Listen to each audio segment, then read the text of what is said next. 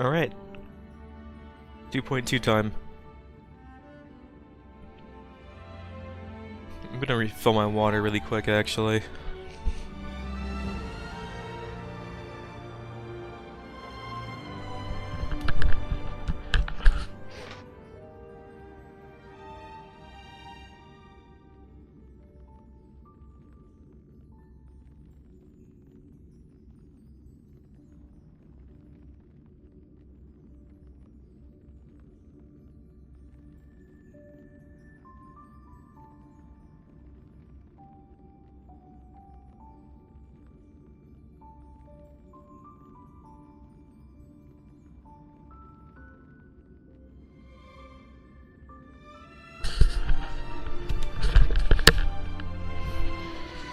Yes, the post download.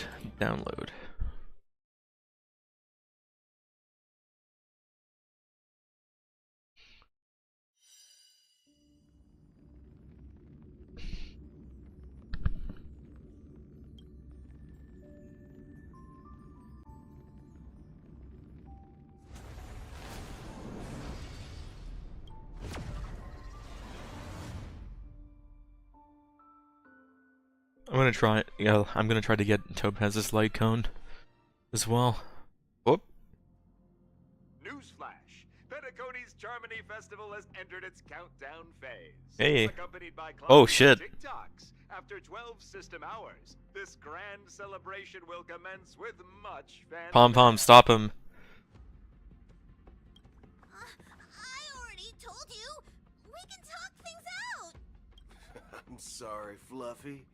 I really have something urgent to attend to, so I had no choice but to resort to asking this favor of you all. Since you already know what you're doing, I'll also have to remind you of its risks. Hey, partner, what's with the hostility?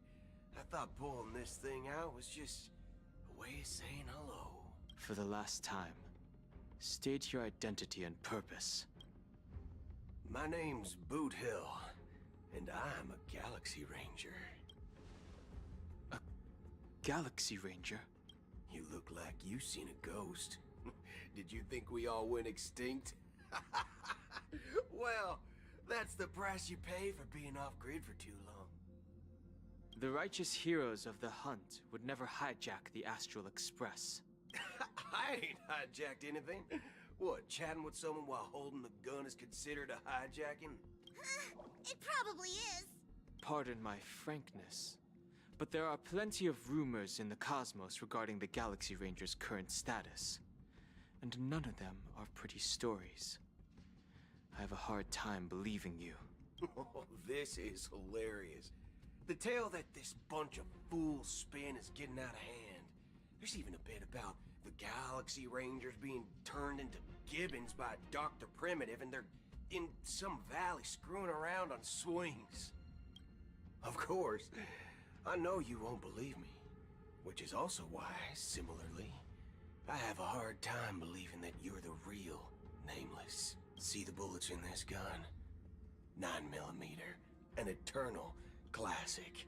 I may need the Astral Express's help right now, but if you're an imposter just like that one, then this bullet might just end up in my head. I can't allow myself to be exposed to danger. That's just the way it goes, so you all have to first prove yourselves, Huh? Where are you going?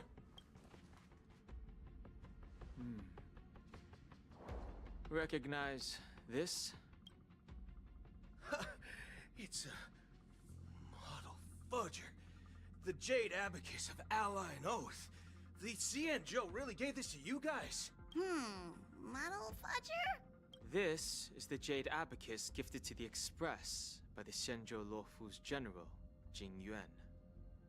Its presence on board serves as the Shenzhou Alliance's official recognition of the Express. Is that enough? Not bad, kiddo. And across these sprawling stars, a gentle squeeze is all it takes to rustle up a whole legion of Cloud Knights. Now, I reckon that'd be one fudging sight to behold. Now it's your turn. Been ages since the Galaxy Rangers had the spotlight shown on them. We ain't equipped with such fancy gadgets. But I've been around the block enough to know the way to handle these types of situations is easy as pie. Alright then. Feel free to toss any questions my way. Let's see if my answers can't turn your trust. And why would I play along? If I truly am a real Galaxy Ranger, you stand to lose nothing. Alright then. Tell me. Ah, my friend. This question is a hard one. I don't think I can even consider us an organization to begin with.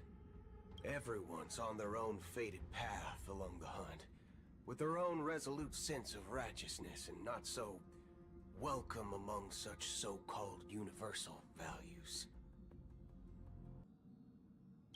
This reply does not instill trust, and only makes your predicament more precarious. I'm guessing you're gonna ask about some form of shared faith, right?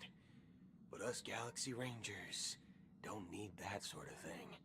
What brings us together is a shared bottom line.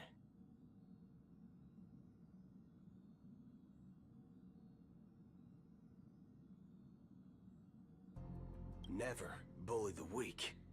Never kill the innocent. These oaths aren't some lofty beliefs, but the fundamental bottom line that one must never cross as a person. As Galaxy Rangers, we strictly adhere to the bottom line.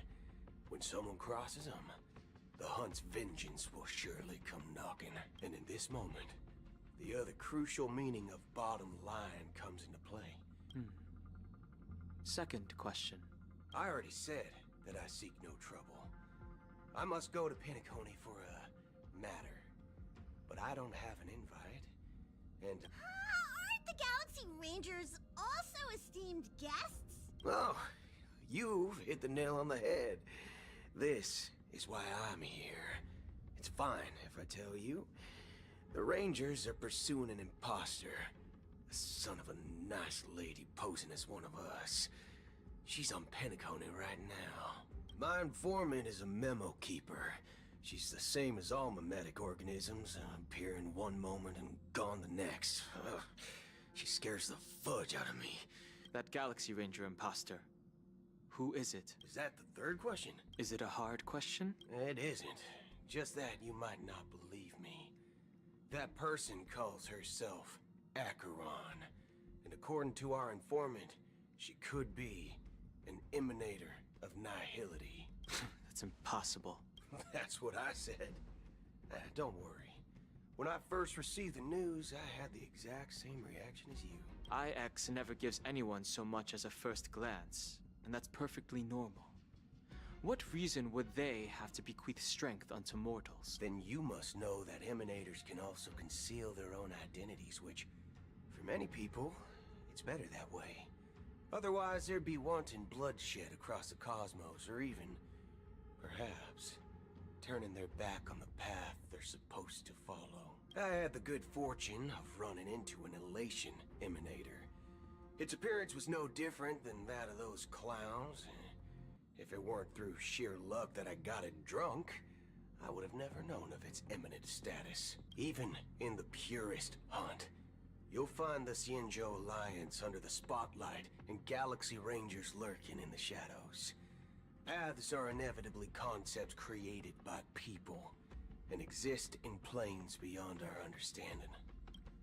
To reckon that nihility emanators don't exist, well, maybe we just ain't nihilistic enough. So, do you understand now? We don't know what's happening in the dreamscape or how much of what the memo keeper said is true. And that Acheron...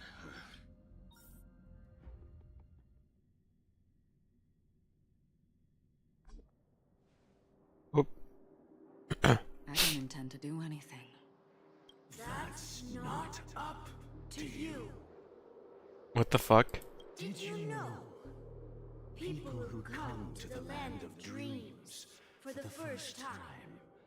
They'll subconsciously stop to reaffirm that they're still walking on solid ground. And then they will unanimously raise their heads to gaze at the sky. Be it reality or dream, staring at the sky is instinctual for humanity. Since the day that the golden hour was completed, it's always been there, watching over every single night of decadence. But now this night sky has been mercilessly severed, dyed with the mist of nihility. And this whole event happened within the course of a single slash of a blade.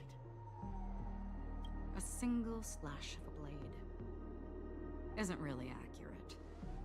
It was actually 2 blades, just that the second one was faster. Huh? That's not the point. Many guests who weren't supposed to be invited have gathered at this banquet. Even if the harmony is all embracing, I have no choice but to show some of them the door. The planet of festivities has no place for you, a puppet of nihility. Those who live in the shadows do not bear the right to tread the illuminated stage. Speaking of living in the shadows, there's probably not much difference between us. It's only polite to reveal your true self, Penacony's Dream Master.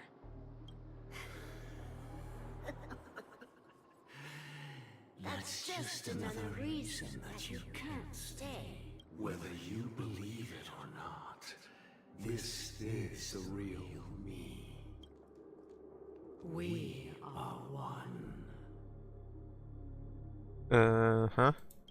Is this the unity that the family espouses? My mortal shell has long since dissipated.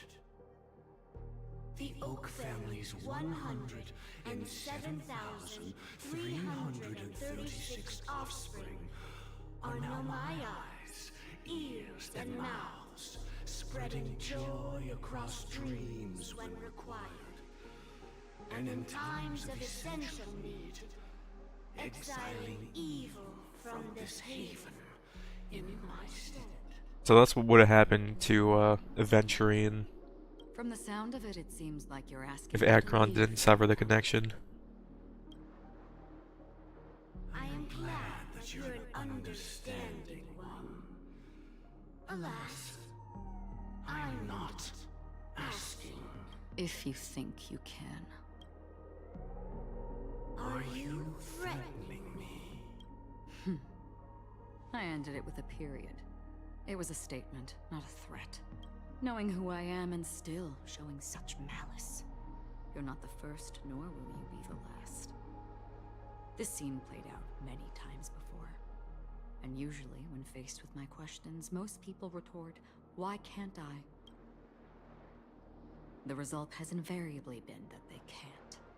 You are confident. But be reminded, the family is forgiving, but not weak. The cords of the harmony extend across worlds. If you do not comply, when the blade is unsheathed for even a hair's breadth, you will never be able to escape the eternal Centurion's wrath in all of your lifetime. 137 individuals. That is how many heathens I have exiled since I became Dream Master. Among them were those who once severed my wings, and those who immolated my body. And here I stand again, about to add another mark to the tally. And you will die. I mean, all of you will.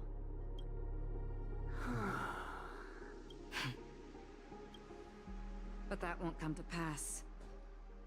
I'll do as you ask. I'll leave. A wise choice. I wasn't aware there was a choice. To you, that surely is the only option. Please bear in mind, you and Penacony are of different worlds. Those born on the far bank cannot seek solace across the river. Leave and never return.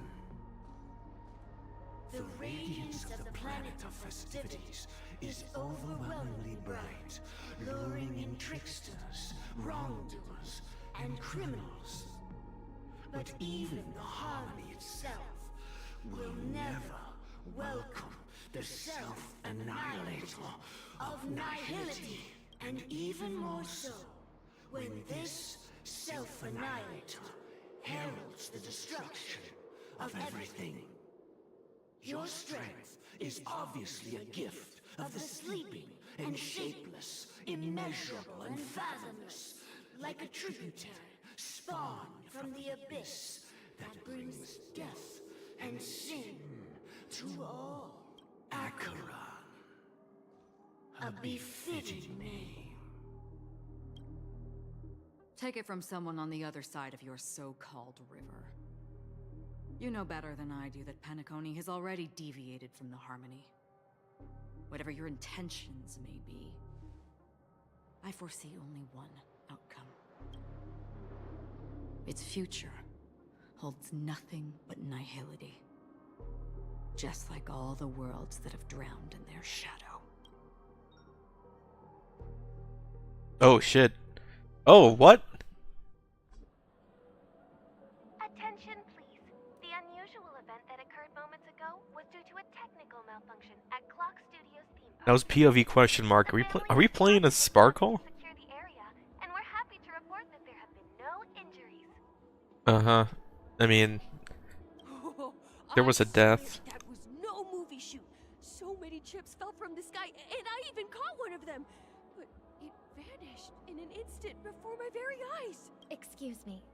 Are you talking about the Clock Studios theme park incident? Eh? Yeah, what about it? Oh, Miss Robin, am I seeing things right? No need to worry.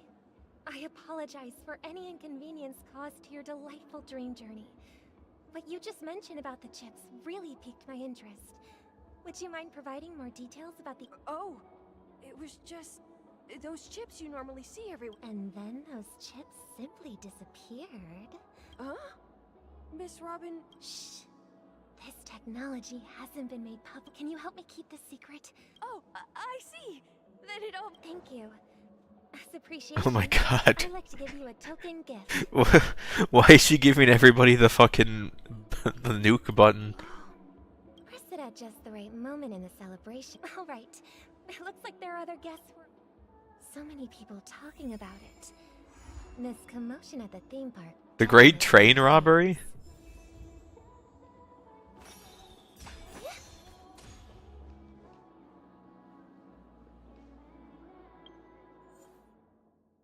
Rise.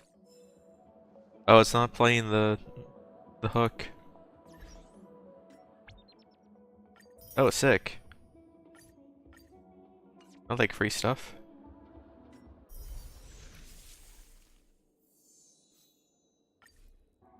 I don't know if I'm gonna buy this pass, honestly.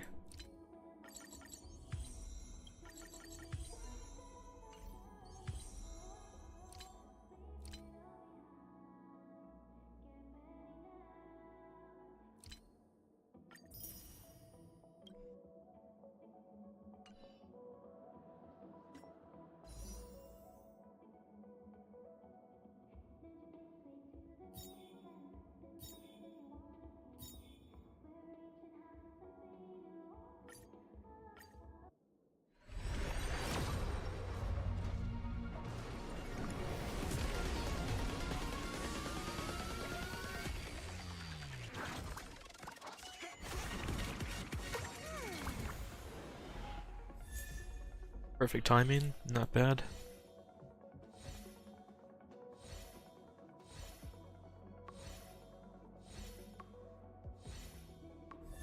Nice.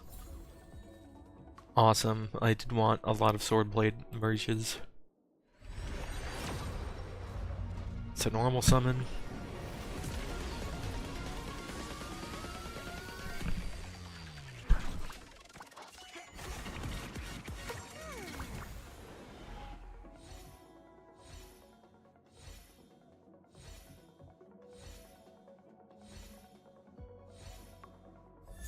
Misha. Unexpected. Alright, yeah, I am pulling on the right banner. This makes 30 summons, not a 5-star.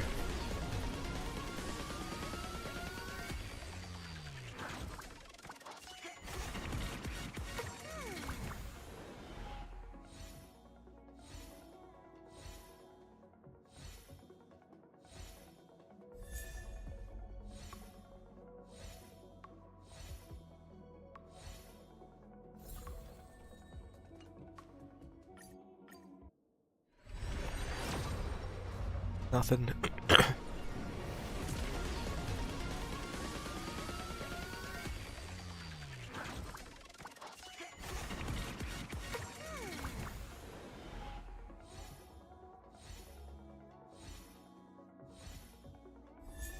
Nice.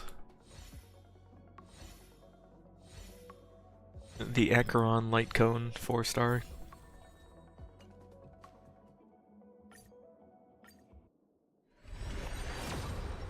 Nothing.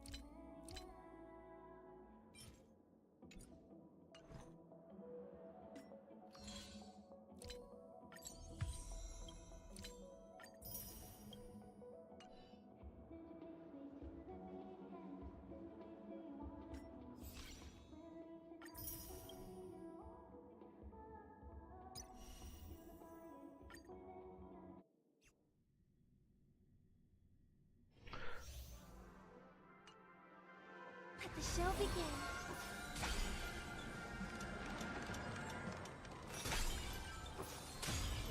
Let the show begin. I hear some disharmony. I hear some disharmony.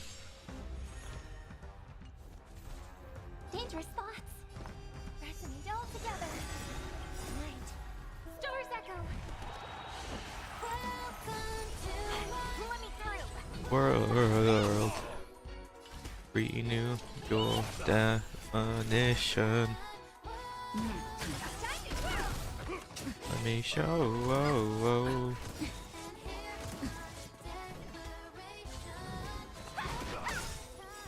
Take this! Shape of surprise Venus!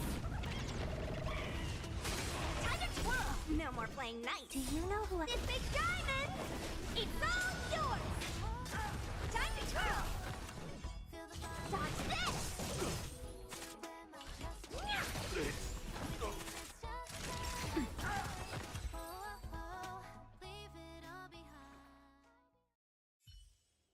So many people talking about it. This commotion at the theme park definitely made way.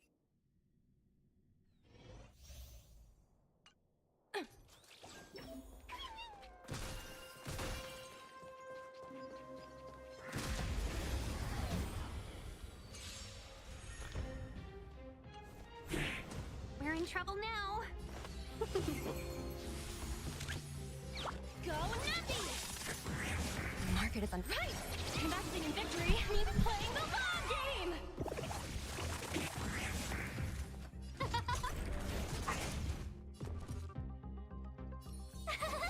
Phew! Let's be friends. Yeah! Fight as one! Liquidation! No manners, huh? Who will it be? Everything is ridiculous. Oh, stars, give these trailblazers your blessing. Told ya.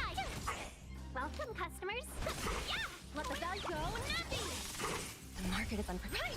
Investing in victory means playing the long game!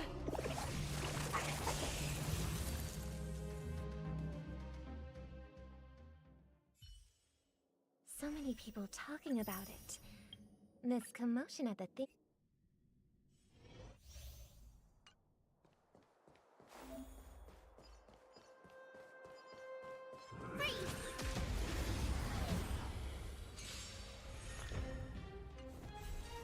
Move carefully.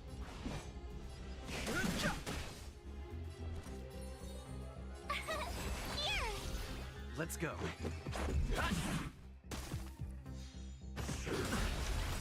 You can't run! Rules are made to be broken.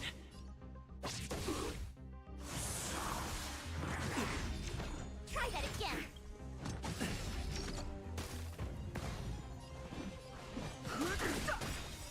The truth of life is sanctuary is but a vision. Break! Told you I could fight. Gotta try hard. Watch this awesome move! Let's make it quick. I've no interest in conflict. Just a scratch. You can't run!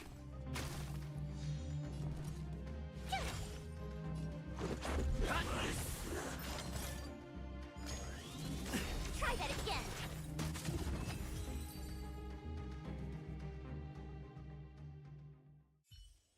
So many people talking about it. This commotion at the theme.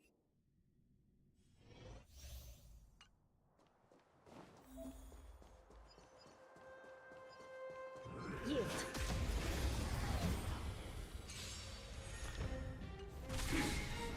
Smell it. I shall be the judge. By the will of the Ten Lords decree, hereby ordained. The truth of life is sanctuary is but a vision. Break! This is our chance.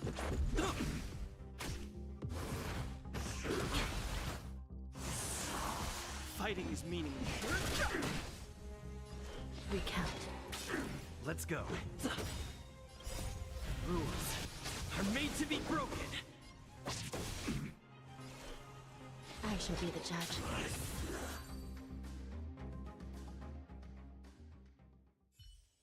So many people talking about it. This commotion at the theme.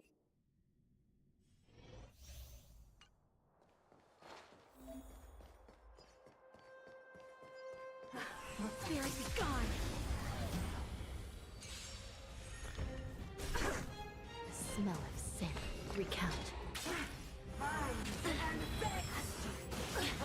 By the will of the Ten Lords decree, hereby ordained. Enemy targets detected. Enemy data net markers activated. Time for a good old counterattack. Naughty chat. Nap time. Know your mistake from Marstruck.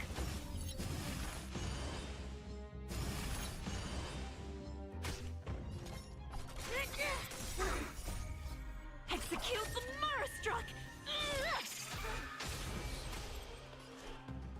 I shall be the judge. Just a little something. Think nothing of it. I will remember your kindness. It's time. Know your mistake from Marstruck. Commencing ready for another. Time for... Give it up. Recount.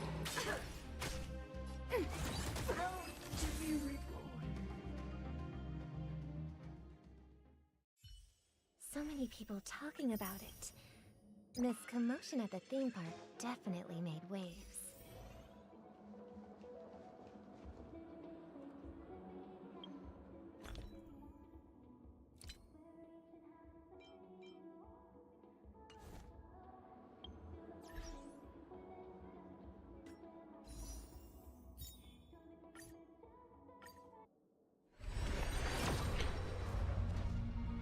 Oh.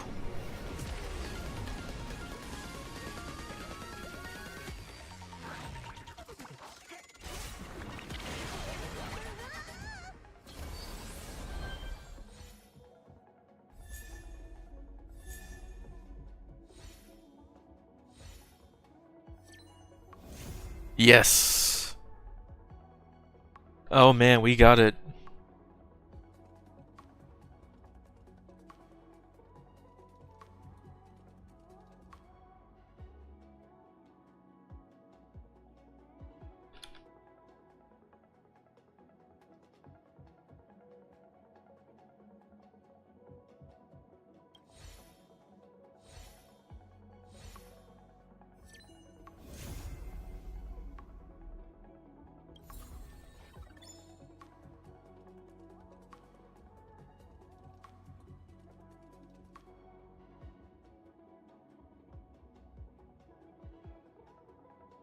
Huh.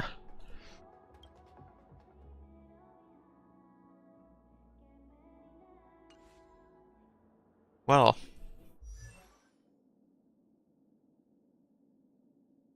We also got Misha.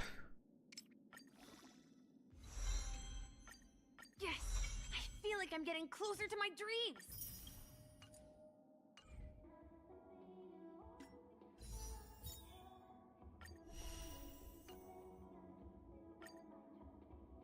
Is Gallagher on the standard banner yet?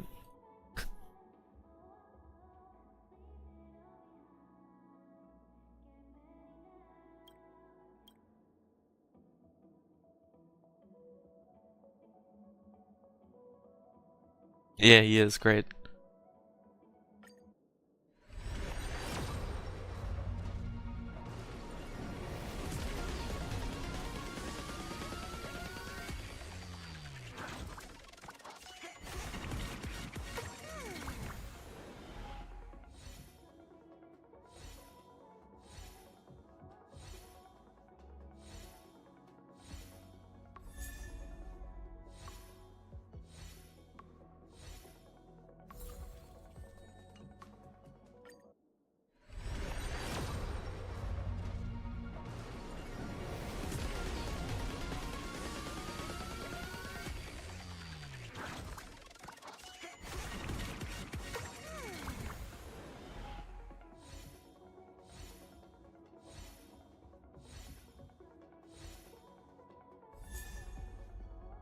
What's a new one?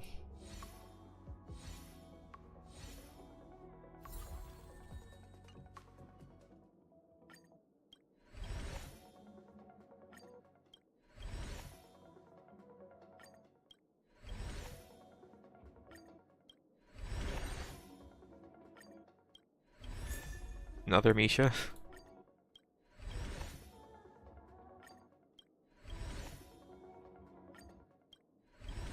Alright. 171.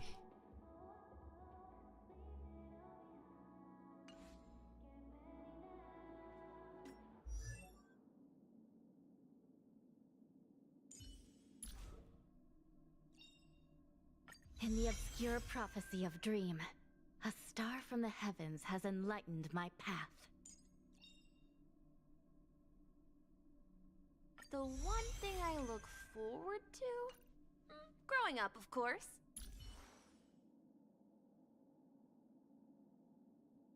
Alright.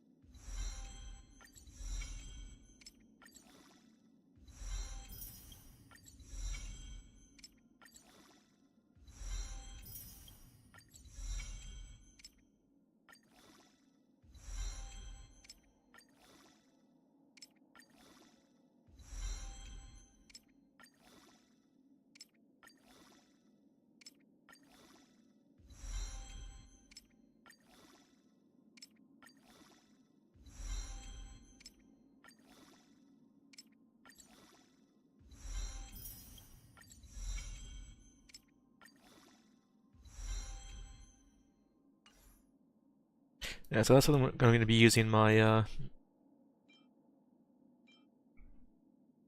energy on.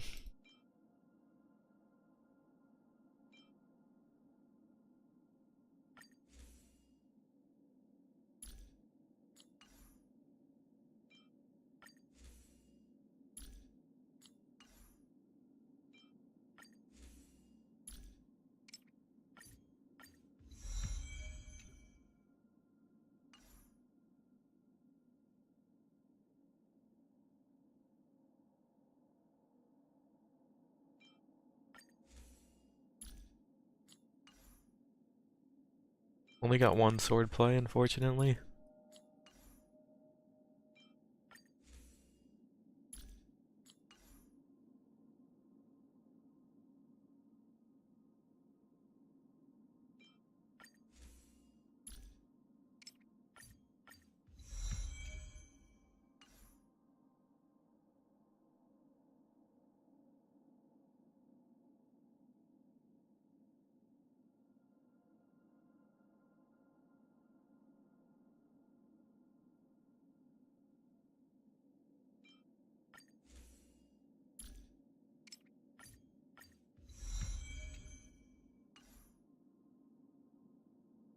I think that's everything, right?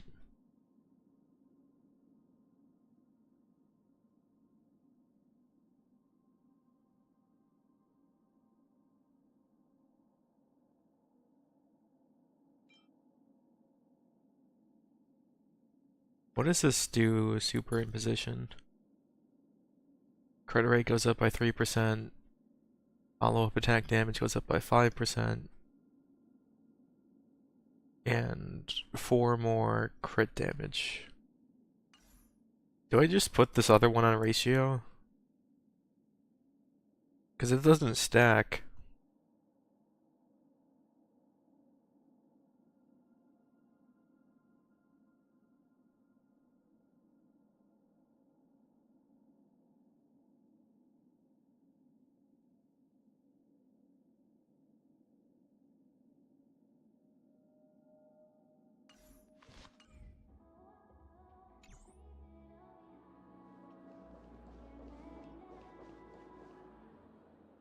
Where am I?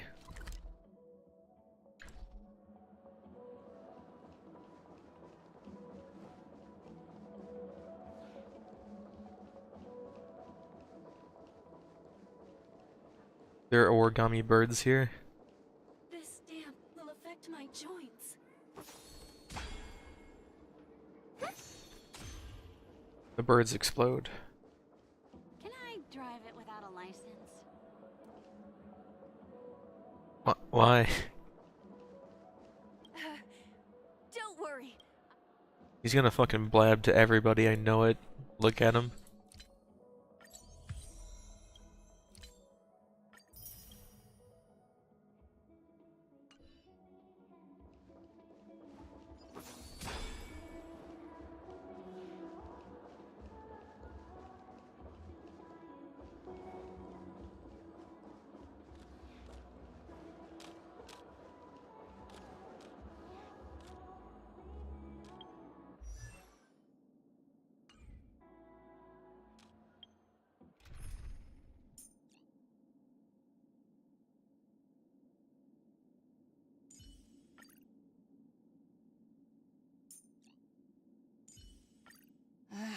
Looks like we're working together on this one.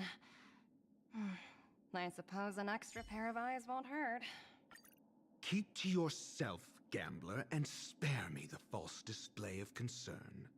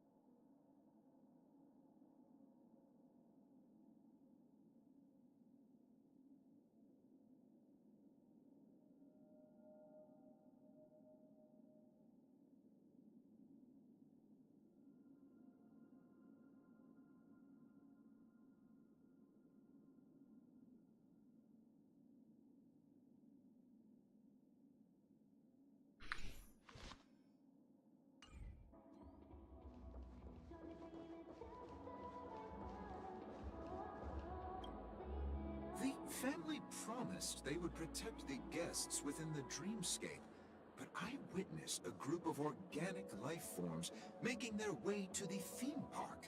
And soon after, a rip tore through the sky, and black rain started leaking out of the void. The family needs to provide a reasonable explanation, or I'll take my loved ones and return to reality. I thought the dreamscape was supposed to be a paradise. If it's not, then there's no point staying here. It appears the good sir has seen many great events. And it's true that an uninvited guest has unexpectedly entered the dreamscape. However, their target is not the ordinary guests, but the ambassadors of the IPC. The family will certainly ensure that the safety of the guests is of the highest importance. Miss Robin, I know the Bloodhound family has already sealed off the theme park and has control over the situation, but it won't resolve the problem.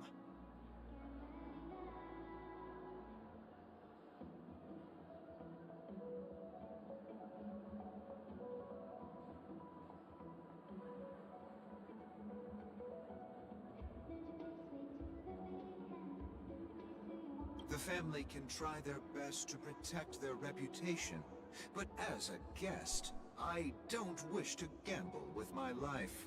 But as you can see, sir, no innocent bystanders were affected in this incident. Perhaps the dreamscape is not as perfect as promised, but there's no place safer than dreams under the family's rule. I believe you know this better than I do. If this incident happened in real life, how many people would be able to walk away from it?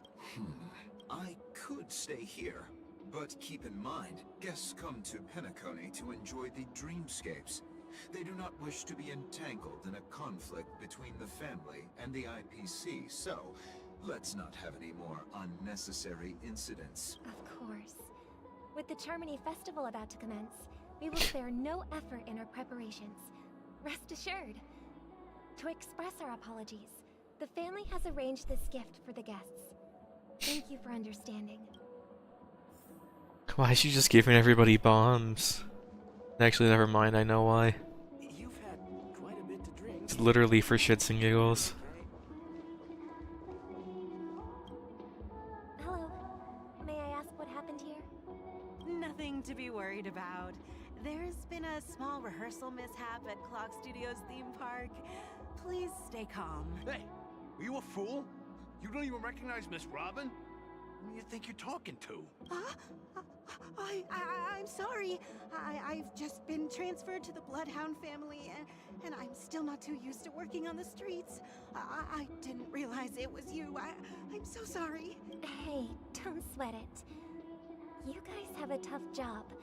I know how it is. How's the situation looking? Oh, we've sealed off the theme park. Most guests are used to bizarre phenomena in the dreamscape, and so far, no threats have been detected. We can expect order to be restored soon. Rest assured, Miss Robin will intensify our patrols to ensure that no incidents occur. I trust you guys. But regarding what happened in the theme park, what do you hounds think about it? It's okay. Feel free to speak your mind. Well... Actually, I was there shortly after it happened. Is it true that the IPC's ambassadors came with ill intent? And that Galaxy Ranger who easily cut through the sky? Miss Robin, tell you the truth, everyone's been talking about it. The myriad factions on Penacony have already been causing unease for everyone. Thank you all for your loyalty towards the family. The Planet of Festivities has indeed run into some trouble. The representative from the IPC, he's trying to regain ownership of Penacony and is prepared for a hostile takeover. Of course, the family did not agree. The result of the failed negotiations is as you see it now. No wonder. So this is the main reason why the IPC staff are banned from entering the dreamscape. Did they apprehend the troublemaker in the end? Don't worry. Mr. Sunday is currently tracking his whereabouts, and he'll have something to show for it. Mr. Sunday. However, given the situation, the IPC surely won't let this go easily. Therefore, we are relying on you hounds to maintain the order and stability of the dreamscape. Please be assured, Miss Robin, we take our orders seriously. We won't let those IPC cronies get away with this. Thank you for your hard work. If there are any other members who still feel uneasy, please tell them on my behalf that protecting the dreamscape requires everyone's help. This is a small gift prepared by the Iris family for the guests. I can't believe I received... If trouble comes knocking on our door, we're not afraid to go to war.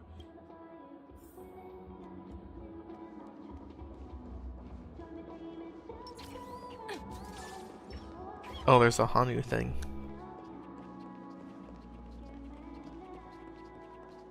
Wait, is this regular golden hour?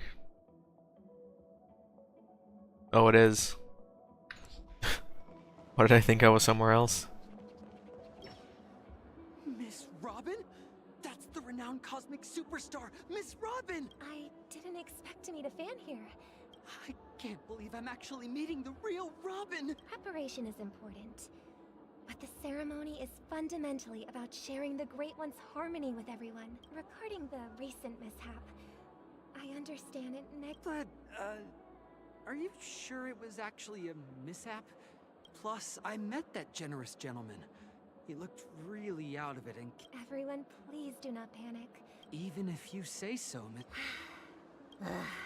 Some people just never listen, do they? It's never ending. Miss Robin? Still, I suppose I should keep on helping everyone. I am the epitome of joy. What? Here, take this, little guest. This gift has been specially prepared for you. Make sure to take good care of it until the opening of the Charmony Fest. You never know. Something very exciting might happen. Just fucking exploding everybody? We're back to where it all began. Oh shit, I forgot. This is where we left off. From this place. And it is also from here where you will enter the true Penacony. It is a pleasure to journey alongside you once more. But it's time I laid bare the entire truth before you. As you might have heard, I also go by another name. Stellaron Hunter Sam. What the fuck was the deal with her talking to a second party in that memory thing? I'm fine. Sorry, I hope I haven't scared you. I know you have many questions. Do you remember when we encountered death in that strange dreamscape? This is the first time. When I was caught by that meme. Before she was stabbed. In that instant before it killed me, I saw the reflection of another dreamscape in its ghastly pupils. So, following the clues in the script, I came up with some theories about the meme. That's why I instructed Silverwolf to issue invitations, drawing everyone to the Dreams Hotel. What? I intended to call upon death before you arrived, to solve the riddle using more direct means, and then invite you to join. However, contrary to my wishes, I couldn't defy the script. And I didn't get a chance to explain it to you. It is how you see now. I was impaled by the bladed wings of death.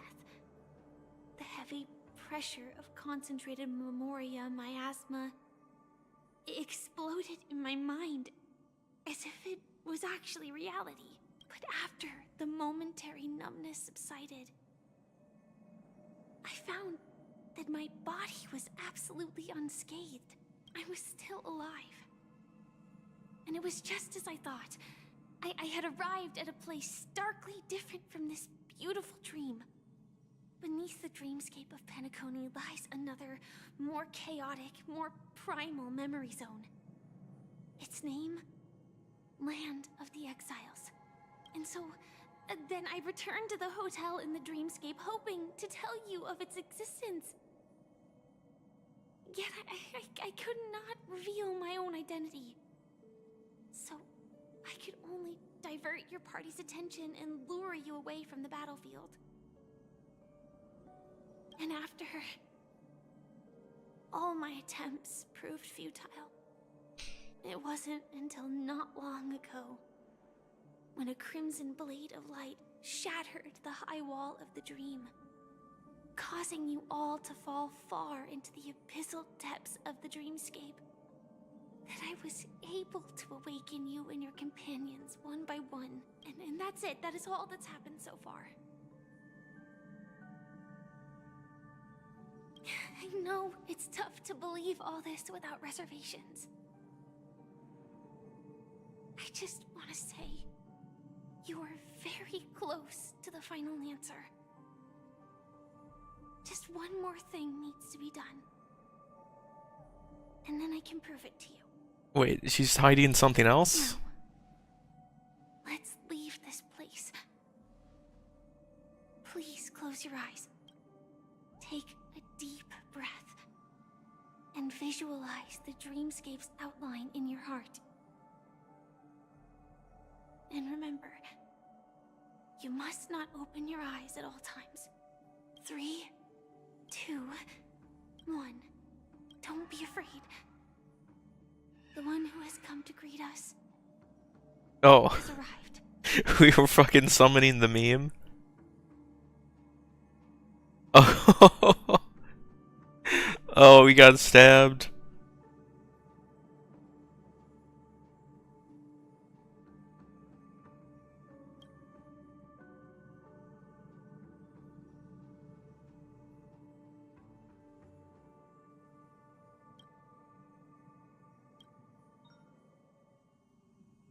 I never knew you could do this. What? What the heck? What? What is this? Do you have a driver's license? What? I do. That is surprising. He took driver's ed? Why? Because this is Japella, the city of sins. No, it's nothing. I'm just thinking that you haven't slept in 20 system hours. Are you sure you're okay? I'm fine. I'll survive. Same goes for you. I'm not so sure about that. Slow down a bit. Infiltration is over. Feel free to activate Sam anytime you like. So they know that this is the real form of Sam. There's still some time before the next part of the script unfolds. Let me stay a little longer in this body.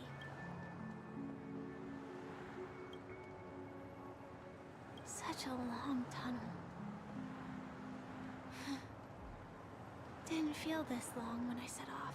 In half a system hour, it will lead us to Kafka. And then comes the downfall of the Japella Brotherhood. Is that also part of the script? It's in your script too. Sorry. I didn't notice. Their destiny won't change just because of your selective ignorance. I told you before.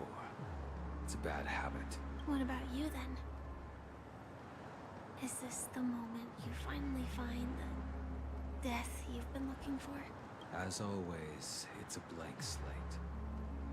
It's not on this planet. Why the sudden inquiry? Because I'm currently in a car with a sleep-deprived driver. I just want to get there in one piece. This car has full self-driving capabilities. I'll just put my hand on the steering wheel. Will that do? Hey, don't take everything so seriously. Elio would always say there's only one type of destiny. The inescapable type.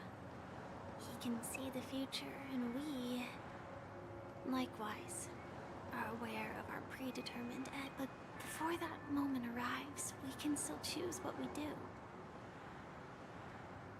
After today, Japella's name will disappear from cosmic history, and the Everflame Mansion will take its place. In the not-too-distant future, you'll receive an invitation. That's your next stop. Land of the Dreams. Penacony. I hope you find whatever you seek there. Be it answers or salvation.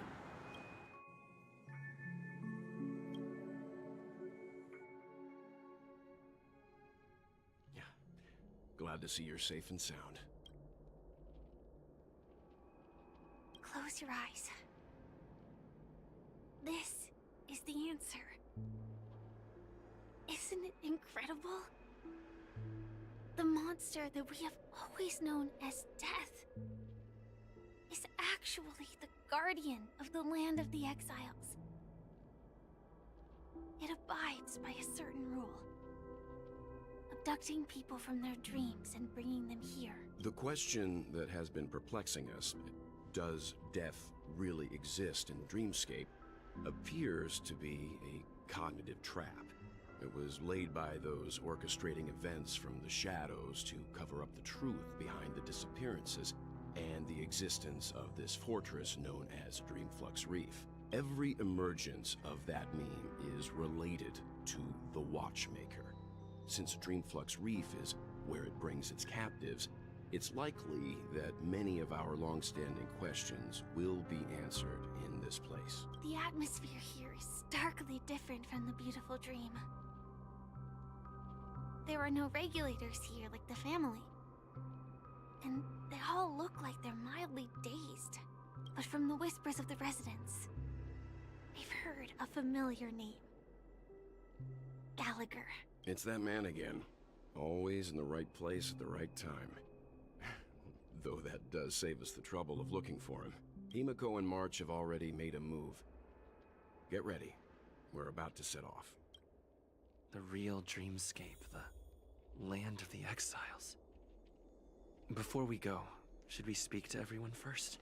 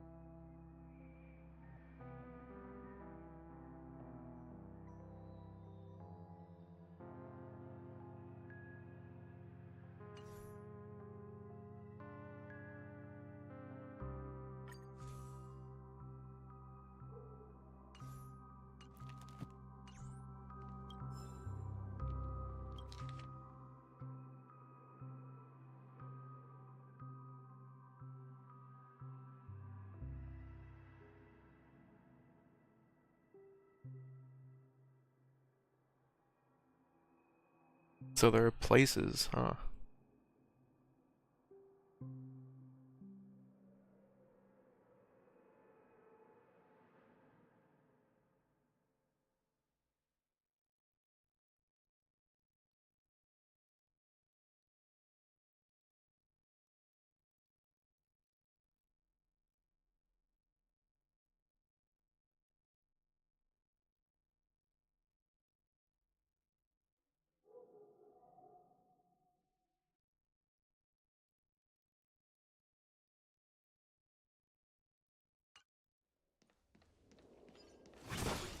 Bird. It's Scatman John.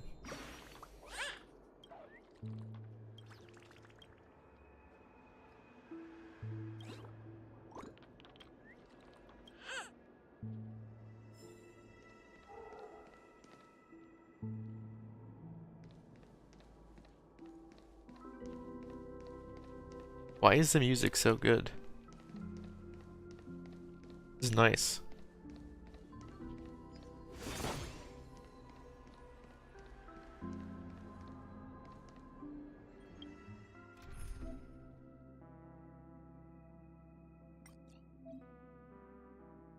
Oh, cool.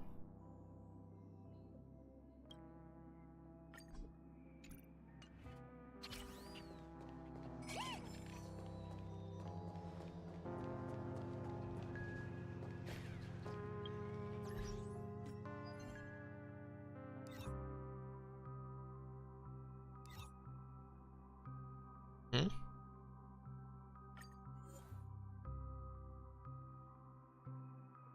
Why are there new tutorial missions?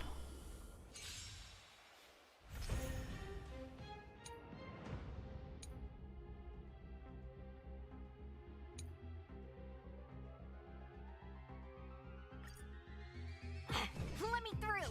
Dodge this! Turn it up! You can fight it, or rock with it! This is our chance.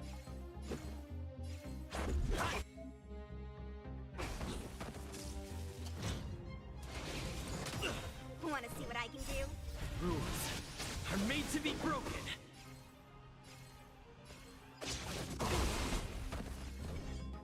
You're not going anywhere. Keep up!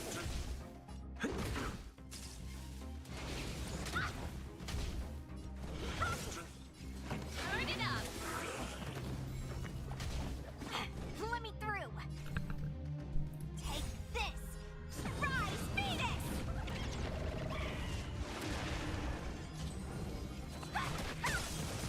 The redemption. Judgment is here. Let's rock!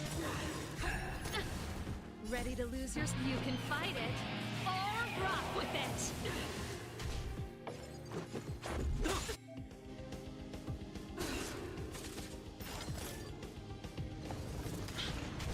No more playing nice. You're not going anywhere. Keep up! Let's make some. Don't your hands hurt? Want to see what I can do? Dodge this! For your sins. This song's for you. Let's go. Rules are made to be broken. I've lost my way.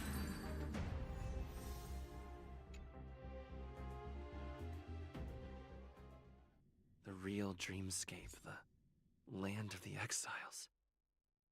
Before we go, should we speak to everyone first?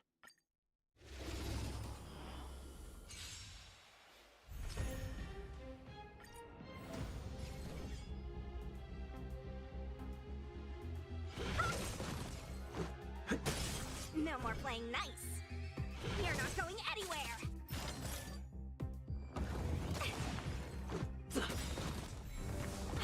Let me through. Rules are made to be broken.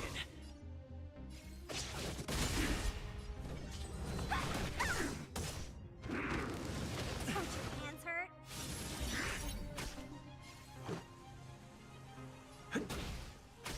Want to see what I can do? Dodge this! Take this! Rise, Venus! No more play. Let's make some.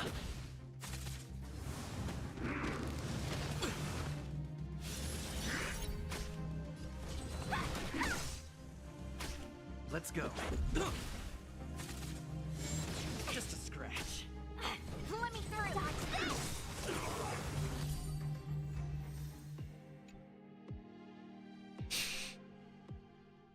The real dreamscape, the land of the exiles. Before we go, should we speak to everyone first?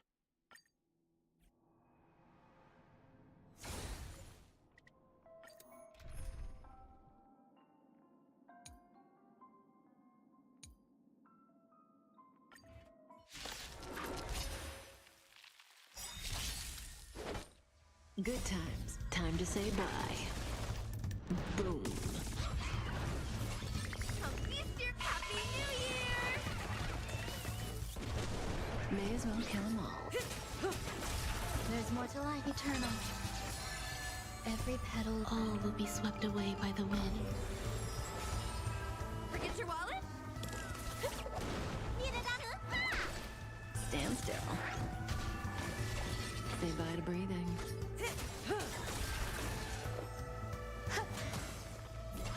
Good times. Time to say bye. Boom.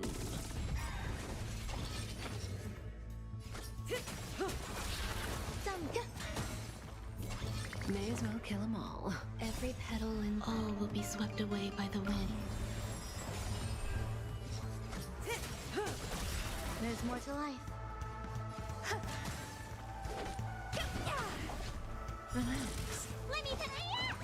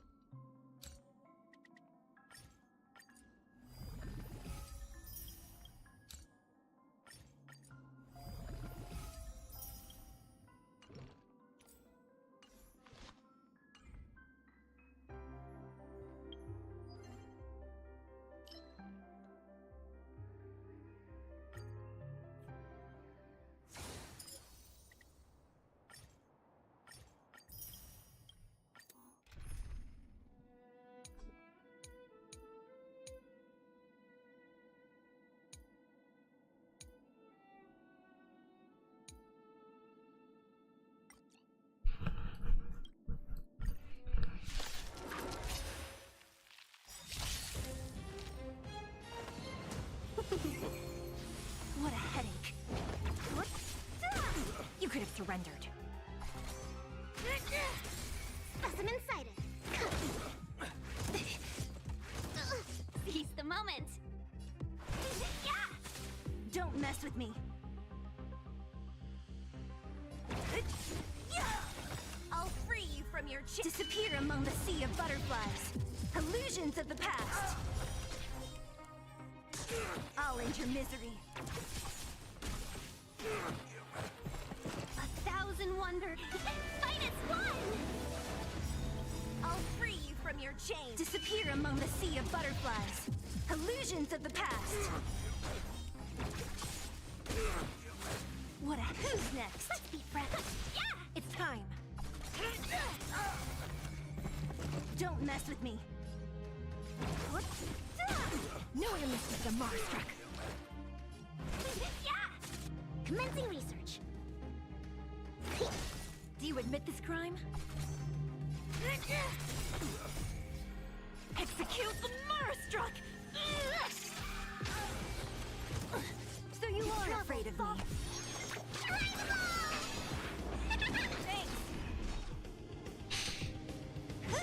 Welcome, customers. What a headache. Who's next? I'll end your misery. I'll free you from your disappear among the sea of butterflies. Illusions of the past.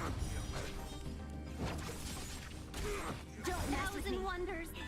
Fight as one! No one misses the Marstruck. I'll free you from your disappear among the sea of butterflies. Illusions of the past.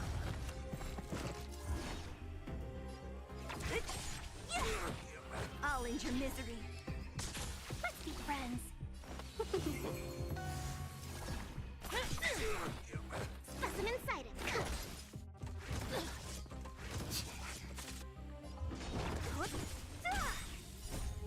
Disappear among the sea of butterflies. Illusions of the past. I'll end your misery. Don't mess with me. I'll end your misery. I'll free you. Disappear among the sea of butterflies. Illusions of the past.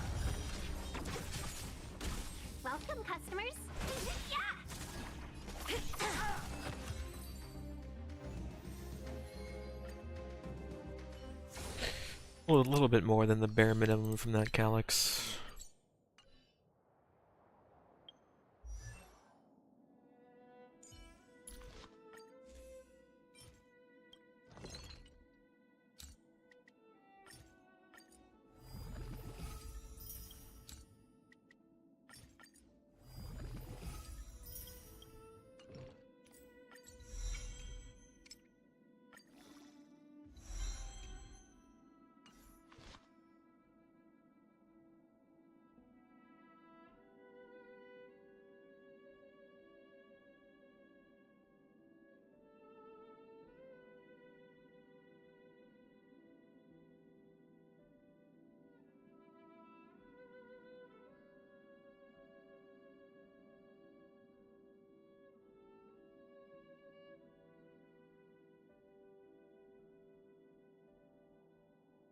Oh, Topaz just has a lot of pets.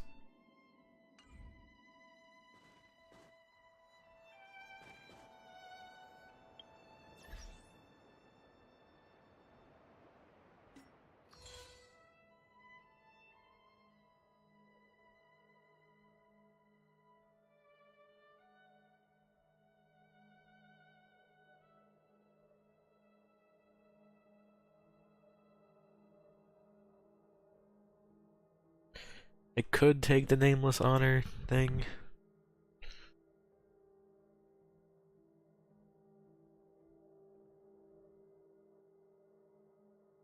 I don't know.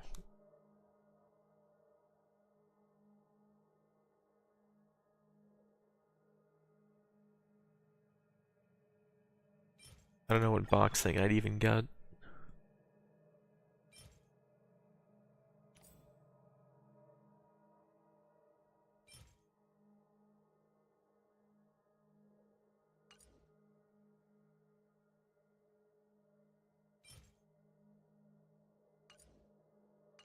A Harmony one maybe? But I already have Dance Dance Dance on the works.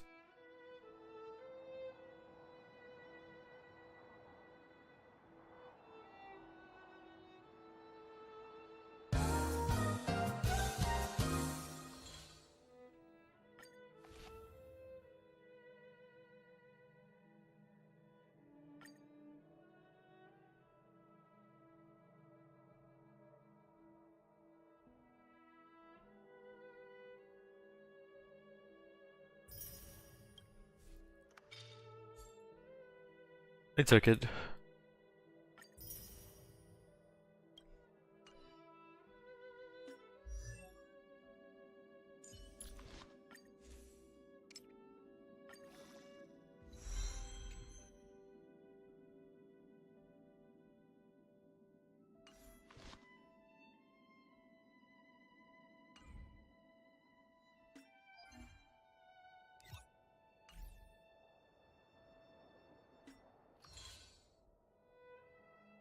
In that case, I might not want to spend energy on the, that thing.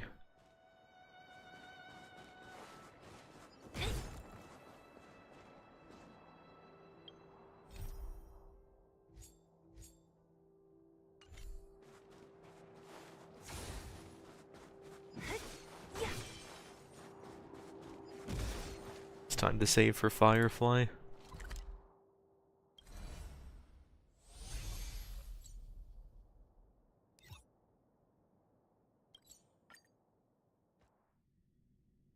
The real dreamscape, the land of the exiles. Before we go, should we speak to everyone first? I'm really sorry for... Elio only gave me one instruction. Allow the Astral Express to pursue the Grand Legacy. Elio's scripts used to revolve and expand around certain specific Stellarons. But with your appearance... 2 reasons. Firstly, the script. That aside, there were also my personal motives. Thank you. Do you still remember that medical cabin I told you about? Well, that's Sam. It belongs to the Iron Cavalry of Glamoth's Firmament Frontline. A Firefly Type 4... Firefly Type 4? Strategic Assault Mech? It's not Swarm Annihilation Machine? It is the cradle of my vitality. And the meaning of my birth. And for the longest time it was... how I should have looked to the rest of the world. The timescale of Dreamflux Reef differs from reality, so we mustn't lower our guard. You're sensitive to Memoria. A slight misstep. Something on your mind? No wonder Miss Acheron is so averse to drawing her blade.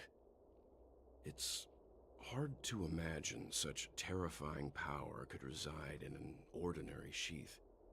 If it weren't for the fact that Aventurine's power originated from the preservation, the entire dreamscape would have been affected. Don't feel burdened by this. Even without that Stellaron inside you, Aventurine would still have found other methods to accomplish his goal. During your investigation, he shared a vital piece of information.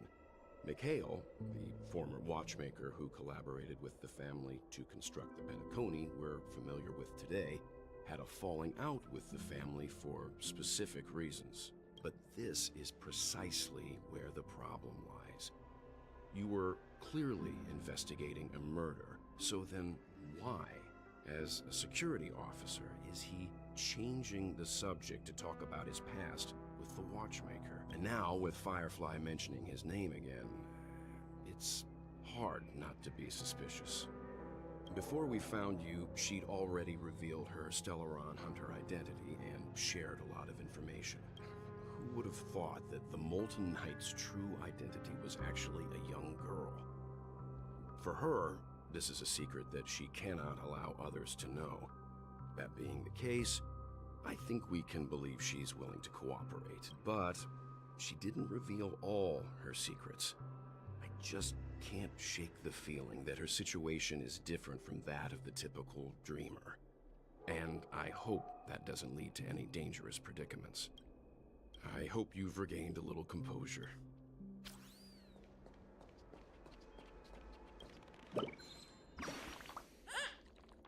These blue ones are easier to spot, I think.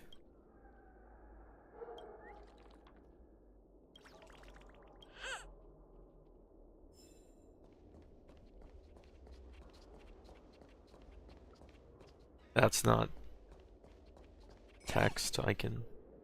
Numby, come back. Welcome to heaven.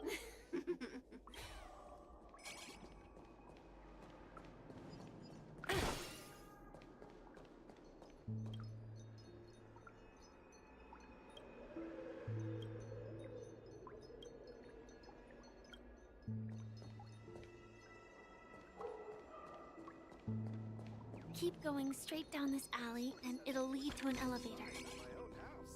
It'll take us to the center of the land of the exiles.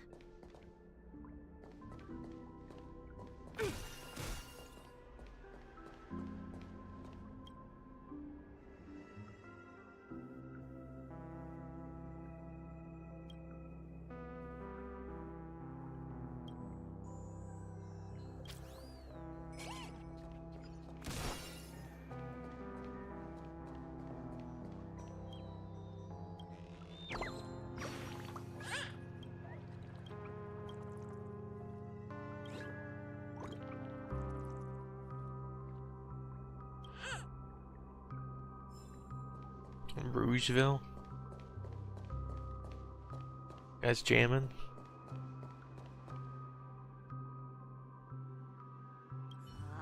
Did you also get kicked out of the beautiful dream? Tell me what I should do. I don't know what what to do.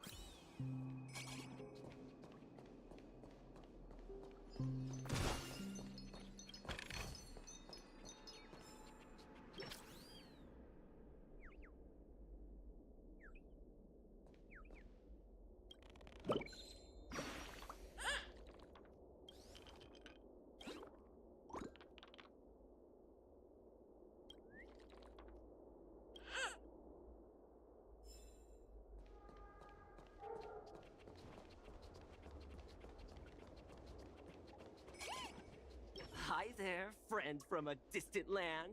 I hear the Watchmaker's legacy is right here. Let's say we go treasure hunting. Is that the Venturine's voice actor?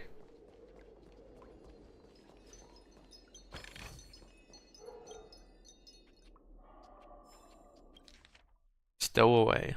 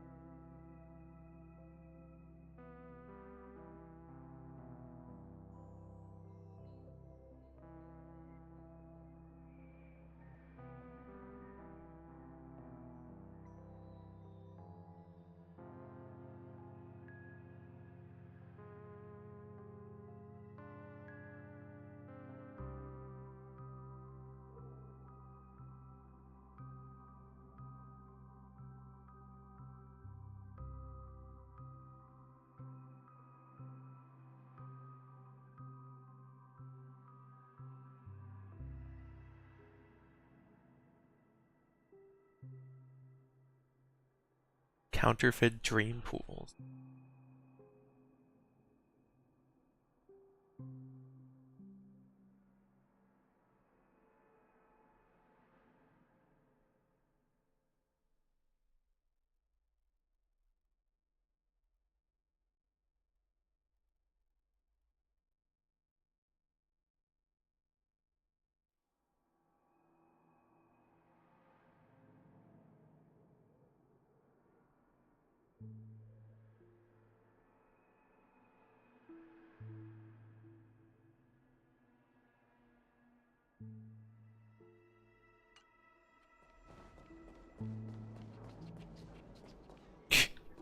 If I quit drinking, will she come back?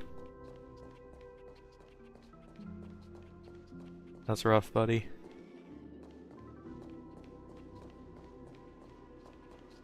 What a huge clocky. Looks like the Watchmaker also left his mark on Dreamflux Reef. That's disturbing.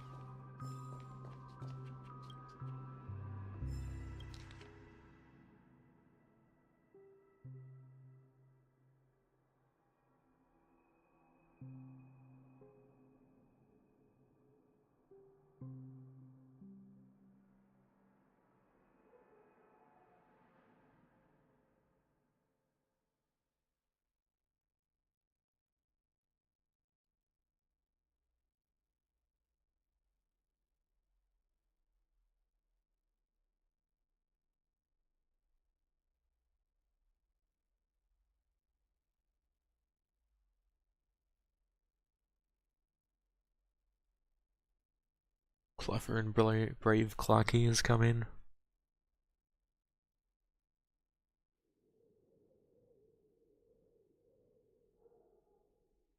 Captain Revolver.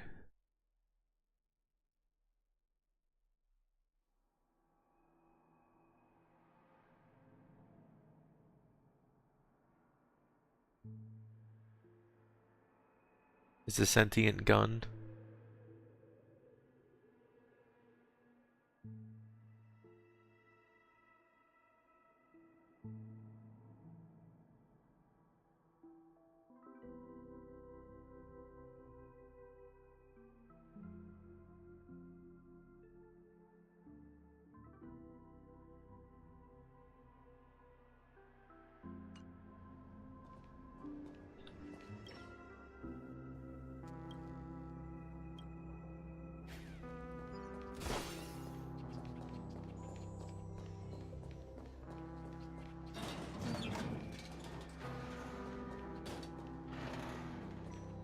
Zombie.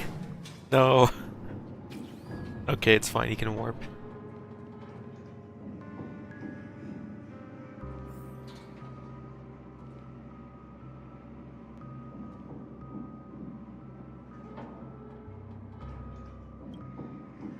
What was that?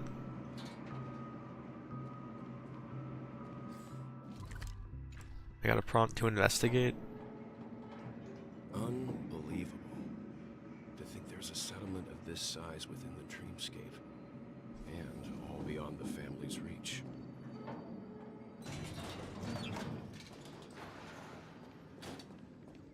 The atmosphere in this fortress is pretty different from that in the beautiful dream. When I first saw it, I was in awe too.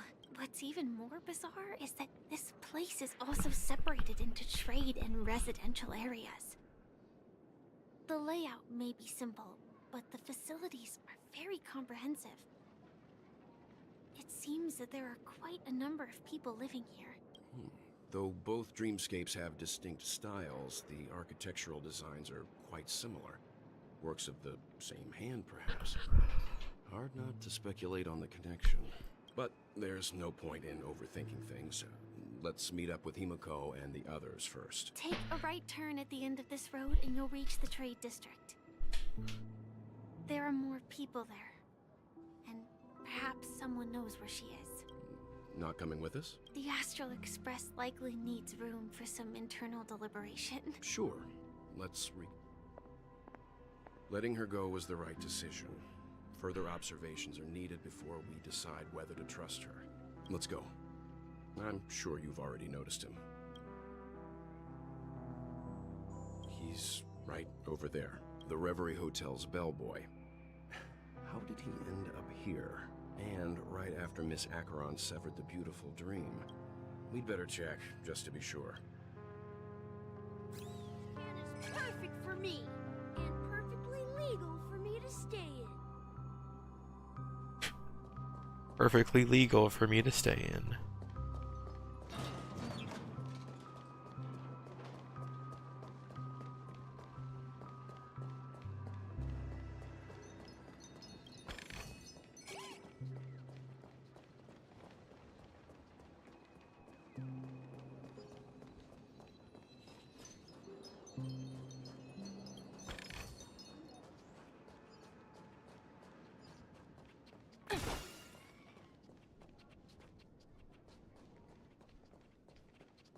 It's a big place. A really big place. Gonna be hard to be thorough.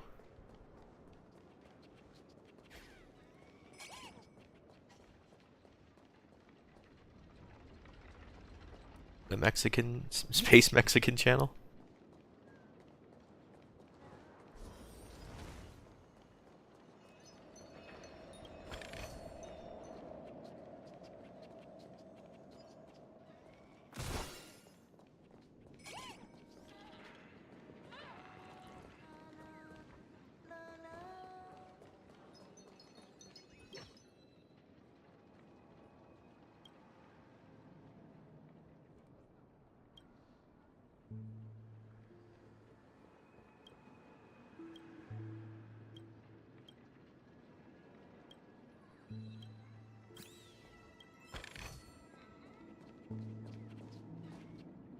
What?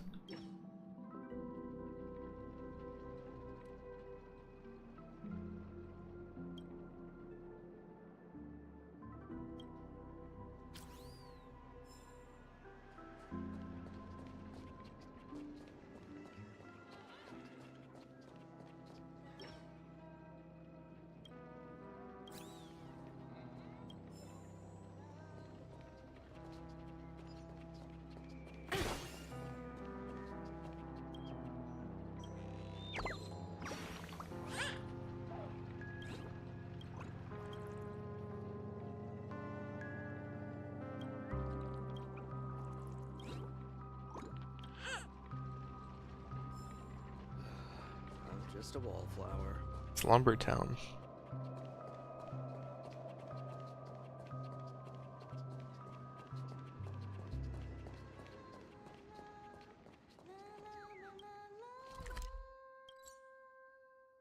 Ten birds, and extra flames afar.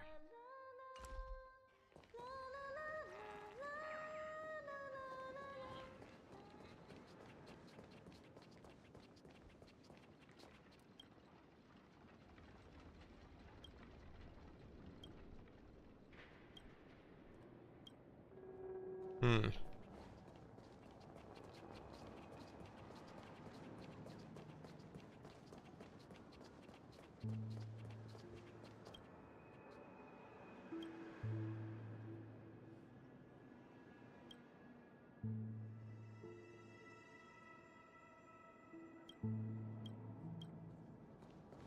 He hugged the death meme. Wait, Colleen. Thought we already knew what Colleen.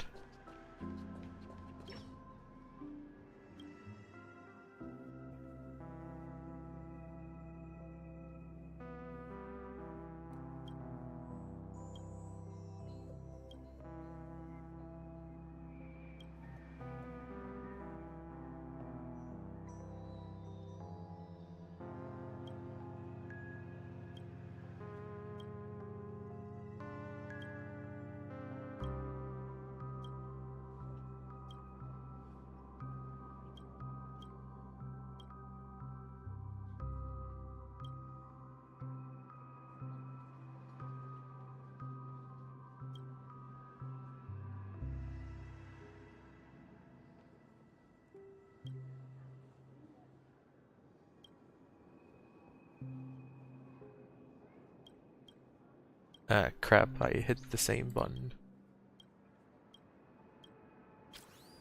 Perhaps this is what they call the spirit of trailblazing.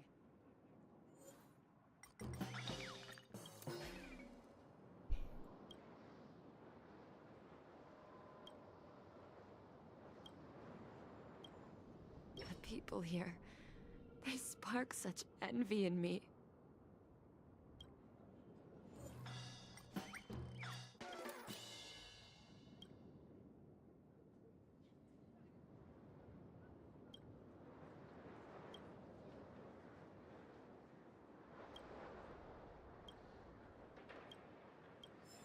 The people here, they spark.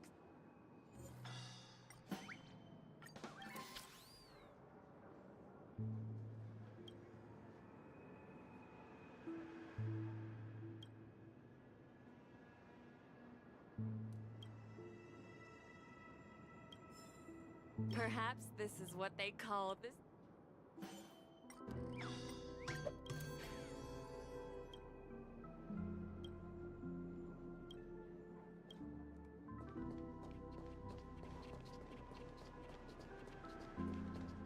What are these?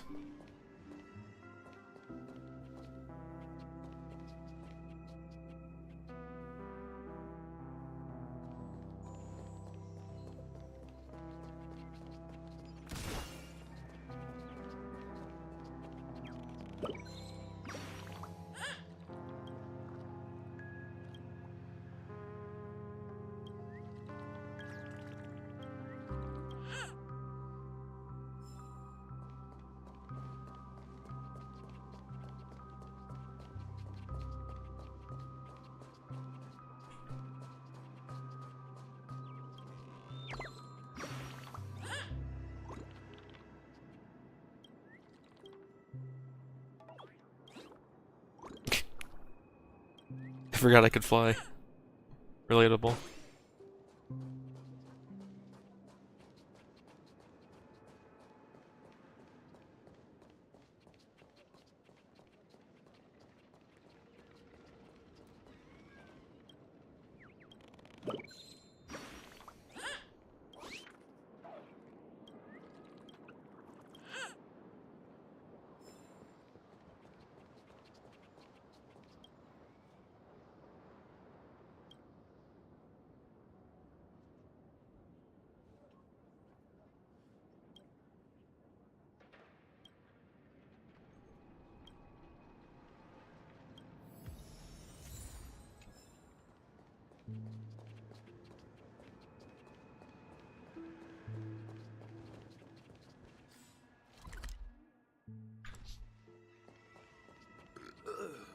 Nothing ever beats a good drink.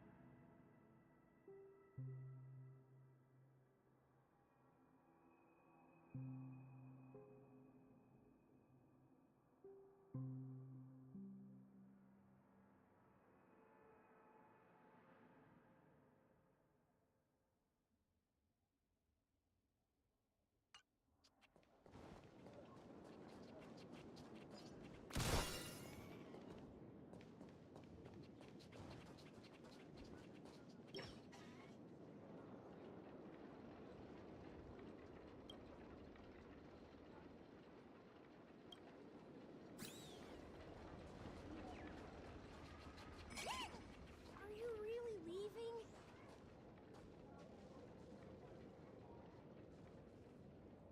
I'm just tired of being in such a high place.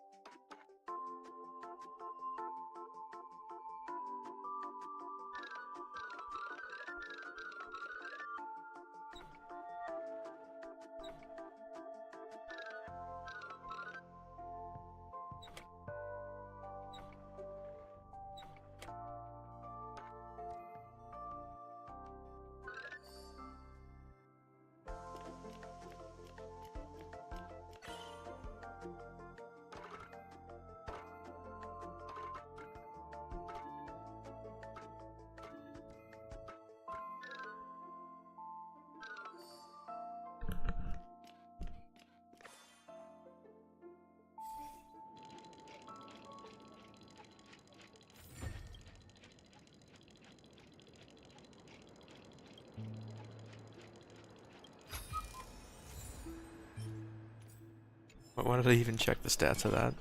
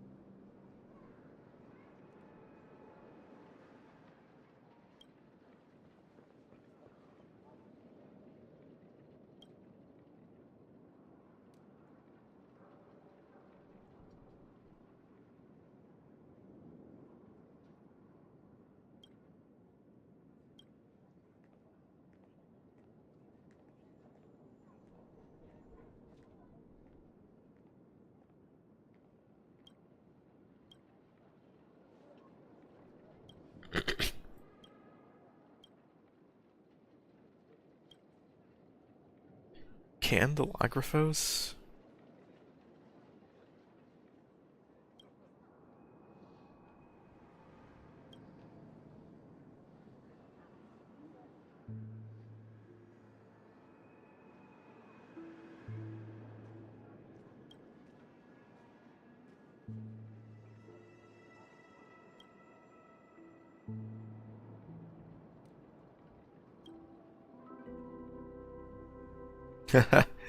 He's like, I'm documenting this history, so if you keep being an ass, I'm gonna write it in the book.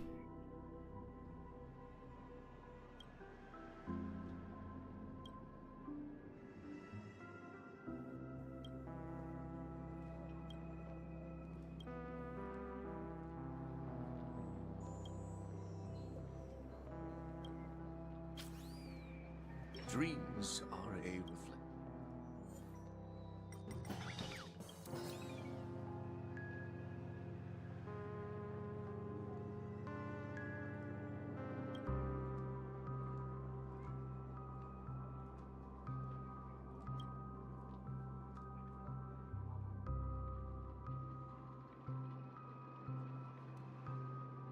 Rasalina from the Memoria Singularity? Swarm?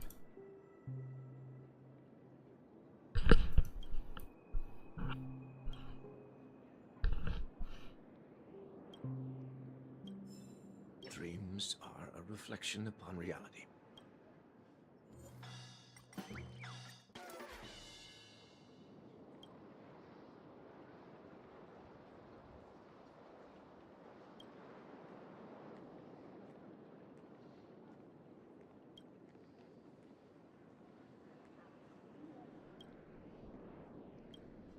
I shall ensure that their stories endure within the realm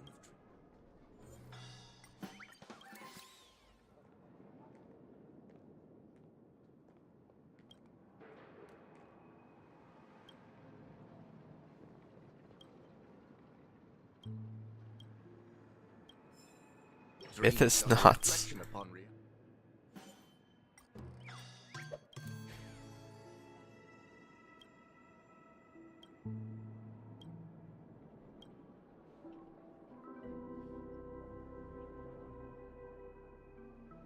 What? The fuck are you talking about, Jesse?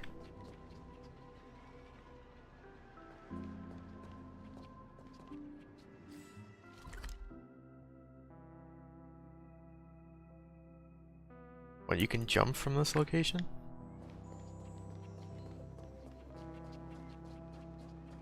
Oh.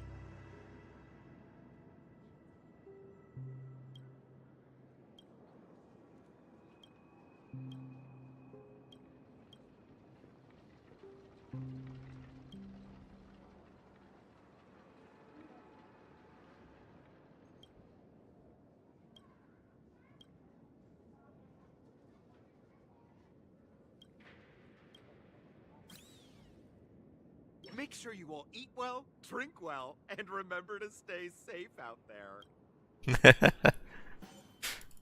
What a goofy voice.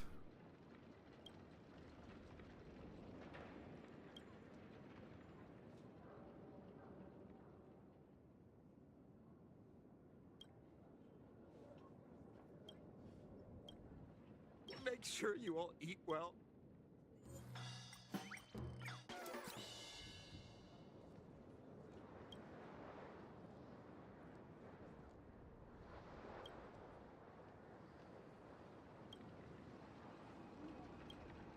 Make sure you all eat well, drink.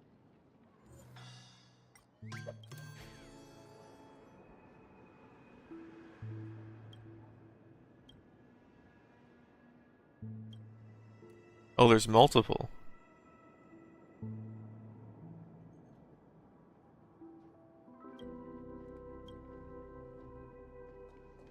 on.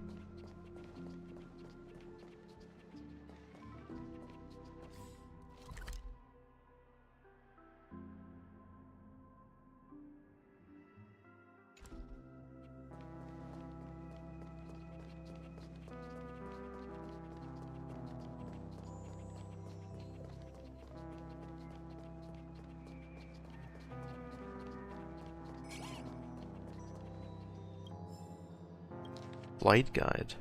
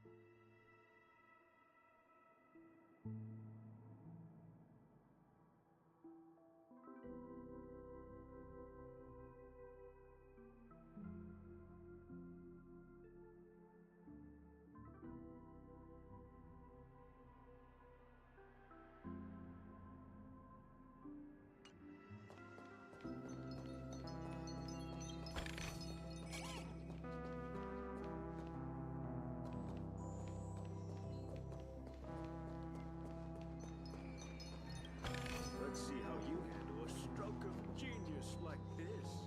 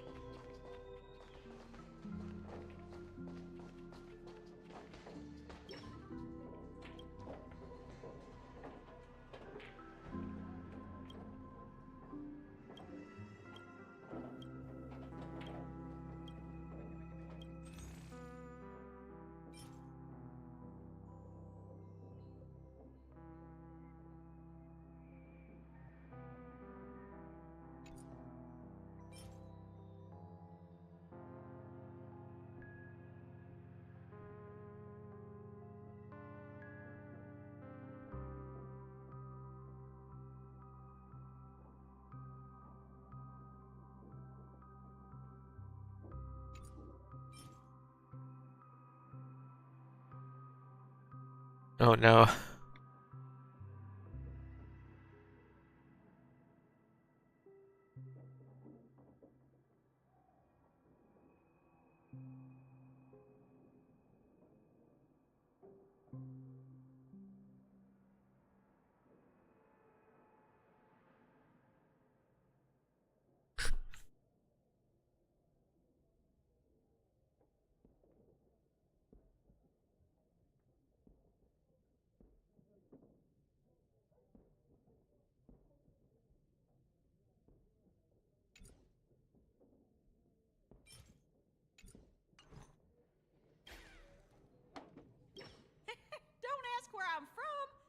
hero's roots don't matter.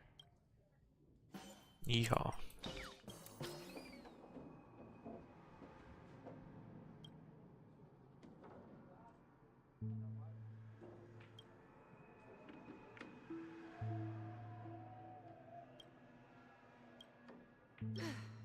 This right here's what...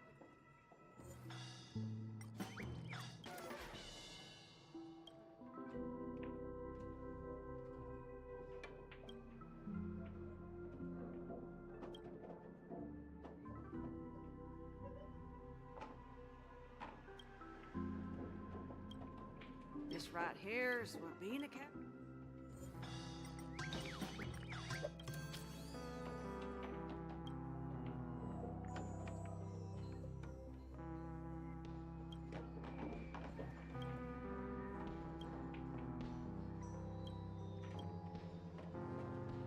This place has got both bread and...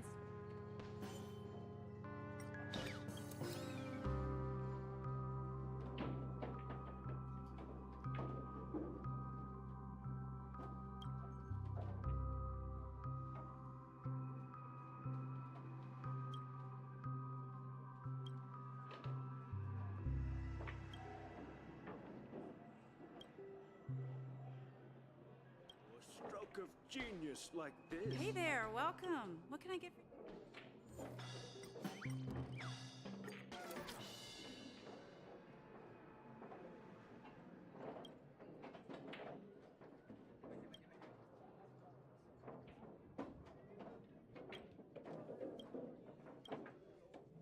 This place has got both bread and...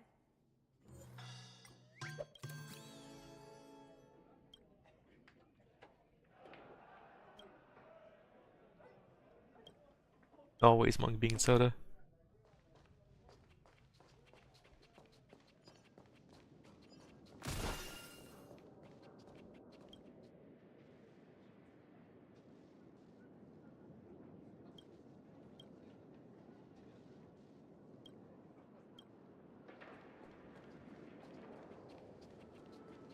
I knew you couldn't hold your liquor. Tried to warn you too.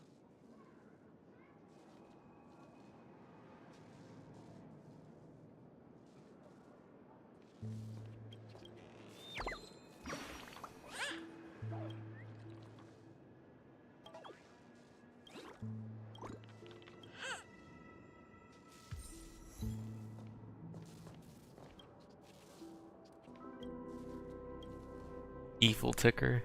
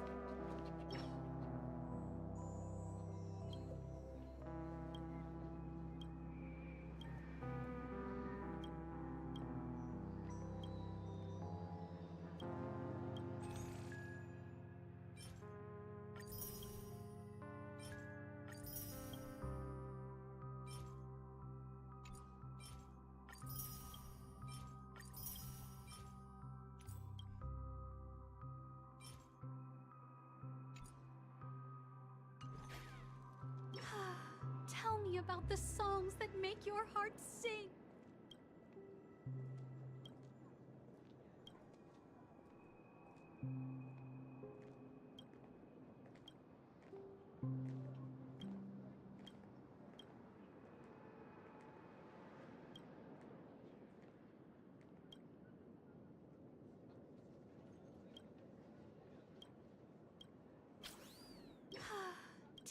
about this.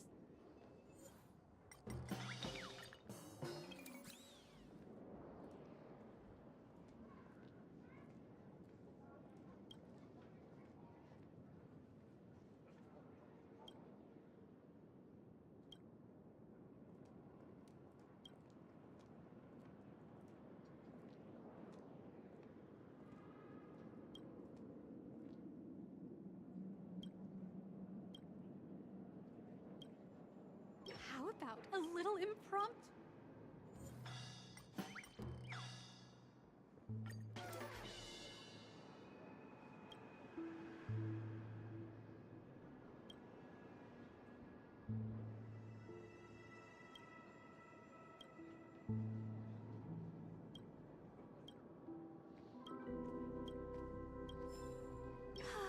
Tell me about the songs that...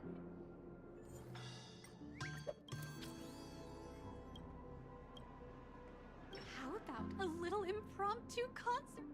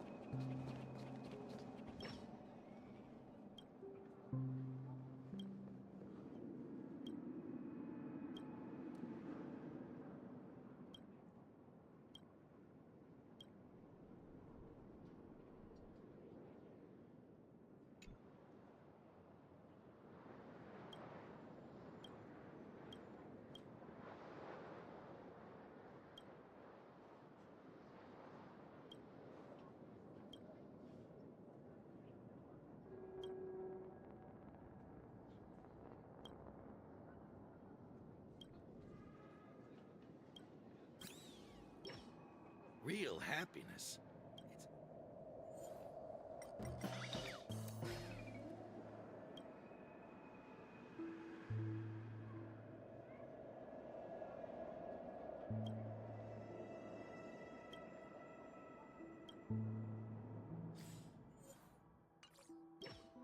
You don't sweat, you don't eat. Plain and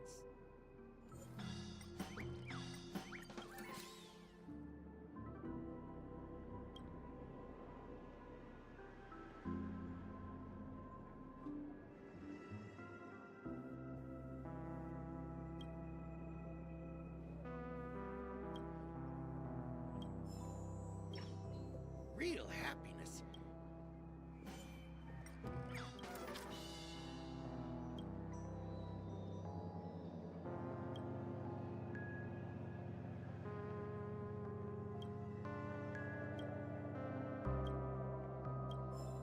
You don't sweat, you don't eat.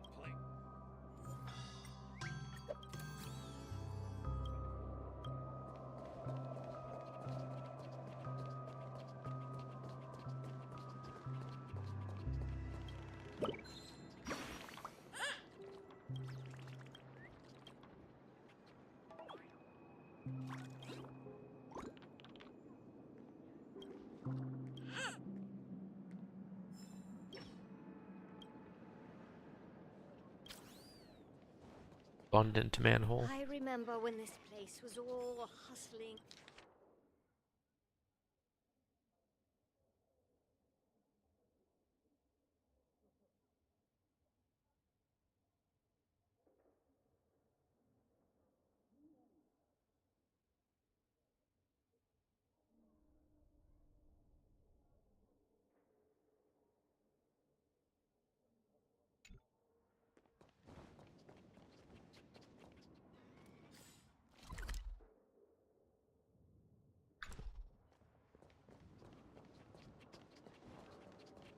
So this is the so-called freedom of organic life forms.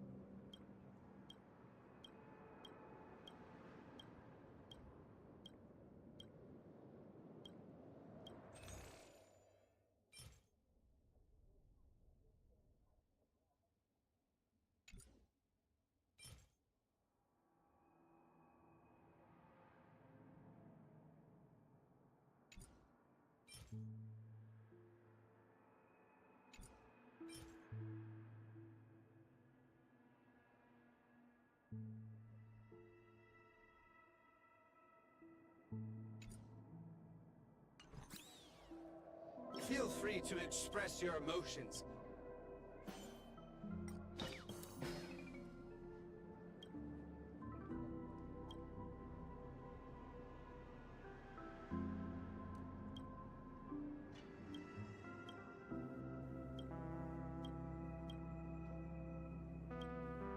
Feel free to express your emotions.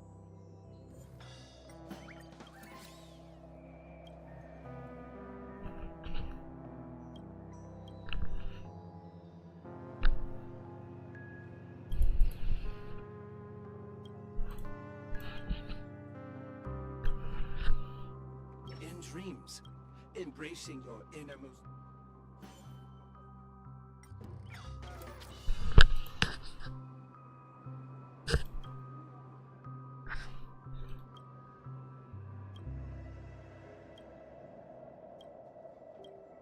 In dreams, embracing.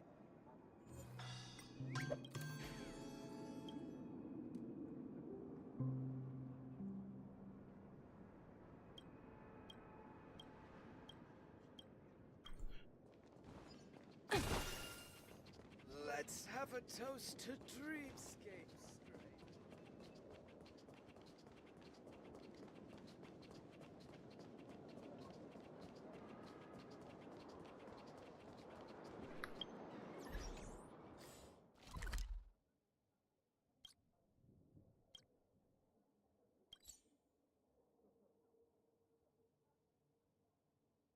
There's 20 birds.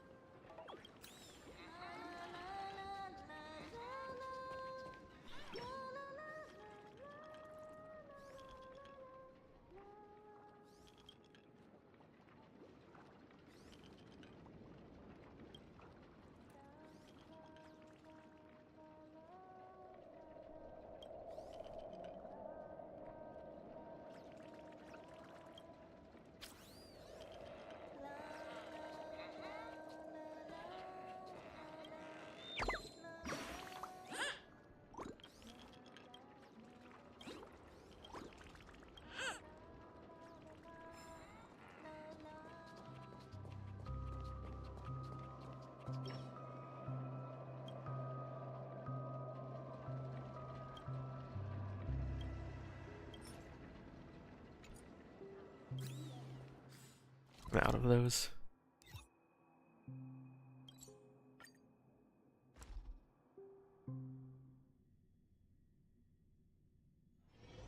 Time for a break. Silent mode activated. Get up now, my parched pals!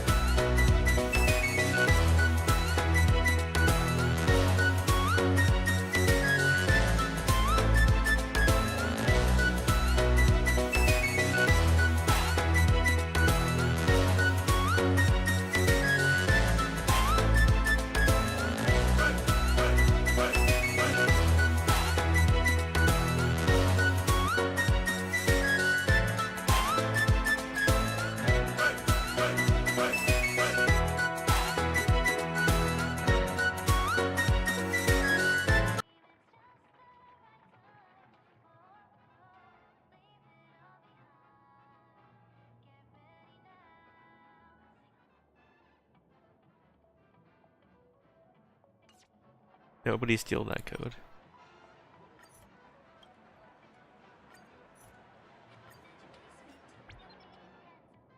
That's actually pretty cool.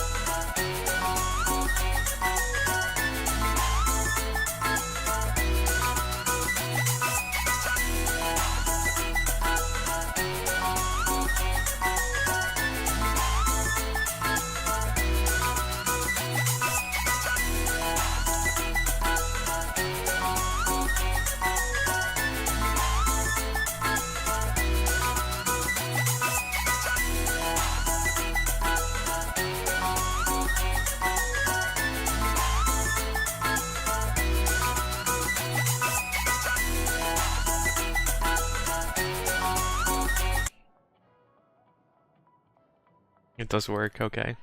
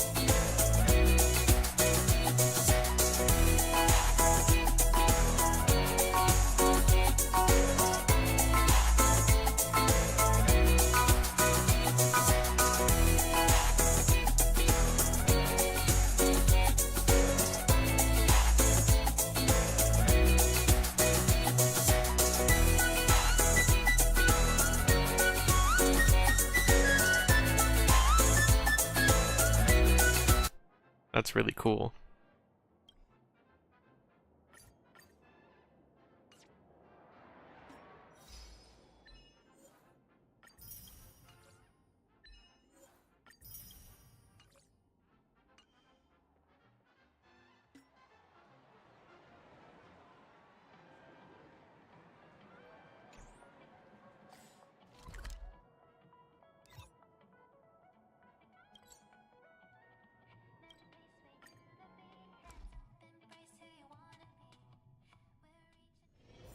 Time for a break.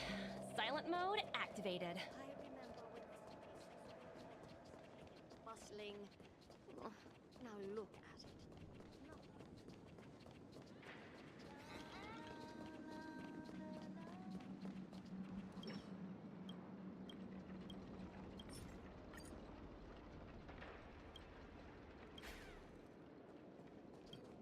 I'm just a wallflower. Hmm?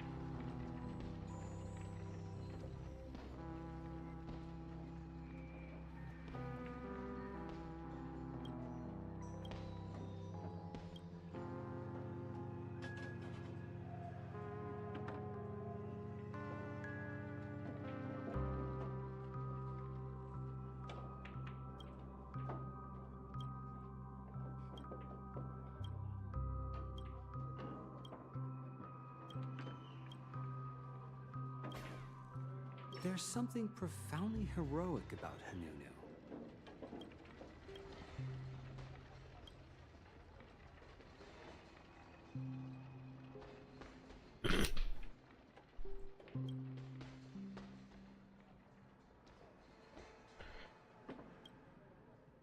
Croc eating Mad Wolf.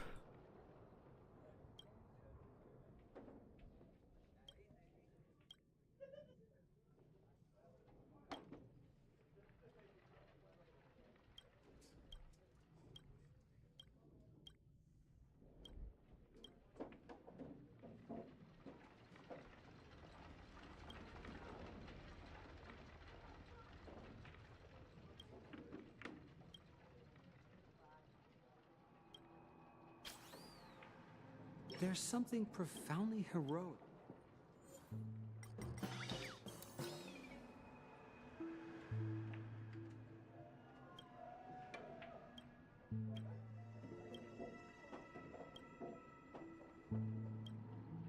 There's something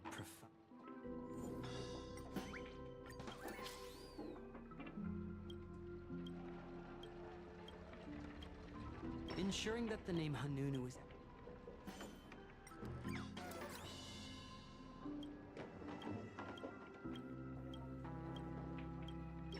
there's something profoundly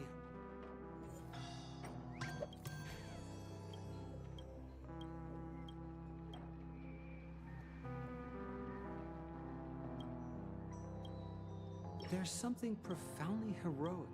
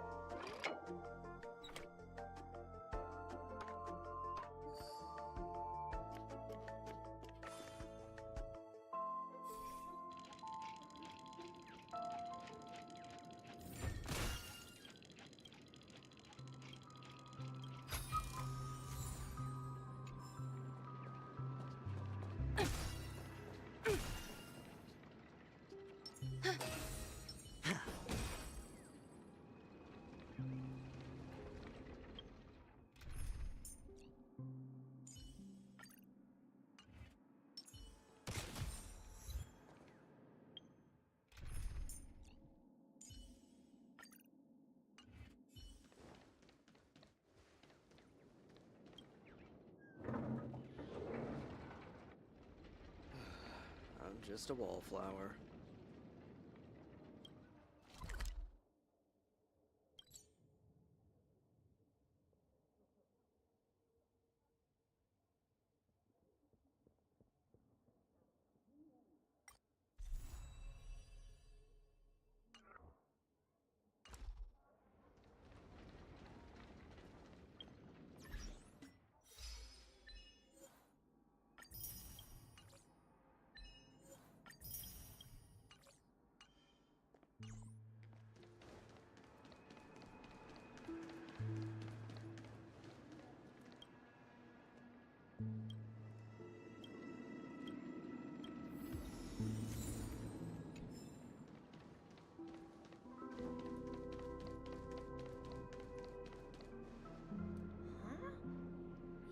guest from before.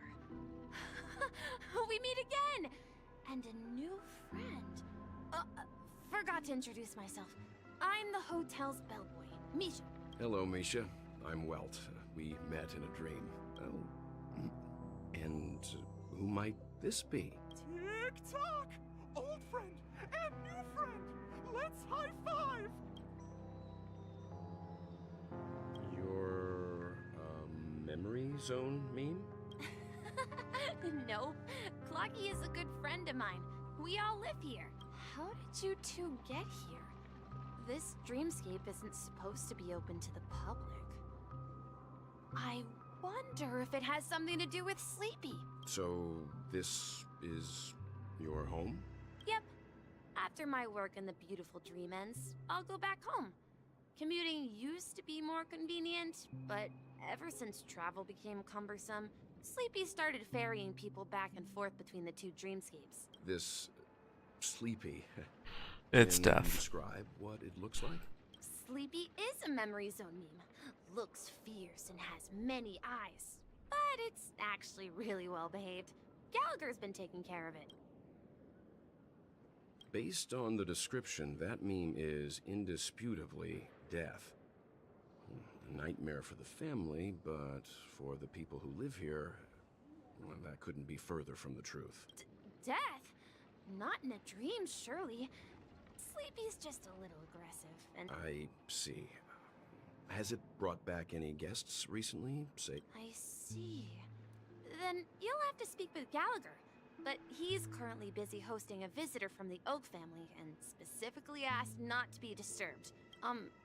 Mr. Yang? He's talking to Sunday. Is it Miss Robin? just as I thought. Considering what happened with Miss Firefly, this doesn't come as a surprise. If you're looking for Miss Robin, I can lead the way. If it's not too much trouble. Also, we're looking for our missing companions. Oh, I haven't. But how about this?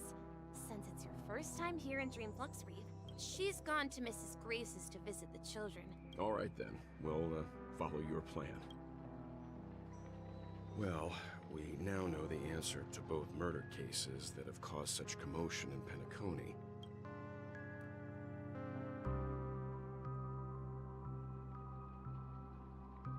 Yes, that's my thinking as well. Say, you mentioned before that you saw Clocky that only you could see, right? I can't shake off this strange feeling. Am I really still so young at heart? Forget it. It's not important.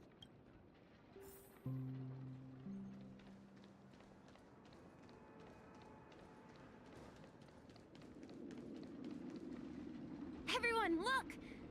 From here, you can see the most spectacular view of Dreamflux Reef. A black hole? No. An accretion disk formed from consolidated memoria? Was Dreamflux Reef built on such unstable memoria? Oh, so Mr. Yang is also versed in memoria dynamics. I was just trying to figure out how to explain this huge hole to everyone. I bet you guys have a lot in common with Miss Kami. Who?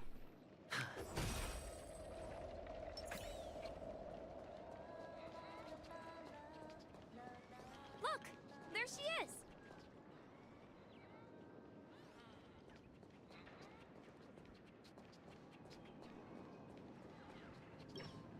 To breathe life into it is my celestial...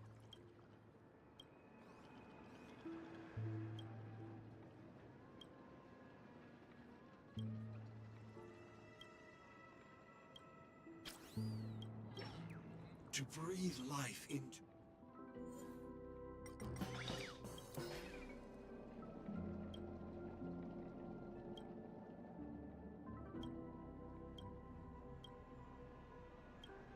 Just like poetry so on.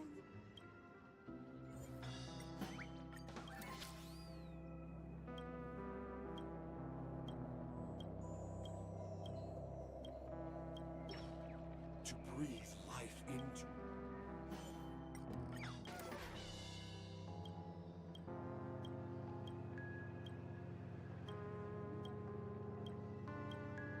just like poetry.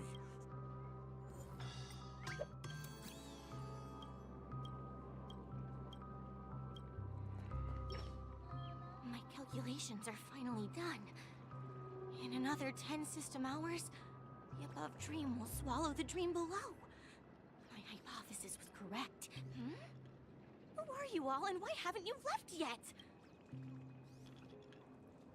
I'm Kami, a dreamscape surveyor specializing in Memoria dynamics. And this is my life's work. See that huge gaping hole? It was just a narrow rift many years ago. But now, it's grown into a giant hole. But the scary part is, according to my calculations, the flow rate of Memoria has, by constantly improving upon Madame Rosalina's Memoria measurement method, I've finally obtained accurate results. After 10 system hours, the Dreamflux Reef will cease to exist. Just like the melting of glaciers. Please don't worry. This sort of thing has happened many times before. You don't say. Oh, do you know her too? We're very interested in Madame Rosalina's achievements. Why, of course. She's an excellent scholar of Memoria dynamics. Regrettably, due to the presence of the Garden of Recollection, ordinary people don't pay much attention to the nature of Memoria. I came to Penacony to learn more about my idol, and went to great lengths to see. I felt it. The source is in the Golden Hour. There is a certain anomalous presence stirring the currents. Does the name Madame Rosalina's? That's right. It seems like she did a great deal of research and calculations in Dreamflux Reef. Miss Kami regularly mentions her. I hear Madame Rosalina passed away during the prison war. She could see the Penacony of... Perhaps. Our destination is the commercial district. That's where the largest crowds gather in Dreamflux Reef. We might be able to find the others there.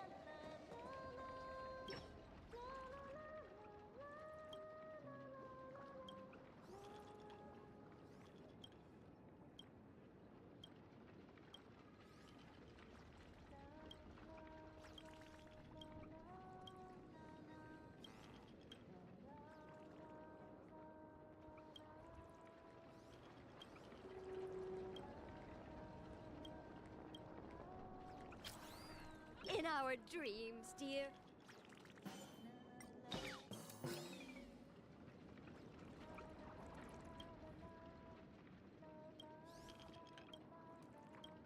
It's only when we're no longer afraid.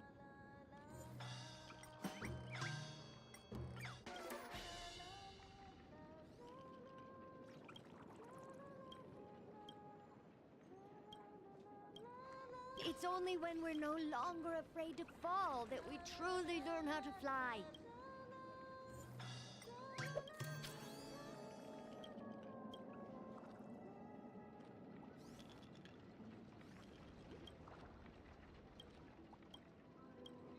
In our dreams, dear.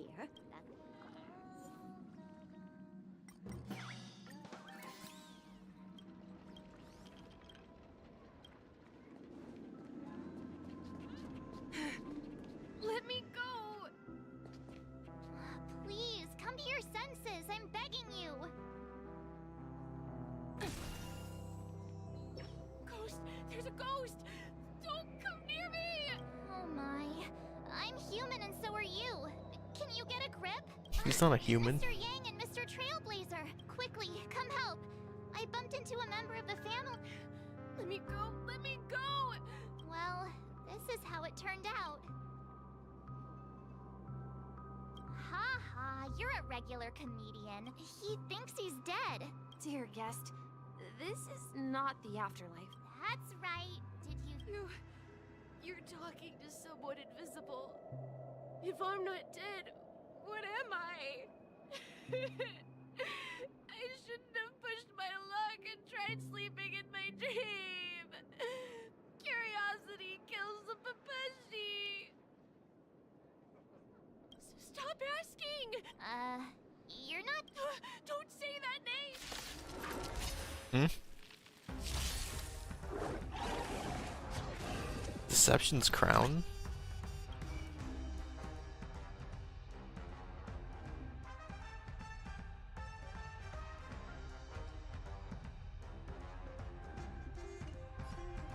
Go Navi! Got the defense? Answer me.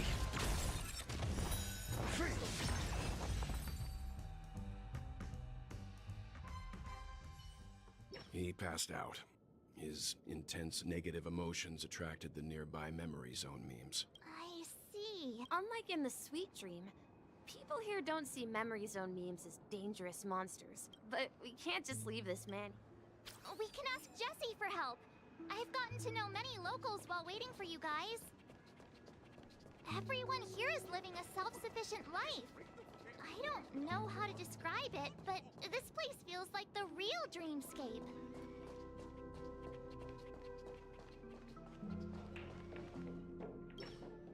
Evening, Jessie. Welcome, Miss March. These two are my friends. I just talked to you. I see. There have been a lot of new faces lately.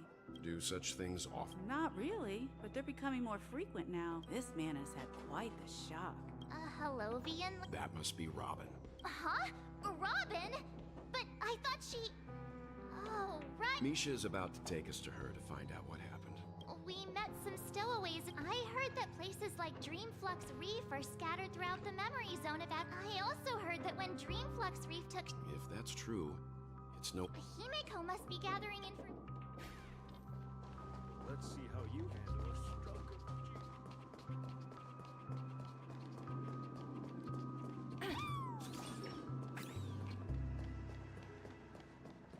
of This is where we split up.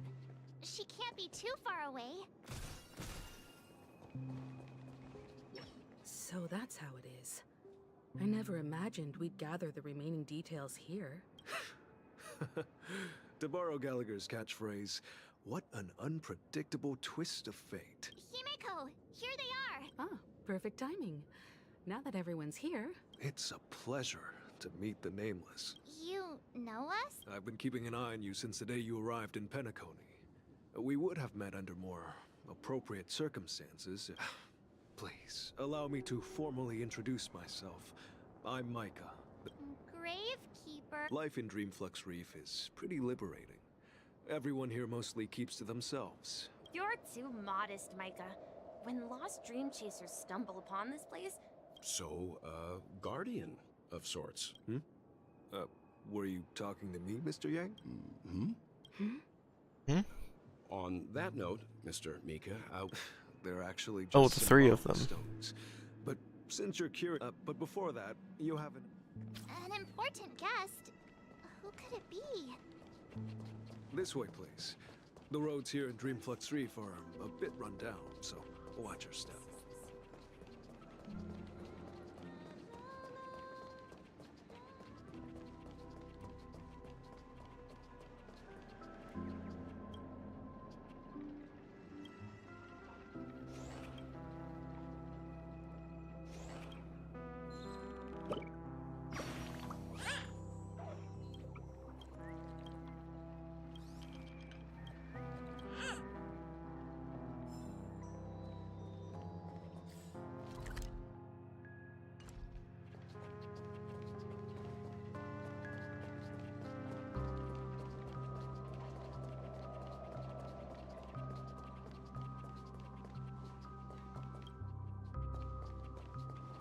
There she is.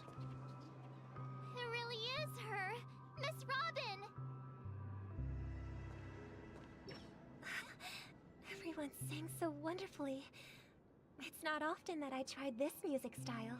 Oh, I can't thank you enough, Robin. It was nothing, Grace. I merely taught them how to sing. Life must be quite difficult for them in reality, I imagine. That's right. Whenever it's time to say goodbye to these kids, they're reluctant to leave. But I've explored every corner of Dreamflux Reef, talked to everyone I met, and they all told me the same thing. This shattered dream is not worth clinging to. It seems you truly are a child of the Harmony. Emma and Andy are orphans I took under my wing. Carol there, with her blind eyes, used to work at a nutrition center in the outer ring of Penacony. And as for Gary, he's been living with autism since he was a child. If we compare people to birds, These kids are like fledglings with him and me, an old lady with no legs. I'm glad that you found a new life here in Penacony. It's just... Don't worry, Robin.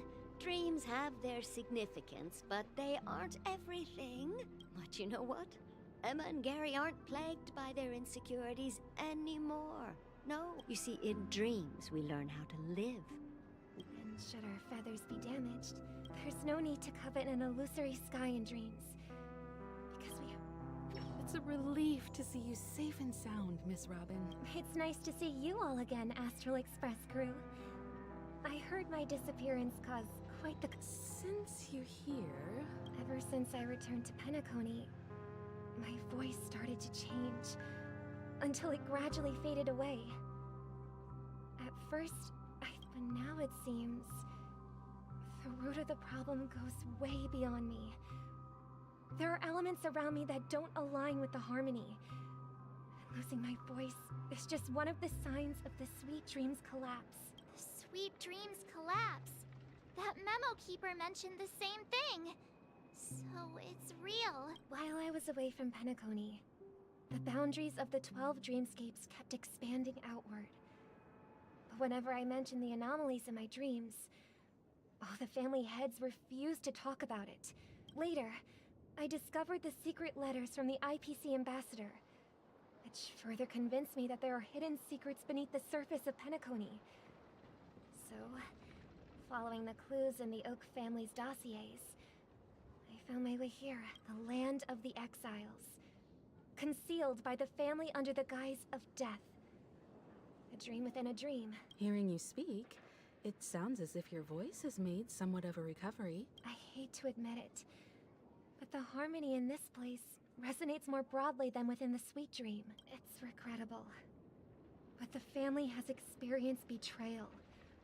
The traitor, or traitors, abandoned their original principles and, using the name of harmony, exploited people's weaknesses to turn Penacony into the planet of festivities, trapping everyone in the illusion of the Sweet Dream. This is not the strong defending the weak, but rather the strong exploiting the weak. A world without equality won't ever be favored by the harmony. And naturally, those voices blessed by them She's angry. have lost the ability to sing. Could there be another force influencing the family's shift in philosophy? Considering what happened with Acheron, it's difficult to conceive of another entity within the realm of the harmony capable of influencing everyone. Unless a power surpassing that of an emanator is involved. I'd heard about what happened to the Xianzhou Alliance, but as far as I'm aware, the family had... Regardless, I cannot accept my home is moving towards the very opposite of what the harmony represents. I must uncover the reason why Mikhail cut ties with the family, and who exactly it was who betrayed us all. I've decided to forgo my role, and never step foot on the Charmony Festival stage again. Look here, brother. A little bird. Looks like a fledgling Charmony dove, but Charmony doves don't live here. So how did this little bird get here? It looks weak and frail. Why don't we find something soft and make a nest for it? This place is too dangerous for a fledgling. Okay. A bird like that must have a beautiful... I'll ask the family head. A cage? Let's see. What is it that has captured the attention of the two best interpreters of the Great One? To the point that they've forgotten how to enjoy their dessert. Oh, poor little thing. Doesn't look like it's doing well. Do you want to rescue it? It's the Dream Master.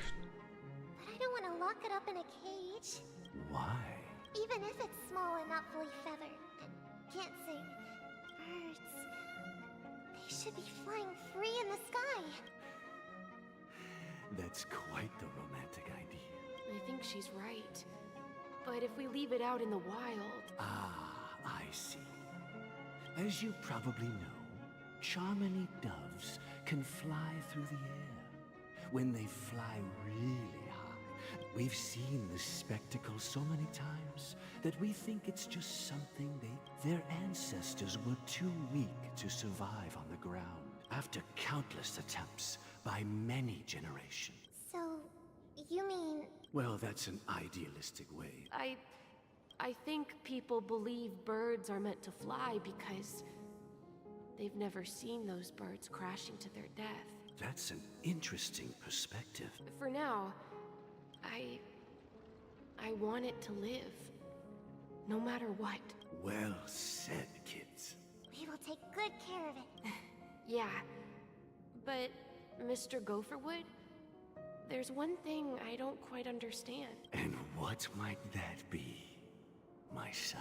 What if this little Charmony dove never learns to fly? I mean, should we let them go back to the sky? Talking in your sleep, birdie? Time to wake up. Huh? Need a hand? I'm still alive? Yeah. Happy about that. Where is Robin? Tell me. Now. I knew that was going to be the first thing you'd ask. Don't worry, your sister is here, safe and sound. She's probably walking around the streets now. If I were you, I'd be more worried about myself. After all, right in front of you is the guy who just stabbed you in the chest with a dagger. If you wanted to kill me, you wouldn't give me the chance to speak. Just tell me your demands, lackey of the Watchmaker. So, you figured out who I am, huh? No wonder you had the guts to go against the Dream Master and the Four Families. Looks like I made the right choice. Choice? You are aware of my plan and see through my act. Time is running out. Fictionology. So I'm suggesting we cooperate. Cooperate? What makes you think I'd cooperate with you? The fact that the famous Robin has chosen my side. Plus, some clues about a traitor and a bright future for Penacony.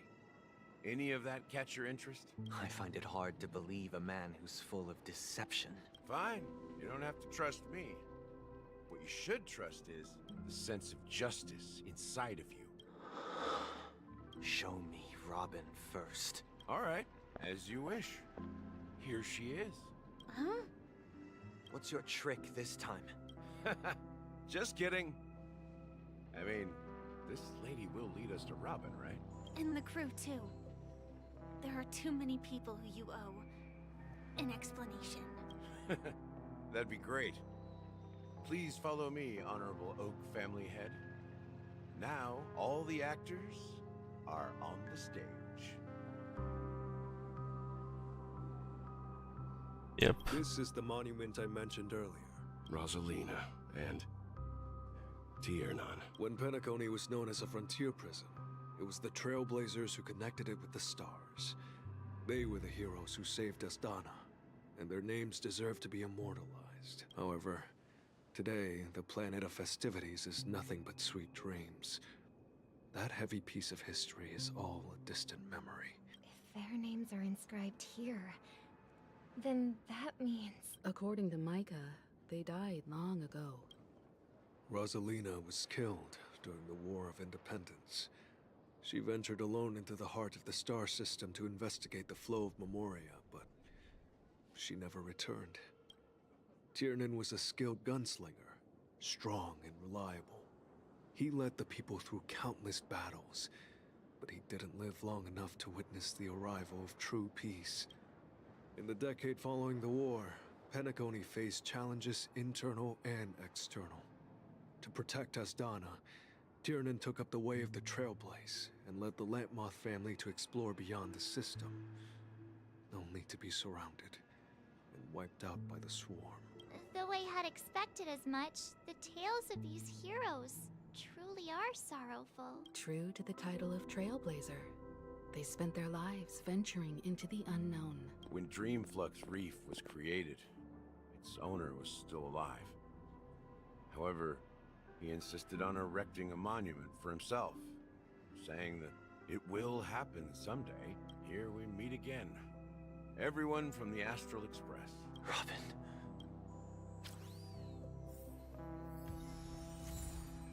Speedy hams.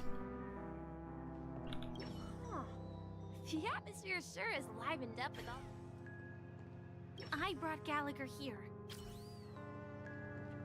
I did my job. I gathered everyone here. Brother. There's no need for words. You're safe, and that's all that matters. Oh, that's nice. I promised to give the siblings some privacy. That sounds sensible enough. Since you went through the trouble of gathering the family head, the crew, and the Stellaron hunters, I'm guessing you have something important to say? Oh? Is it that obvious? The look on your face is practically screaming, I'm the one behind all this. You're right, Mr. Yang. The siblings already know what they need to, and they've made their choice. Before we begin, let me reintroduce myself. I'm the founder of Dreamflux Reef, the deputy of the Watchmaker, and the one who sent out that invitation. As Gallagher, the history fictionologist, I humbly extend my greetings to you all. History fictionologist? Well, don't worry. Almost everything I shared was true. Well, except for the part about the family accepting me back. I double-checked with Micah, and everything he said about the family, the Watchmaker, and Mikhail is true. Thank you for your understanding. Now let's get down to business.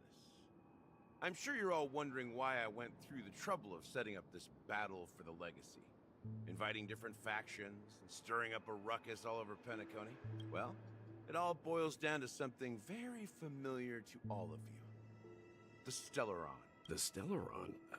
But how is that possible? Penacony is a free-flowing interstellar hub. There are no signs of contamination whatsoever. You're totally correct. So, care to take a guess at what that means?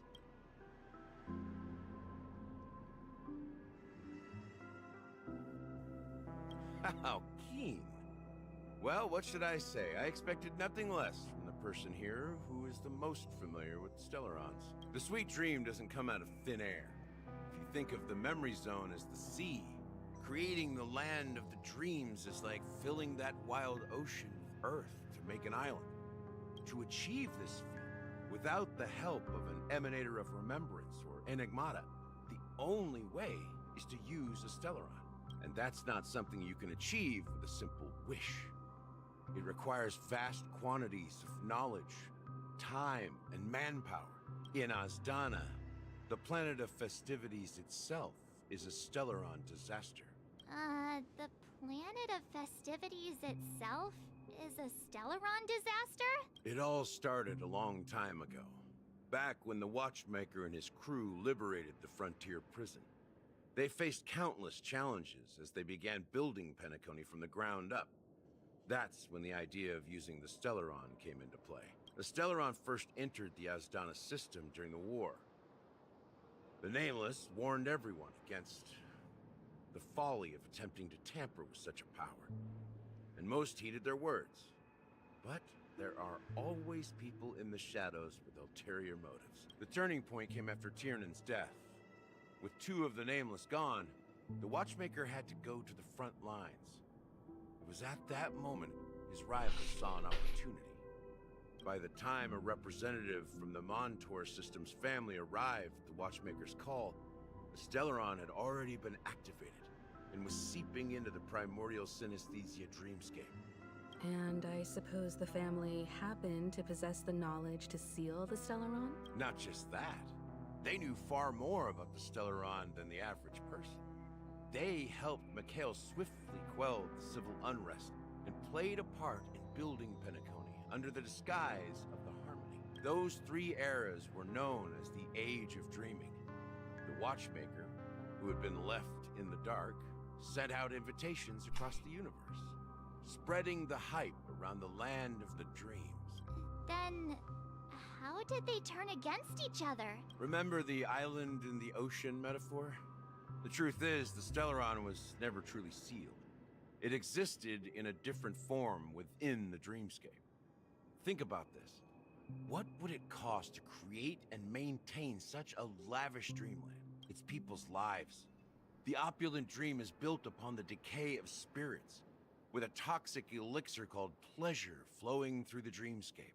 It tempts people to indulge in the dreamscape, and gradually their minds succumb, becoming nourishment for the sweet dream. Confusion, laziness, and cowardice, weaknesses that plague humanity, were magnified and nourished by the family. Penacony became a new kind of prison, even more impenetrable than the previous one. Sadly, we realized this far too late. By then, the family had a firm grip on Penacony, swiftly quelling any opposition that arose. At my wit's end, I had to use the power of the Enigmata, and sought refuge in this chaotic realm. Over the years, I created a meme within this dream for our use. Dormancy. That's its real name. We exploited a loophole. You see, regular people can't fall asleep again while they are inside the dreamscape. So this is the true meaning of the impossible. You sent out invitations in the Watchmaker's name to find forces capable of resolving the Stellaron disaster. It's not just that. Above all, I wanted to see what happens when the major factions engage in a struggle for the legacy. Since this is the Watchmaker's first announcement in decades, the traitor within the family is bound to reveal themselves. So, the legacy is just a facade. If you want to consider the Stellaron as the legacy, I'm totally fine with that. If that's the case, where is the Stellaron now? That's a question for Mr. Wings.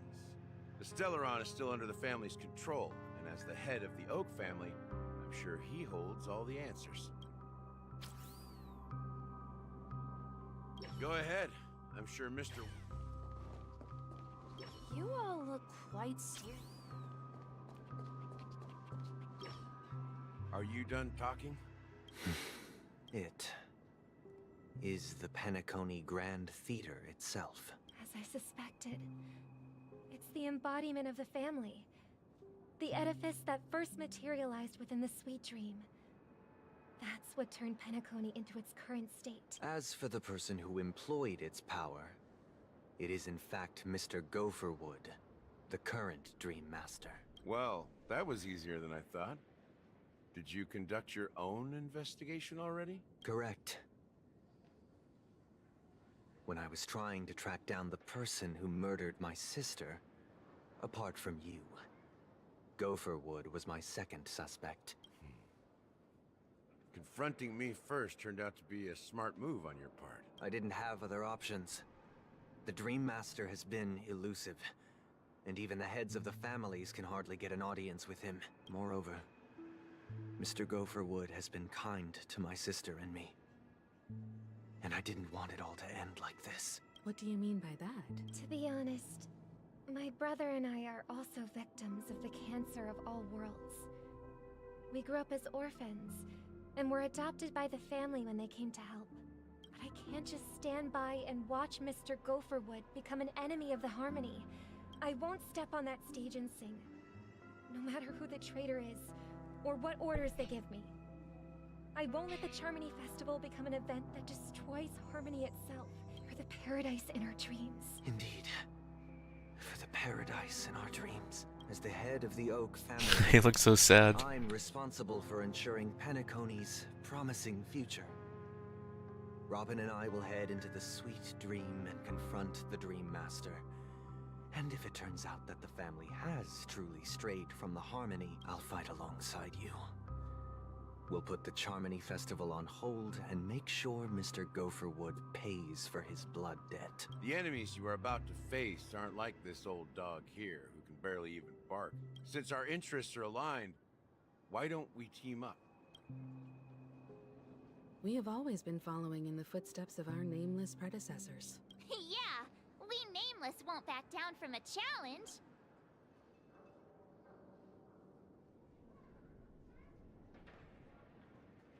Peace was never an option. Exactly! It's time for the crew to save the world once more. Rest assured, sitting on the sidelines isn't in our nature. Mr. Sunday, Miss Robin. Thank you, Mr. Yang. Thank you all very much. The Charmony Festival is about to start. Everyone, let's gather over here. We still need to make some preparations. I may have been quick to step up to the plate, but... He's the leader of the families of Penacony, and he has the entire power of the Harmony behind him. Maybe you can just stay behind this time, Mr. Yang? No, that won't do. Even if we count Robin as an ally, something felt off about Mr. Sunday just now. Although, I can't quite put my finger on it. I have to make sure he won't turn against us when things start to get dicey. You're still carrying the keepsake the IPC envoy gave you, right?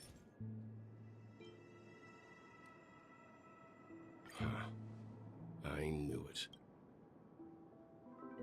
As I suspected, this chip adventure, if I'm right, he intends to use it to track your location or Aventurine? Is he still alive? Remember what I said earlier?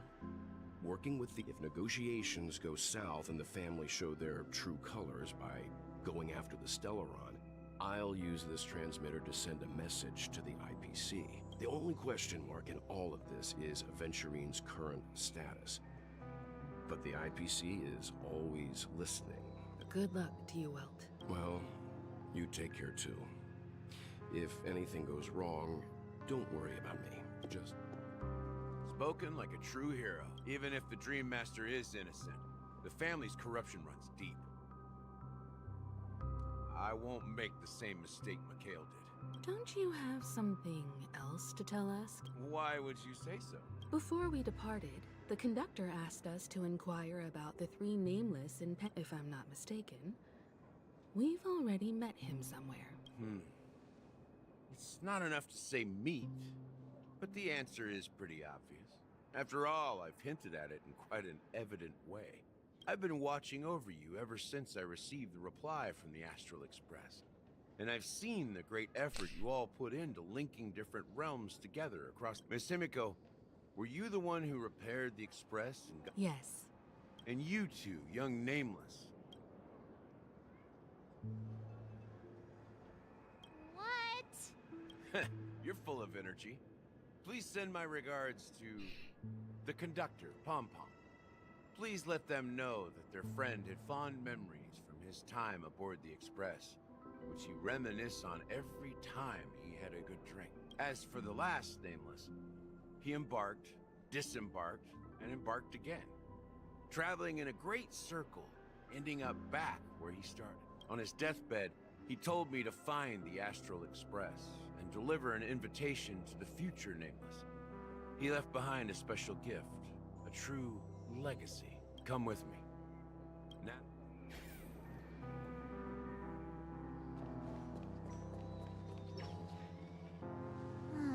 Back here again.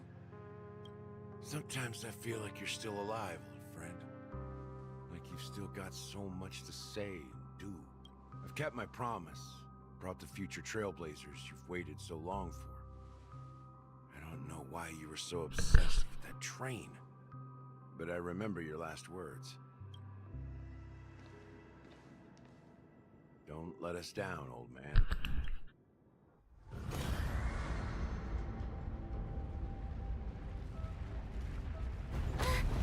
What's happening?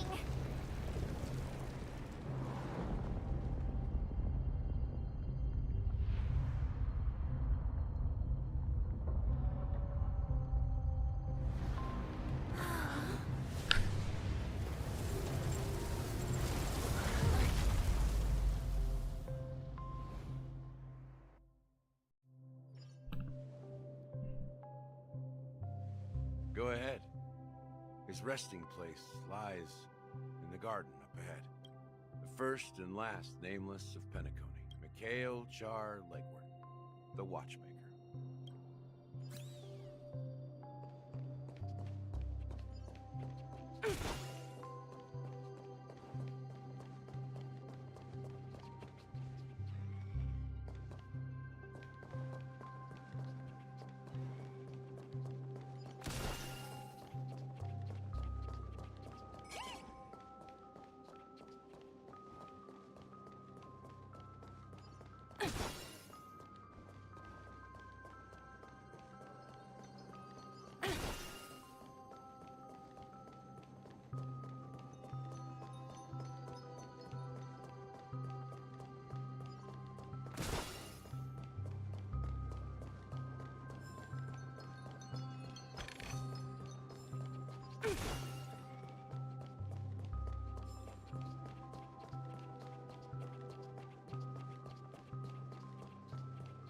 The public enemy.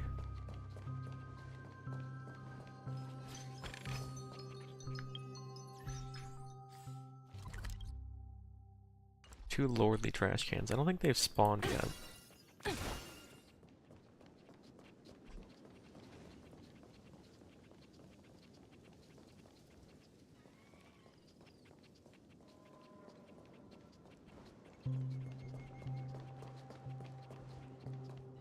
The hound statue.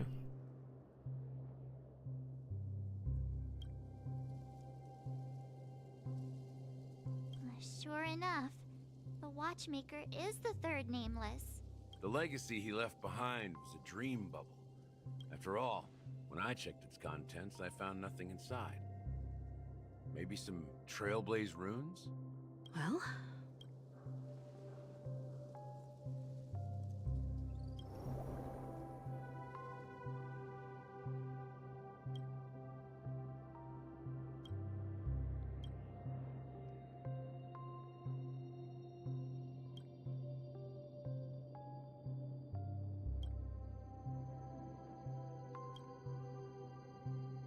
Wait, seriously? How could a dream bubble?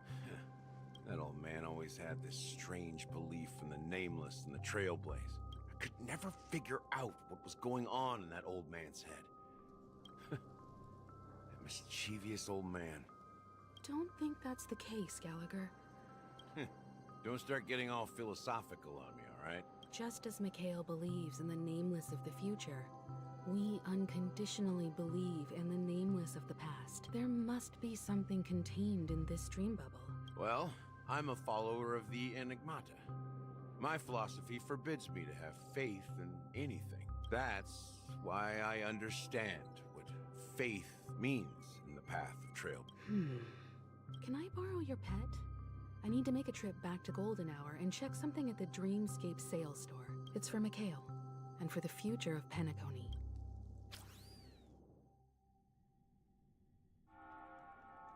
Welcome to the Reverie Hotel. How may I help you? Greetings. We're the Nameless from the Astral Express, and we'd like to check in. The Astral Express? But I thought... Yes, my companion's already checked in. My name is Dan Heng, and I believe my personal information is recorded in your system. I see, but your companion said you wouldn't be coming to... Now the plans have changed again. And you are... Me?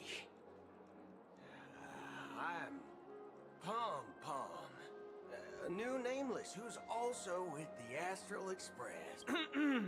He's my fellow Trailblazer. We responded to the family's invitation before he boarded the Express. Oh, I see. Another one of the Nameless had a similar situation. Since there's a precedent, it shouldn't be a problem. I'm sorry, dear guests, but it... What do you mean, Pop? My apologies. This is the first time I've encountered... How about this? Give me their room number. I'm afraid that's not possible. How about you just wake up someone? Let's say, Welt? I'm sorry, but there are strict rules regarding forced awakening. So nothing works, huh? Please be patient. We need to... And now it seems you need to confirm our identities before... It seems so. Oh, fudge.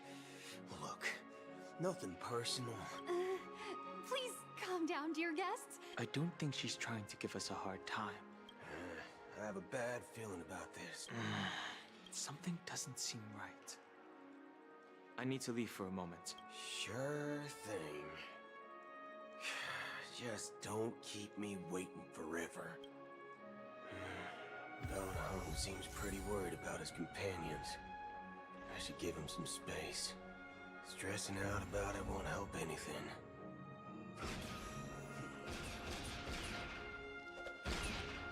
Locked and loaded.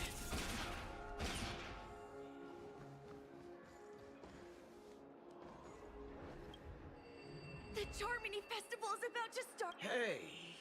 Well, I didn't come all the way here specially for the... Well, back in my homeworld, Anaria.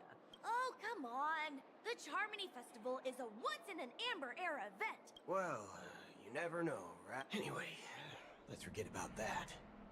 Have you heard about the, Unsettling thing? Relax. With a big event like this.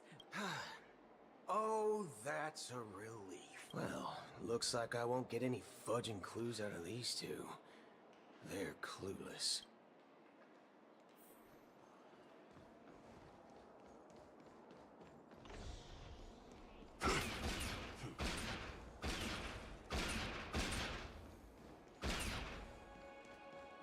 Face recognition. Greetings.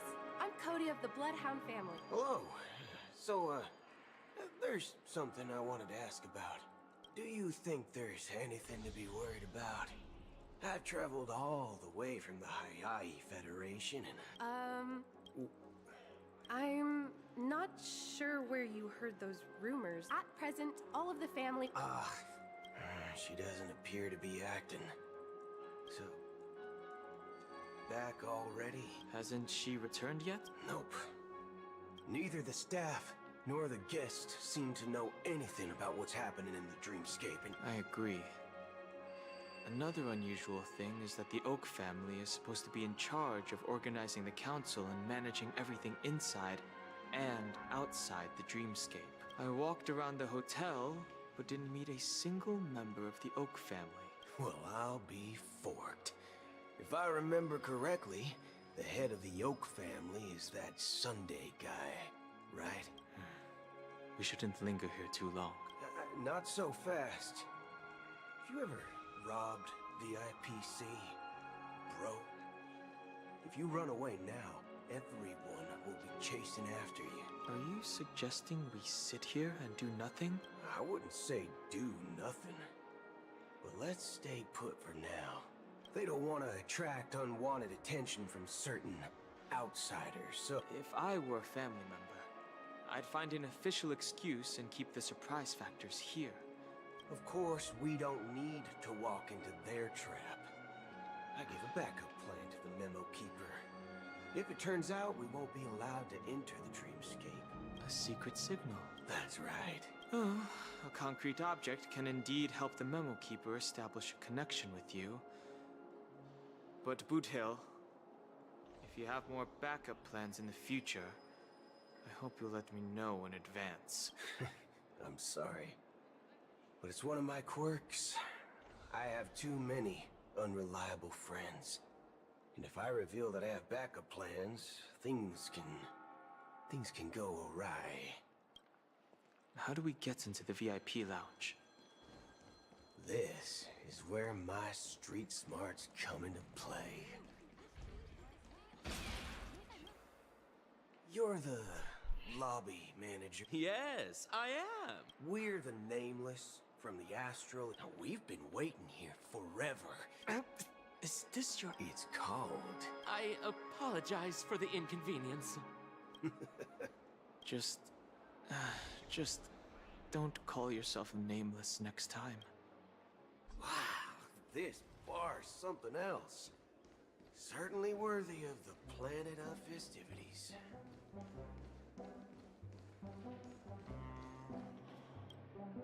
Good evening, gentlemen. Hey, I have an order for a bottle of Asdana's White Oak. Asdana's White Oak? Oh. If someone had reserved such a beverage, I would definitely remember it. It sells for hundreds of thousands of credits per bottle, after all. That's strange. Then what should we do now? No need to rush. Now, let's see what kind of juice malts you all have here. Well, that's the most expensive one on the list. It's on the house, anyway.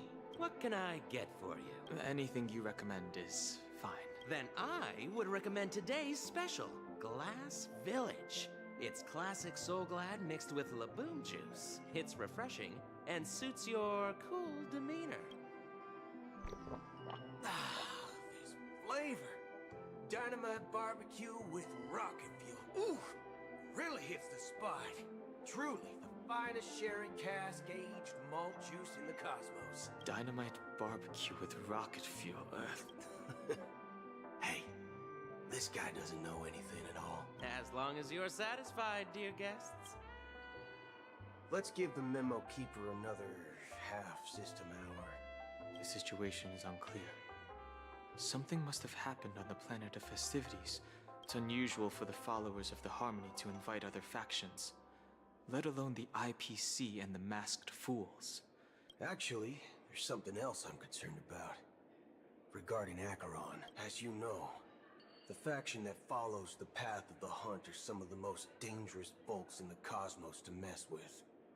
I mean, who in their right mind would impersonate the Xianzhou Alliance or the Galaxy Rangers? Isn't there a saying among the Xianzhou people that the Rainbow Sect lets their Lux Arrow do all the beating? Talking. Well, you know what I mean. Even though the Galaxy Rangers have been out of sight for years, we've been keeping an eye on this region. Even the dumbest criminals know better than to mess with the Annihilation Gang, much less the Rangers. But that Acheron lady, she doesn't seem like a lunatic at all. On the contrary, she's highly logical and organized. And you believe that someone like her would have an ulterior motive for impersonating a Galaxy Ranger?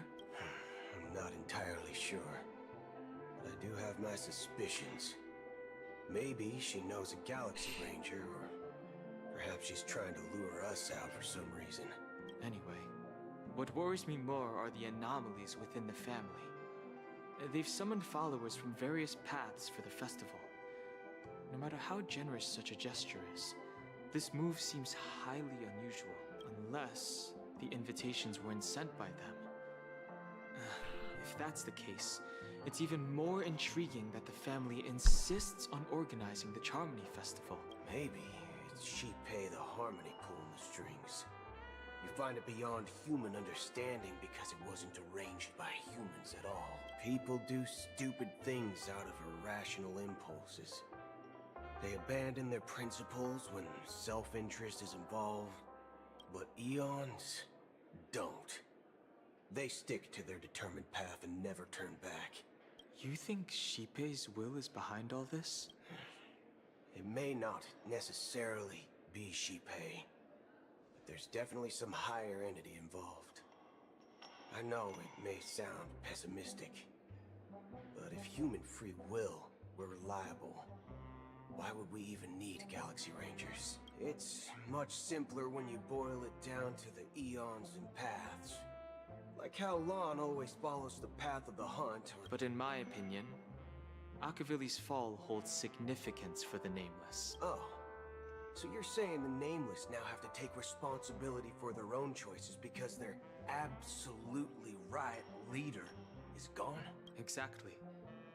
I believe the purpose of the journey isn't just about following a path that's always considered absolutely right. It's more about doing your best to choose the right path for yourself among countless possibilities. I don't know what you've been through, but I agree that people must take responsibility for their choices. Because no one else can do it for them. That's why the Galaxy Rangers need to uncover the imposter. Just in case. I have a backup plan if the Memo Keeper doesn't show up. You sure have a lot of cards up your sleeve. Well, going back to my old career would make things a lot easier. And by the way, when you were walking around the hotel... What's your plan? It's simple. We just grab some hostages and use them as bargaining chips with the family. No need for that. We'll return to the Express now. Wait. Are you getting scared? Draw your weapon. Let's make a big scene. Are you leaving, esteemed guests? Would you like to cancel that? Huh? As Donna's White Oak. But didn't you just say... Ha ha. Looks like you are a bit intoxicated. Looks like your Memo Keeper friend has finally arrived. Oh, right. Sorry, my memory's not the best. You know, too many modifications and all. Anyway, let me check. Well, fork me. It says Donna's White Oak, all right. And there's a note. I'll be waiting for you on the Astral Express. No mistake. That's her message to you. Well, looks like we took a detour, but... You're back? 2 guests just boarded saying they were looking for Boot Hill. Oh, just in time. 2 guests? Yeah, or 2. Look, we welcome all passengers on the Astral Express, but sneaking in like that, you have no regard for etiquette. My apologies, conductor. It was an oversight on my part. I assumed you were already acquainted with the garden. Given the chaotic situation in Penacony, the Nameless are the only ones we can— You are the Memo Keeper. Pleased to meet you, Dan Heng. I've seen you in others' memories. And as for Boot Hill, this is our first face-to-face meeting. I hope you enjoyed that bottle of Astana's White Oak. You sure have a refined taste. Finally, Memo Keeper. Well, let's cut to the chase. Spill everything you know. That's precisely what I intend to do. But before that, please allow me to introduce myself. My name is Black Swan, and I serve the Garden of Recollection as a Memo Keeper. As for Acheron's story, I'm sure she knows it better than I do. Greetings. I'm Acheron. What? You Garden of Recollection shirtbag! You betrayed me! I apologize, but she did that at my request. Due to certain reasons, I have been exiled by the family. Thankfully, this Memo Keeper came to my aid. To be honest, it was more like stalking than helping. I asked her to guide me to a place beyond the family's reach and to contact a few trustworthy individuals. Namely, all of you. Trustworthy? Son of a nice lady. You think I'm dumb or something? How about this? I'll put a few bullet holes in your head and see what secrets spill out. Then, we can talk about trust. It doesn't have to be like that. I'm willing to answer all your questions, but not right now. If my cover hadn't been blown, we might have had more time, but at the moment, we don't have any other options. No other options? What do you mean? This is the only way I can ensure everyone's safety. I kindly request an immediate warp jump out of the Astana star system. This passenger is requesting... As far as I can tell, she's not a threat, and seems to be telling the truth. I've briefly traveled with your companions and know their whereabouts, Dan Heng. Please rest assured, your nameless companions are safe, but they need our help. As for Boot Hill, you may have guessed, I've been waiting for you.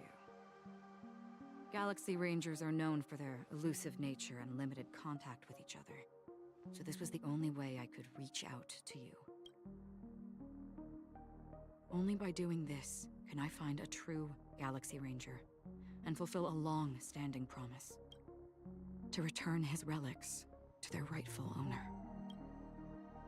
Someone once told me that every rainfall is like a gift from the heavens. A sign of their mercy upon the world. Raindrops are said to be the tears of the gods, shed in response to the sorrows of the world. Their constant pouring is a reminder that the gods haven't abandoned us yet. So, how long has this rain been going on for? I used to believe, just like you, that it would eventually stop. Years and decades passed. And in the end, such hope faded away before the rain did. Looks like the god you mentioned doesn't exist after all.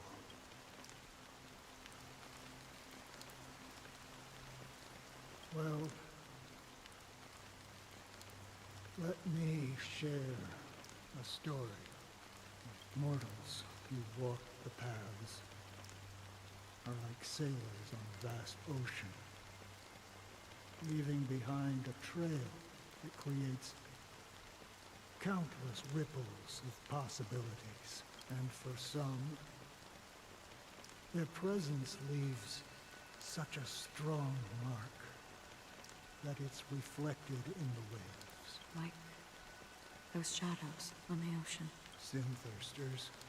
Sin thirsters. Sessions of the Pathstriders. They emerge from the depths of IX, seeing themselves as masters of their own destiny, unknowingly repeated the actions of their past lives. They emerge from the nihility and head toward it, leading purposeless lives. However, these hollow phantoms, they were once my dear companions.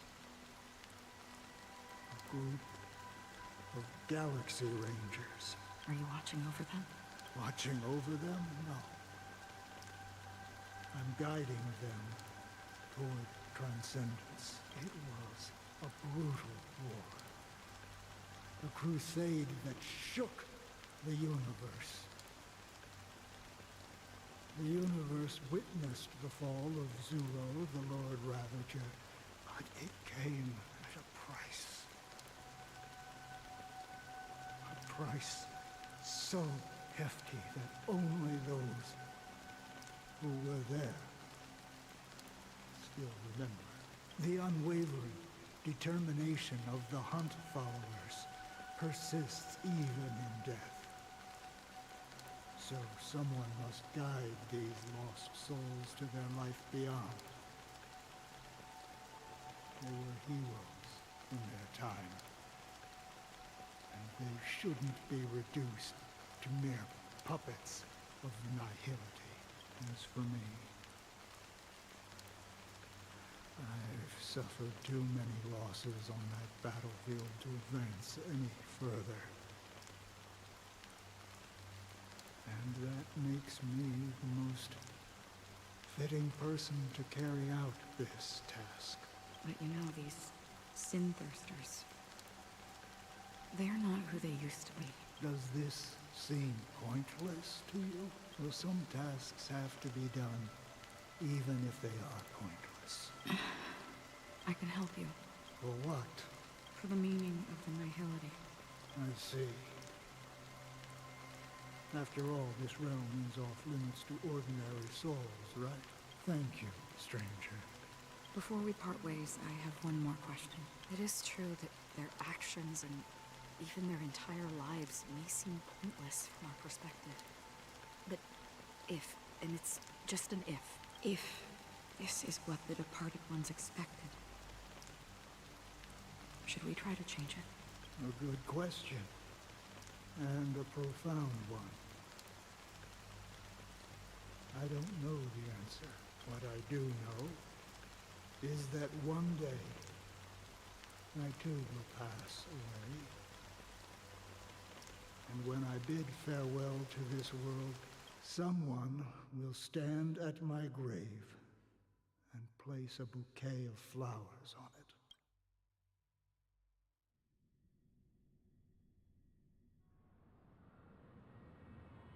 When I appeared as a child, my speech, mindset, and soul reflected immaturity and innocence. As I grew into adulthood, I left behind my childlike side.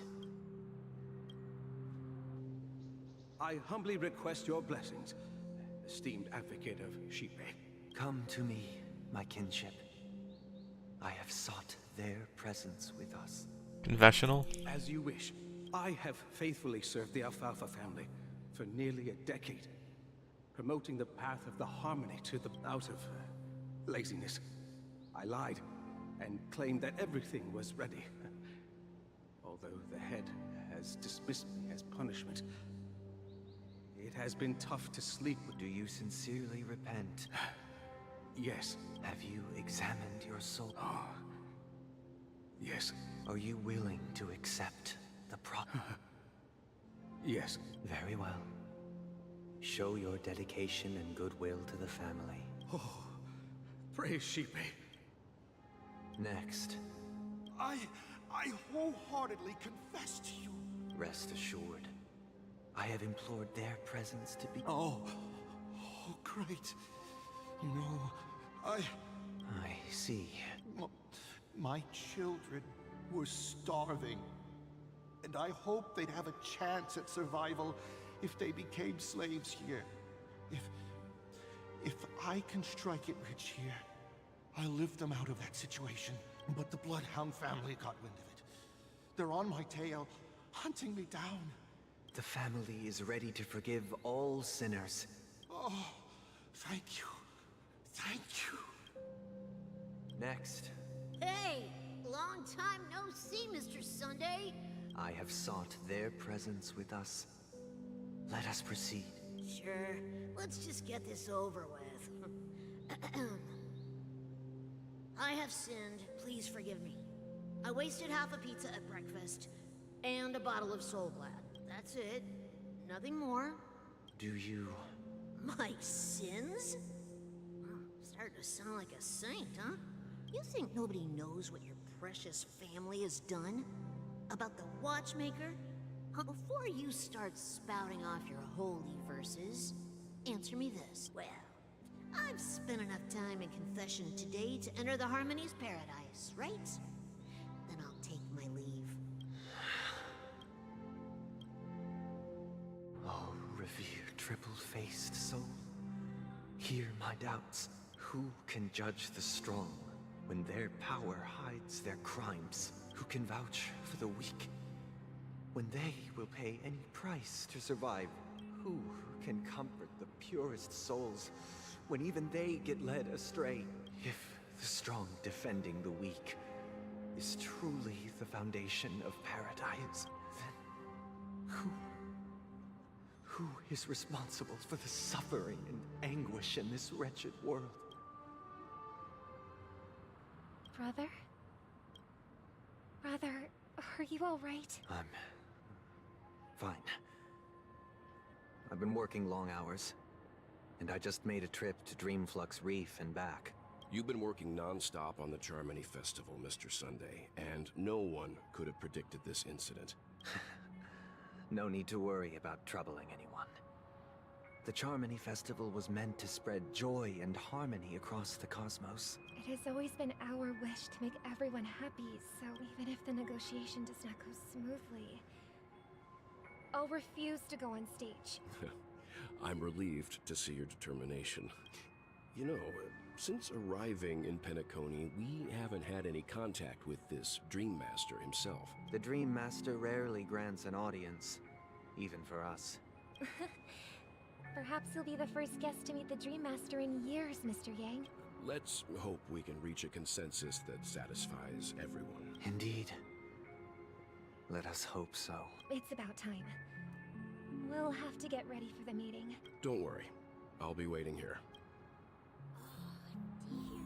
It's Mr. Sunday! Hey, come over here! Looks like someone needs help. Let's go check it out.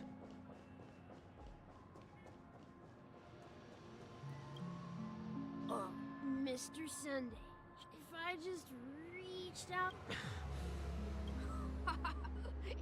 But it's no big deal. They told me not to sell everything I had. Selling everything you had? Why? Can't you see? It's better to be here at Penacony. No pain, no worries about... Is this... Huh? Oh, it's nothing, sir. You see, the traffic on Glocks Avenue can be dangerous. Oh, yeah, that's a great idea. See you around, Mr. Sunday. What's up, sister? This is the land of the dreams. The man we ran into, even though sweet dreams are nice, they're just illusions. I suppose you have a point. But, in my opinion, that's how most people live their lives. Why do you say that? You think that man is not actually living, But that's not quite accurate. Even without Penacony, people create their own illusions called self-value. People believe they have a predetermined value to fulfill. Gaining value means gaining power. However, value doesn't come out of thin air, and there's a limit to it. To accumulate value, people have to take from others. Are you suggesting that... Exactly. But, ironically, people don't think there's anything wrong with it. The survival of the fittest. That's where all the tragedies in the world come from. No tragedies exist here. Only happiness. Although in its nascent form. Isn't that the same paradise we yearn for in our dreams? Perhaps that man is just an exception. Yes. Seeing is believing.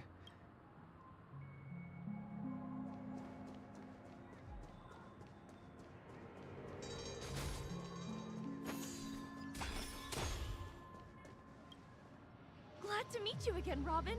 How...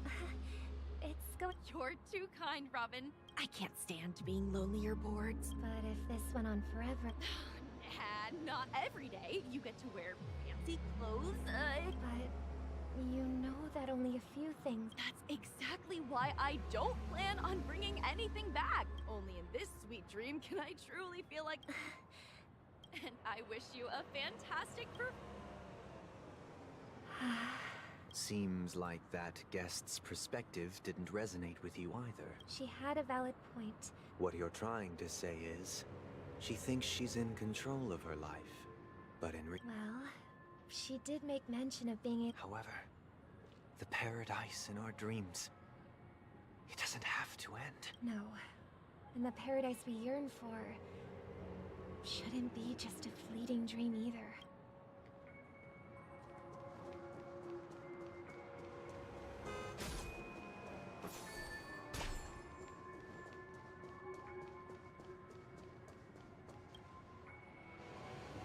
The scenery in this dreamscape is truly breathtaking, isn't it? Oh, Robin. You're right. Even though time stands still and... A philosophical mind. Oh, not at all, no. With little time left, I yearn for meaningful conversations. It's my pleasure. No need to be formal. Yeah. I was part of a war, and while escaping from the Sarkosian mothership, I got exposed to some radioactive materials. And then, all my comrades died, and my hometown was wiped out by neutron bombardments. I couldn't bear to live with everything I knew gone. How heart-wrenching. They have, and I'm truly grateful for that. They provided me with a comfortable room, the most advanced life support devices in the cosmos, and my physical body is now in the dream pool, sustained by life support. The me you see here is whole, rational, and no different from any other person. My true appearance. Well, I hope you never have to witness it, Robin. So... Just being able to live at all is good. My world has been torn apart, and my life could end any second. So, even if this whole place is an illusion, it's still my paradise. And I'll treasure every moment I spend here. How I envy those everlasting things. That old man's story... It's so... tragic. That's precisely why this sweet dream in Penacony exists. However... even the sweet dream has its limitations. There will be a way out.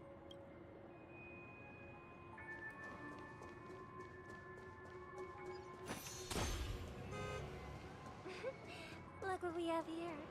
A lovely young lady. Wait, is that me?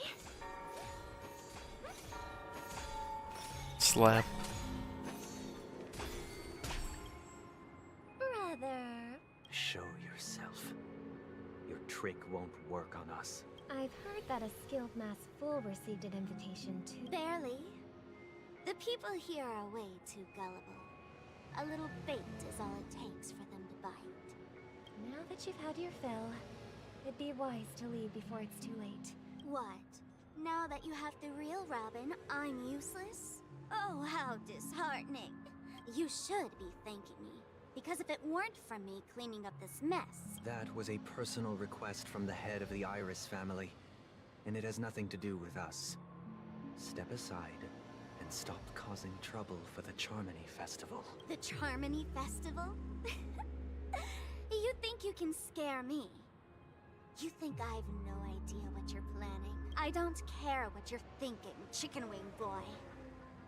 But I'm pretty sure lovely Robin won't be appearing on stage. After all, you're well aware of what a sorry state this dreamscape is in under the banner of harmony. Penacony, the land of the dreams. Stop it. What's the rush, Chicken Wing Boy? Did I get to you? Our paradise is none of your concern, masked fool. All right. I'll go. But Robin, I suggest you seriously consider this. Do you really believe those living in dreams can escape pain and find true happiness? Well, I've done my part. Here, the last 2 gifts for both of you. And don't lose them. If by some unfortunate chance the Charmony Festival starts against all odds, remember to use them during the show. And it'll be thrilling. Bang! I heard a raven cawing in the distance. It seems the Dream Master will arrive soon.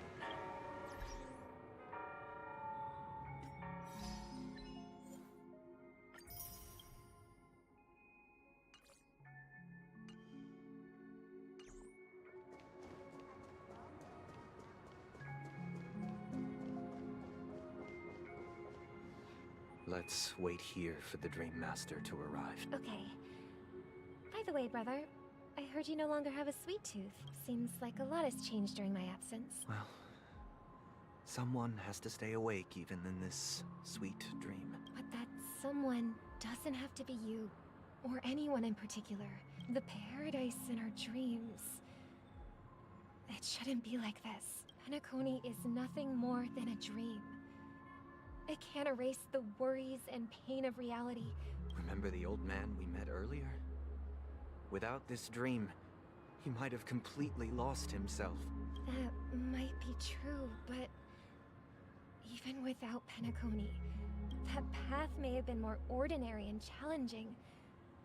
But now, he is receiving hospice care in a comatose state, and his fate is sealed. Is Penacony granting these people a future? Or is it taking it away from them? Well, don't forget this. Not everyone really has a future. The future for humanity is like the sky for birds. People mistakenly believe that flight is inherent to birds because they've never witnessed those birds crashing to their death. Do you remember how we took in that little Charmony dove when... Yeah. We took care of it. Provided food and water. Well, I didn't mention what happened to it in my letters because I didn't want to upset you. Shortly after you left, it crashed to its death right in front of your window. I had surmised as much. I knew you wouldn't have avoided mentioning the bird for no reason. Despite that unfortunate outcome, I still believe it was the right decision. Birds aren't meant to spend their lives in cages. They belong in the sky, even if they can't fly. But here's the thing. If there are birds in this world that can never fly, can we really assert that they belong in the sky? Are you implying that the same goes for humans too? Let's take the Astral Express as an example. The Nameless made tremendous efforts to bridge worlds, gaining fame across the universe. However, only a few extraordinary individuals can endure such a perilous journey. That's because the pursuit of the Trailblaze exceeds the capabilities of ordinary humans. Otherwise, why would this path be filled with broken rails an abandoned express, and even a fallen Eon. That's just sophistry. If that were true, then only the powerful would have the right to determine the future. Unfortunately, that's exactly what happens. Another name for the future is self-value. While this world has its fair share of heroes who inspire people and garner admiration for their heroic deeds, the majority of ordinary people will never become heroes in their lifetime. Some are born weak and vulnerable. Some find themselves trapped in unfortunate circumstances. Some fall victim to malice and cowardice. When it comes to survival, everyone is equal. And the weak can only watch as their value gets constantly diminished by external forces. That's why we should care for the weak and support them as if their suffering were our own. That's what the Odes of Harmony have always taught us. While the Harmony holds noble aspirations, the strong will always be strong, and the weak will always be weak. Even in this carefree dream. Human nature contains greatness, but it also harbors inherent weaknesses that can't be eradicated. In the end, if people can't even secure their own survival, they won't care about the illusory future of equality. As long as the law of survival of the fittest prevails, there will always be fledglings crashing to their death. But if people don't live for the future, do they merely exist for survival? If even you, my brother, don't believe that the Harmony will save the weak, then which Eon can make our dreams come true? People often forget that when the first bird took flight, the entire world envisioned a future where no more fledglings would ever crash to their death. Are you reading, sister? What are you reading? Mr. Gopherwood gave me a picture book. It's about the story of the harmonic strings. If I could become a chord master, I'd like to summon Dominicus, the harmonious choir. I want to sing with everyone and spread our wishes so that all can feel happiness and joy. I see. Then, I would summon the harmonious choir too. Don't you have a wish of your own, Brett? Of course I do. It's just that it includes your wish and everyone else's. Then, let's build a stage there and invite everyone to our performance. It's a deal then. Yeah, it's a deal. Maybe you will have to become a star first.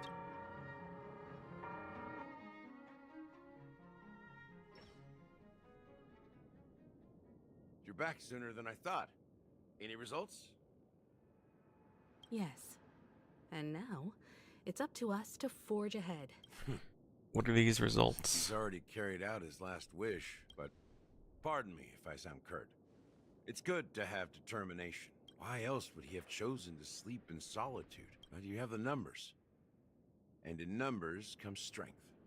Got any more encouraging words? As I see it, relying on Welt's negotiations alone is far from enough. Regardless of whether the other party will be compliant, negotiating simply allows us to meet them as equals. Penacony is our rival's home turf, and we already have very few chips left to play with. Rather than idly sit around, we're more familiar with the Stellaron's properties than most. And since it's the key to stabilizing the sweet dream... That's right. As long as we pose a threat to the Stellaron, either with words or otherwise, we have a chance at gaining the upper hand. But the problem is, on the eve of the Charmony Festival opening, how exactly are we going to get close to the theater? Family security will be airtight. So, no one's gonna say anything?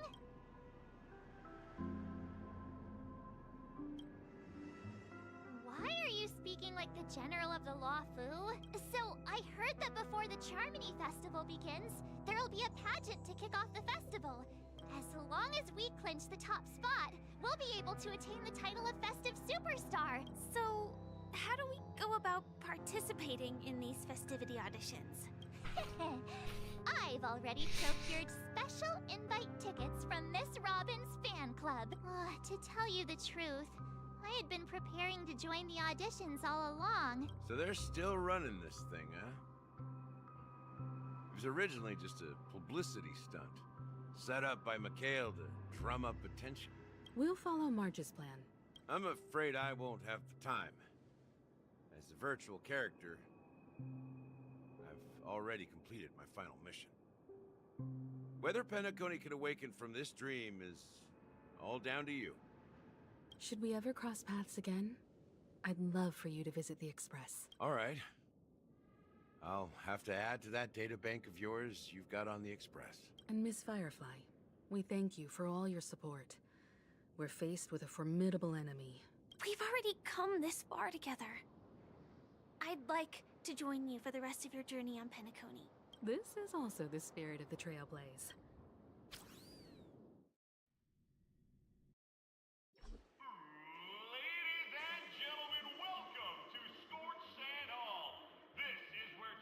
I wanted to get the bird near the watchmaker.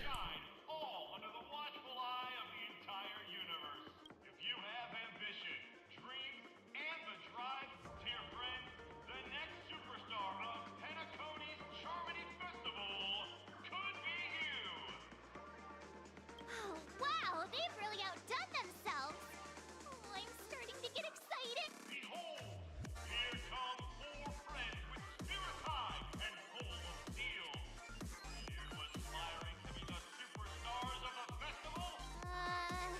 Is he talking about us?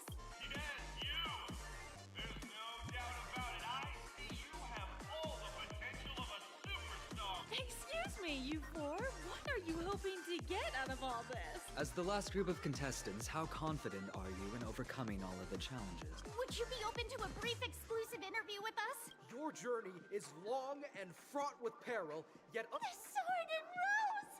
Protect the beauty! The beauty, the beauty! Magnificent and majestic! a knight's head is hard as steel. Brotherland's focus is stubborn as a heel. We don't all have to be winners, but if we don't have fun, we'd all be sinners. People are pouring in. Ladies and gentlemen, please make way. Make way. Coming towards us now is one of Penacony's top 10 wealthiest tycoons and the Soul-Glad Business Empire's founder, Mr. Ideen. Allow me to introduce myself. I'm the director of Soulglad's factory, Ideen Lida. My four friends, introduce yourselves to the audience across the cosmos. Hello, everybody. Can't hide it anyways.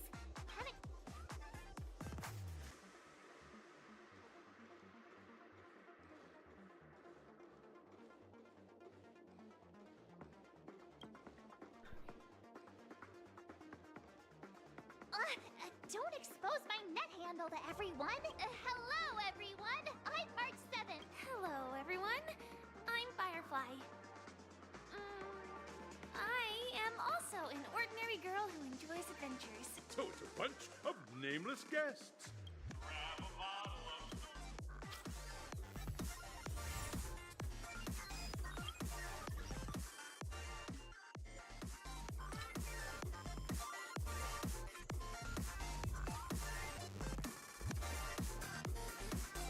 This is sick.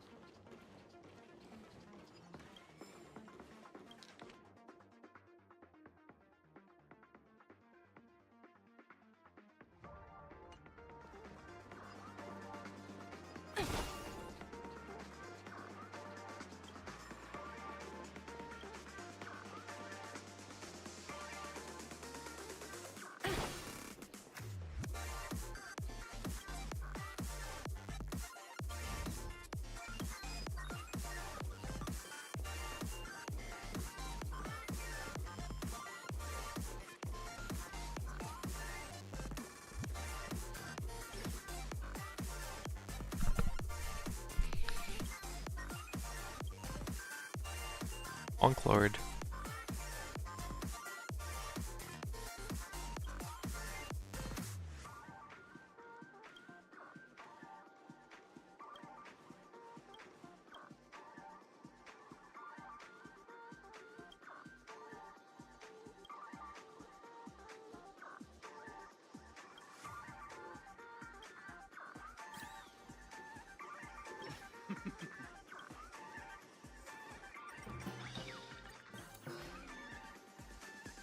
Eep eep.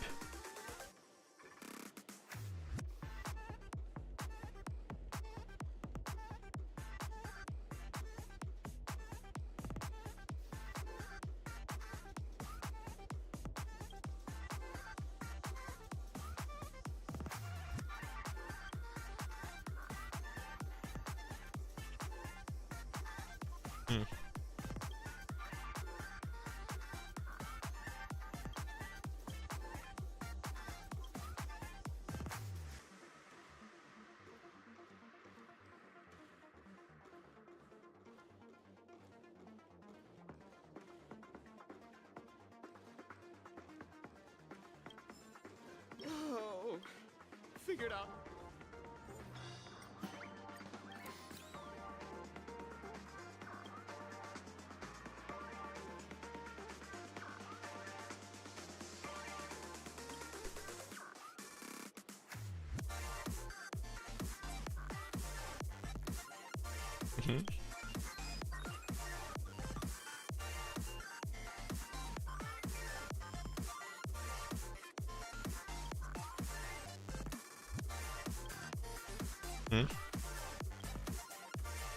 Figured out who I am?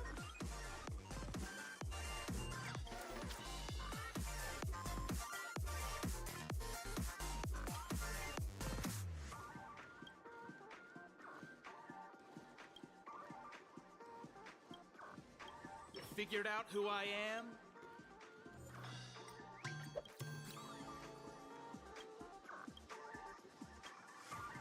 This place is buzzing. That's right.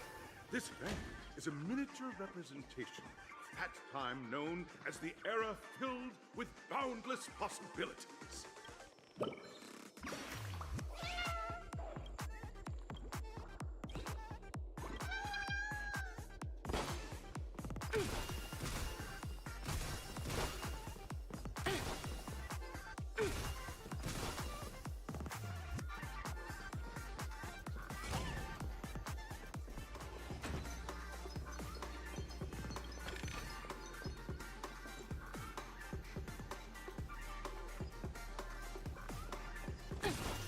I really like the music here. Might have to turn it down for the boss fight. Nameless, your arrival reminds me of the grand occasion when Penacony was first established. I was still a young, bright-eyed lad back then, lured here by the watchmaker's ads, full of zeal and ready to make my first fortune in life. This guy sounds like the same voice actor from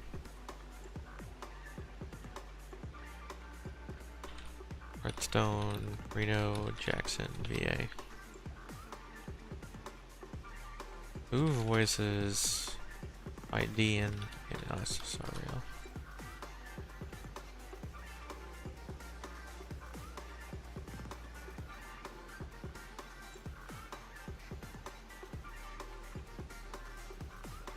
Wait. I spelled it right? I did. 1 year ago.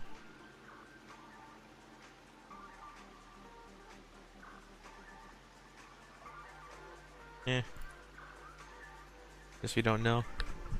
Once, during a particularly grueling day, I passed out and was resuscitated by a drink from Mr. Sousa. That sweet taste has since been etched in my mind. The dream-chasing era was truly a wondrous time. I wholeheartedly hope you make it to the finish.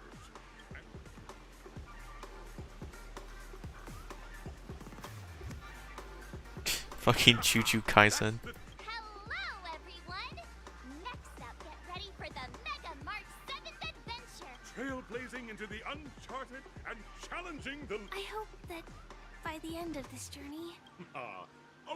Safety first. Waiting for you are 3 stages, each connected to that era. The first 2 stages offer 2 distinct paths, and in the last stage, those are the rules. Everyone, as the Charmony Festival is drawing closer, March and I haven't known Miss Firefly for too long. Fine by me. All right. I don't.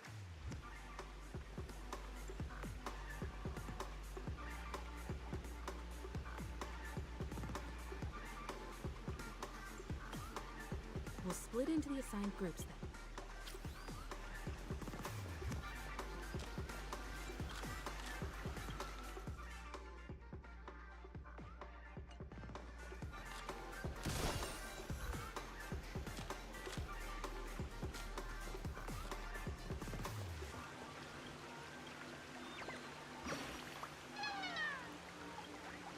Imploding bird.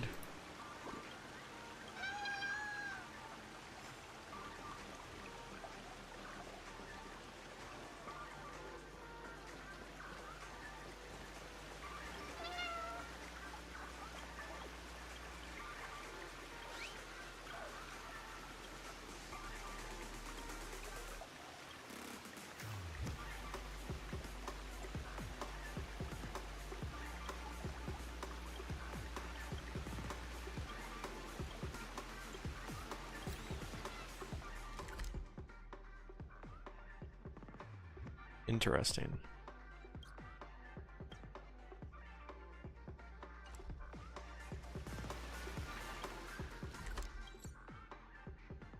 I want my Gallagher light cone.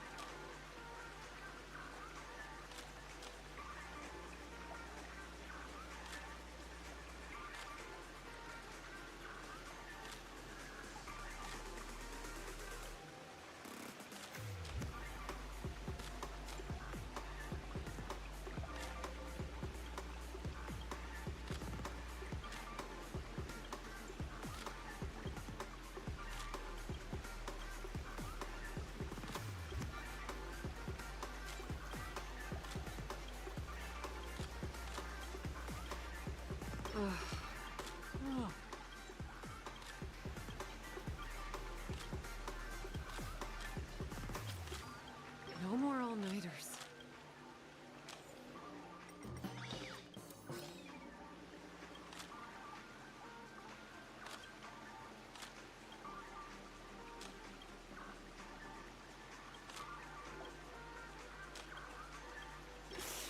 No more all-nighters.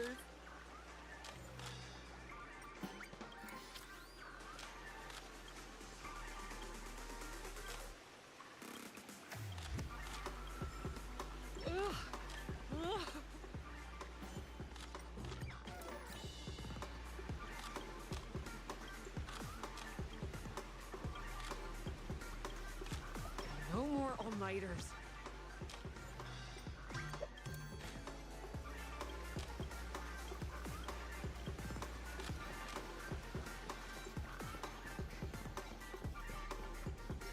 Welcome to the first stage of Soul Glad Enterprises' 33rd Scorched Sand Festival of the 20th season. In the School of Acting Challenge, you have to complete 3 performances from 3 scripts and move the panel judges. In the School of Action Challenge, you have to defeat 3 groups of... Now? Acting sounds like it's more fun.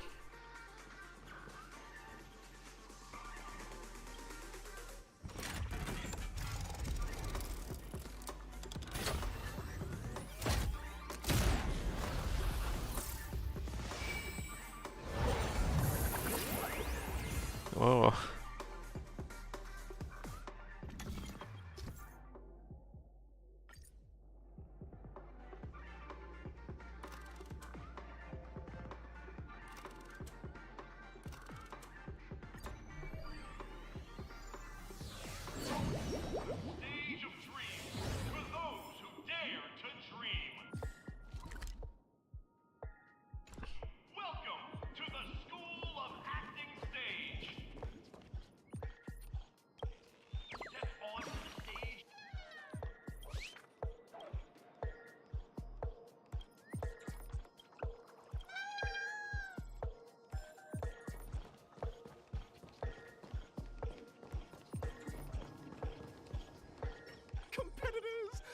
allow me to introduce the rules of this challenge to you.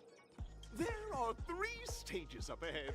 On each, you will find an outline of a script. Your task is to bring those moments to life. Also, a bit of trivia. The record score for this stage is held by a participant with fiery red hair. We are running out of time, so let's get this over with quickly.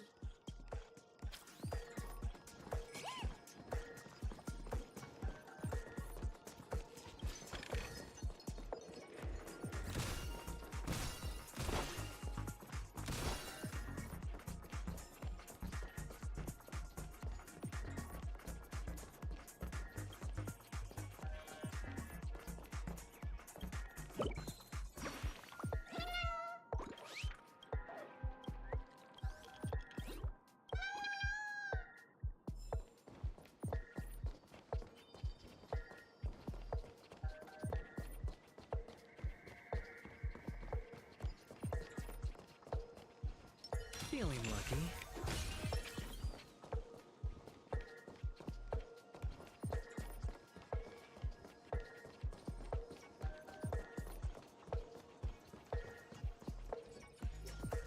Just take a look at this pair. Such star quality. You two are. Envision that you both, driven by the spirit of exploration, are arriving at the land of dreams that is Penacony for the first time. But instead of lush lands, you find yourselves amidst swirling sands and desolation. You're driving an old clunker through the wilderness of the dreamscape. An old clunker. Braving the cold wind, choking on the dust. And suddenly, a fierce memory zone meme blocks your path. Now, Mr. Greyhair, what line would you deliver to express your disappointment in Penacony?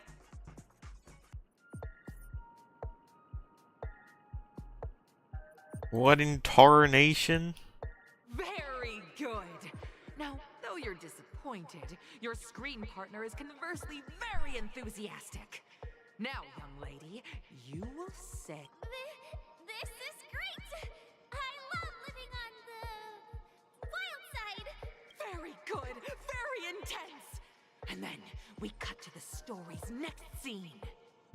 You find a job mending the rails, but the days are long and your endurance can't keep up, and you finally collapse in the endless expanse of desert. Suddenly, sweet rain falls from the sky, wetting your lips and rousing your spirits. Now, Mr. Greyhair, what line will best Please, please give me what in tarnation again. I would be so happy.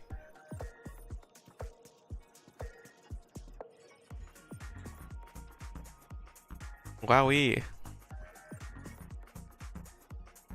But at this moment, your partner yet gazes into... Perhaps we were never meant to succeed. Fantastic! Both of you have an incredibly solid foundation. Up next, you'll be challenged with a body language test. I hope these tests won't take too long.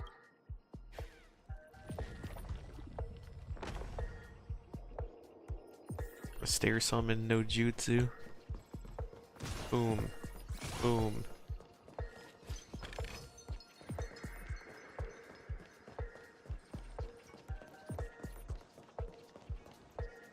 Here, you two are required to skillfully utilize body language to portray the story context I've laid out for you, picking up from where we left off.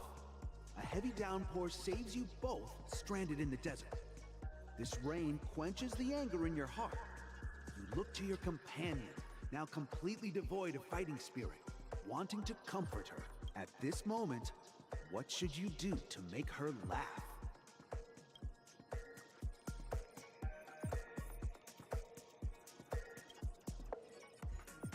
The test now is about body language.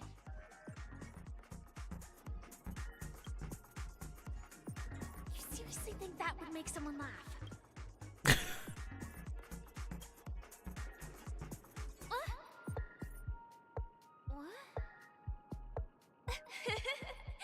Right answer. Your companion sees you rolling about in the sand and thinks about the arduous obstacles along this journey. She can't help but let loose a laugh, rekindling hope in her heart. And so this girl... I'm gonna get back on my feet and keep moving forward. A tug at the heartstrings! The story continues to develop. The heavy rain leads you both to sense a business opportunity. So you start business venturing into opportunity. the umbrella industry. But just as the business begins to pick up, competitors start flooding the market with low-priced goods. You have no choice. The goods you stockpiled at high prices have to be sold at a loss. This is a pretty self-destructive move, which drives your business to the brink of bankruptcy. At this moment, what would you, who refuses to admit defeat, decide to do? Marketing strategy.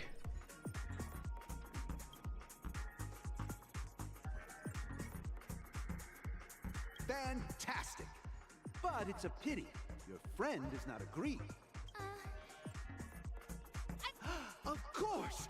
Absolutely! However, the true test is yet to come.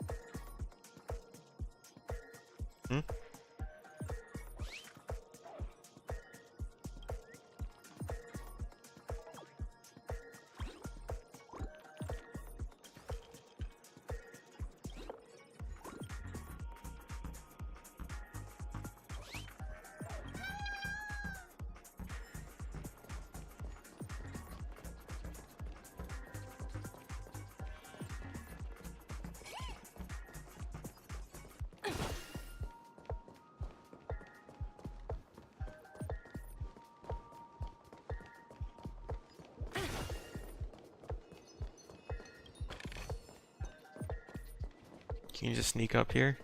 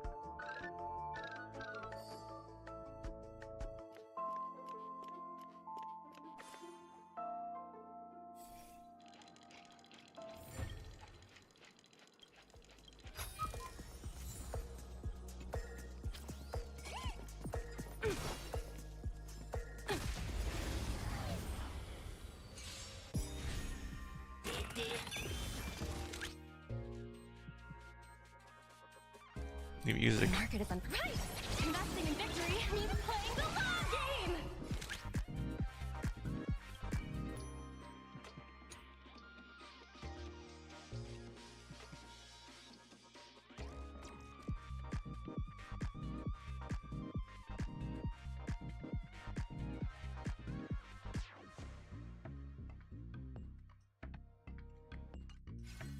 Rivetress.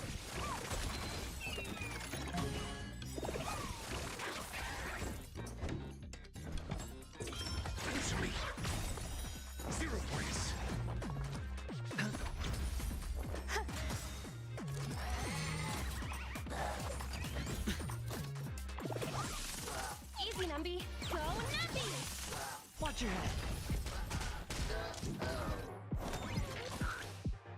Every petal in life, all will be swept away by the wind.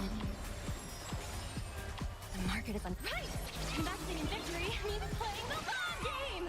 SAS Percipi. Knowledge, the measure of truth and falsehood. Confiscated! Free.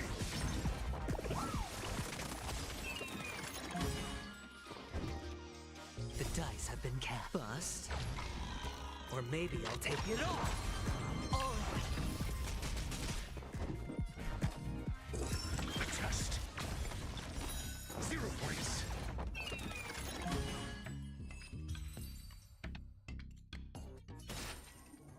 Project wrapped!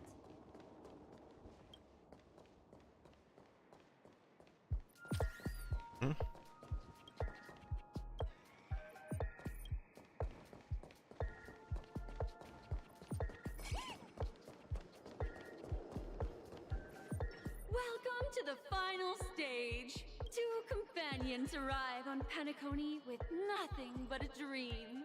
Many years later, their paths cross once more in the thriving Penacony.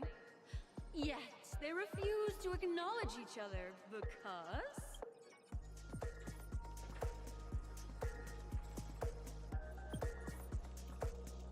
Against the backdrop of a revitalized Penacony, the joy of reunion mixes with the sorrow of past separation, the awkwardness of being strangers, and the shyness of a long-awaited encounter. Give it a shot. Try and convey this bittersweet scene to me. Is this ever going to end? I know! Why don't you try that clockwork thing you used before?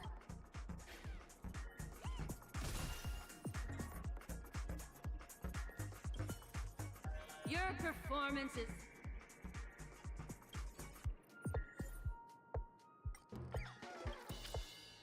Caught!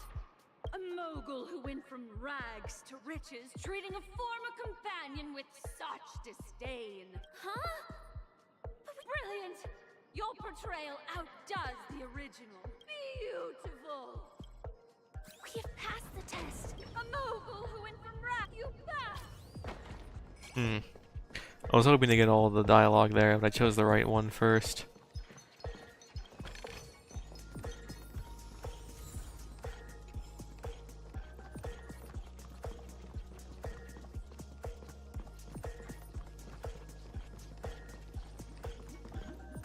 Congrats to both of you for clearing the stage. Look at the time.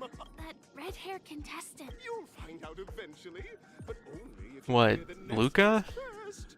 Welcome to the second stage of the 33rd Scorched Sand Festival. You have the option to choose gunfire and undergo Brother Hanu's trial, or time, where you'll fate. And now,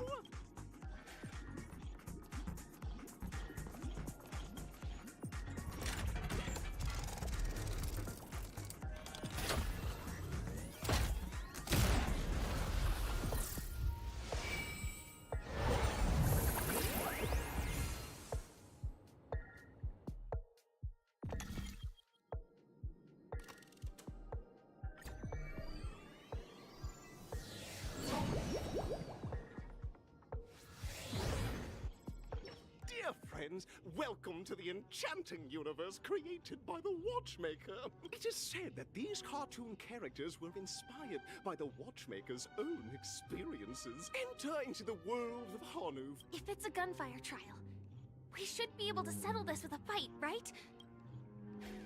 Oh wait, do I have to play the fucking Hanu game? Can I change my mind? Ugh. I thought I'd be doing something violent.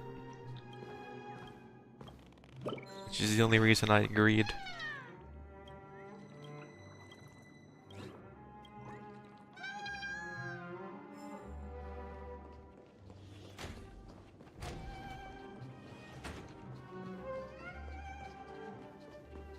Oh, it is a fucking Hanu mission. 2, 3.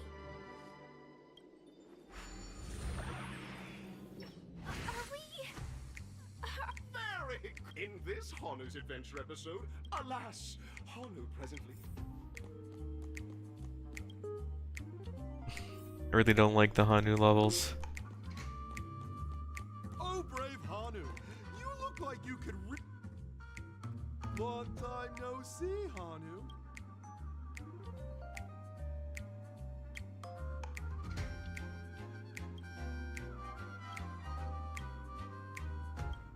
Oh my! Are you telling me that Boss Stone has rallied the villains to listen closely, Hanu? But you know what? You're now scurry along. I can't wait to see. Let's stay alert and make sure those monsters don't spot us. Look up there. If we can push that thing down, do you think that would do the trick?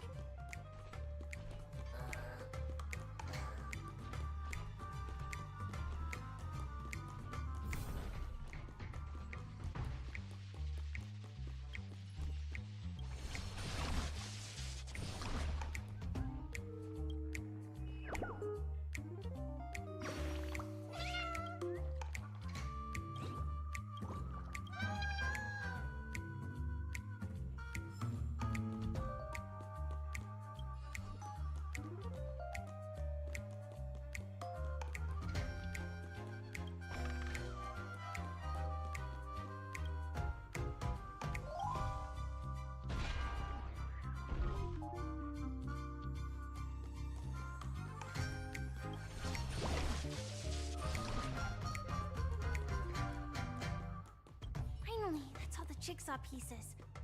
Let's hurry back.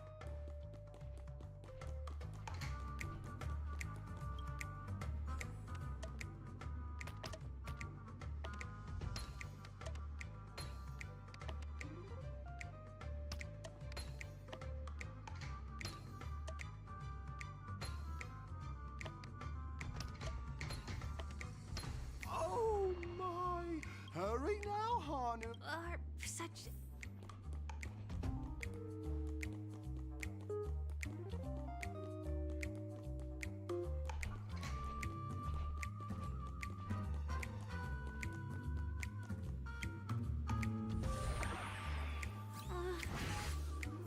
Disconnecting from that thing so suddenly has left me feeling slightly disoriented. Hmm?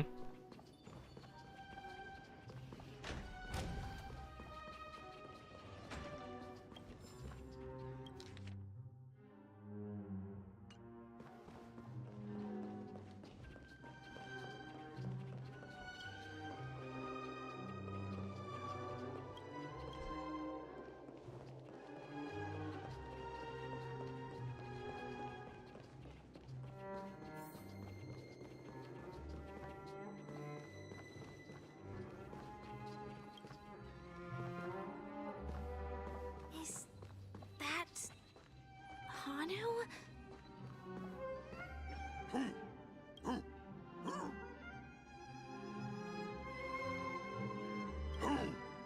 What exactly is he talking? Tick-tock! It's Clocky? In Dreamville, Clocky is everywhere and can do anything! Hanu says, battle! The enemy is at our doorstep! Touch that suspicious-looking TV right now! So they just... Sheesh.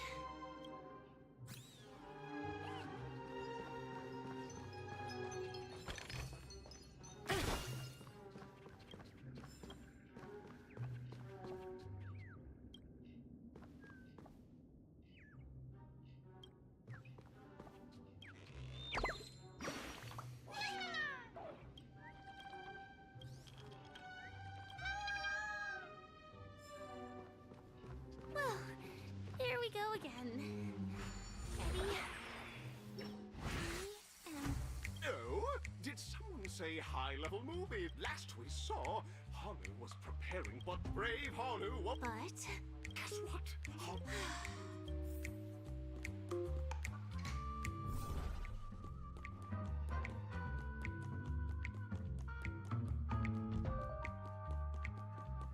the storage room. It's behind the shelves, right?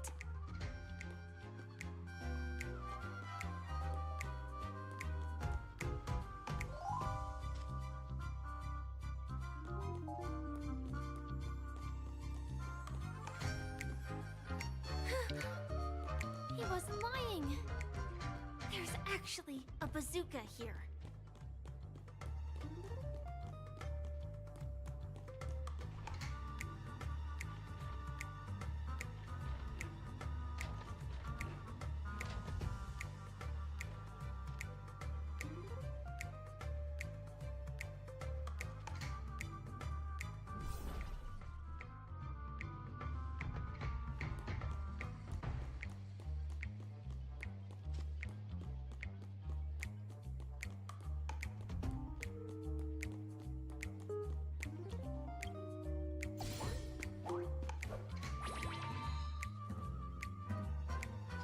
Now we should have a way of dealing with those baddies. This thing feels just like the Soaring Locust too.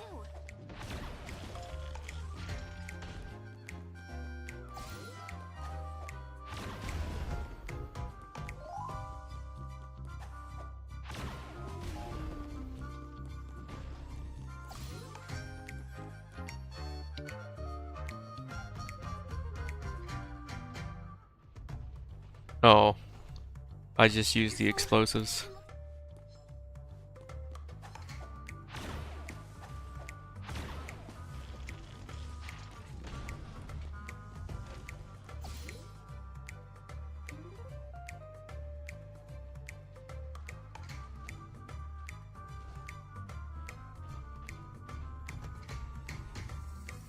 Here we go again.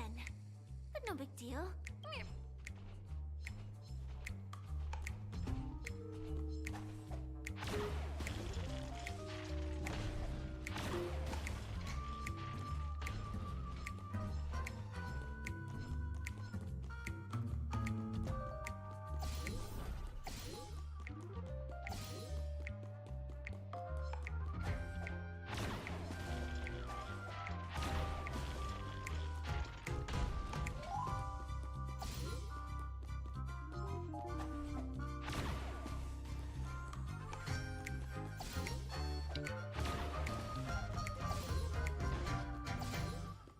That should be all of them, right? Oh my! Oh, he's on a street!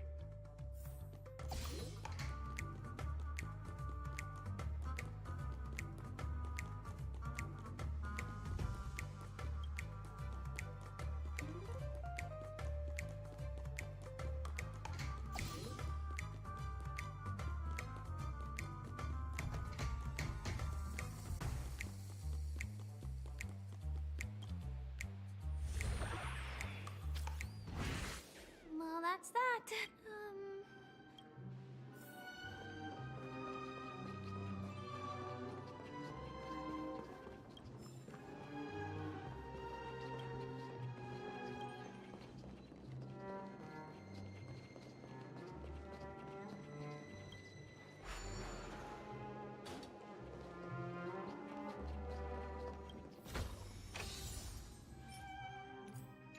Not speed, doesn't matter.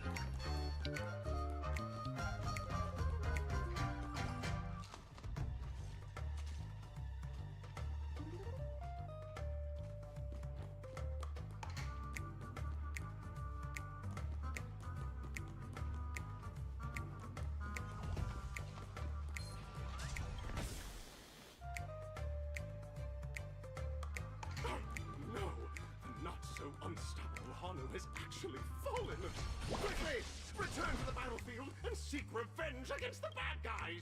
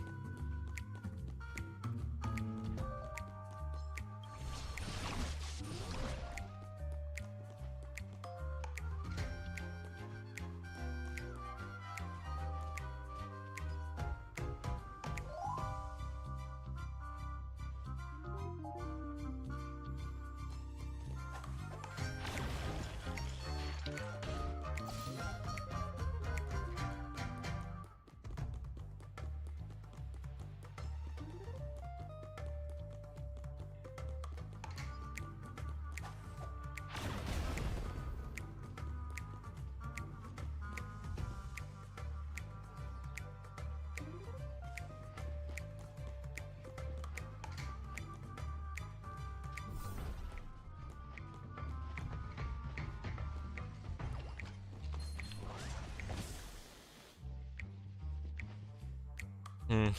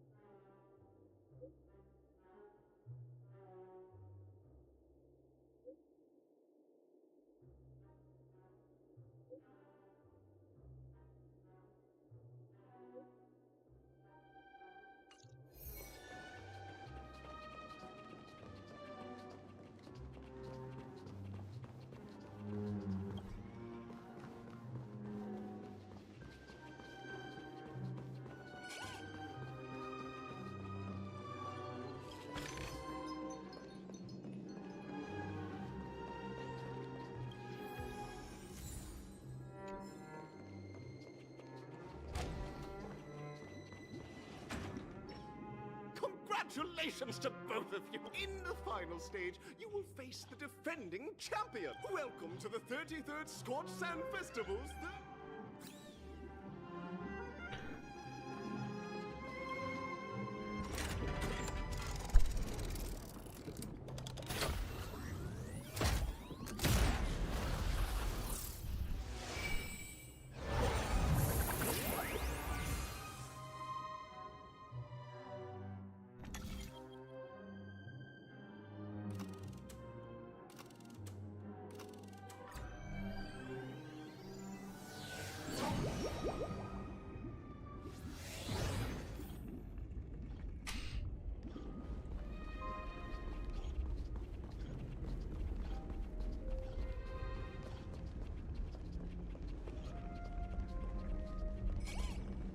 No way. I think I just saw someone. Someone Oh extraordinary. my god.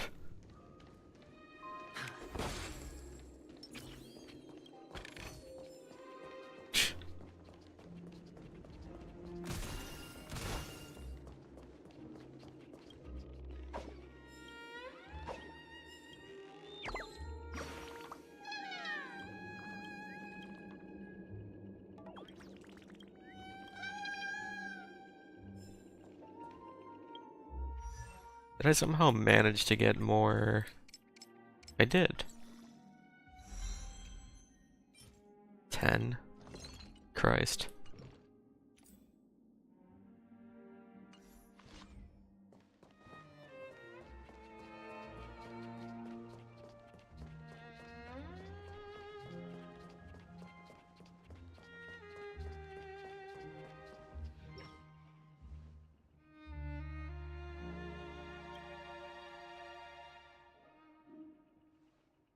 Are you a Knight of Beauty?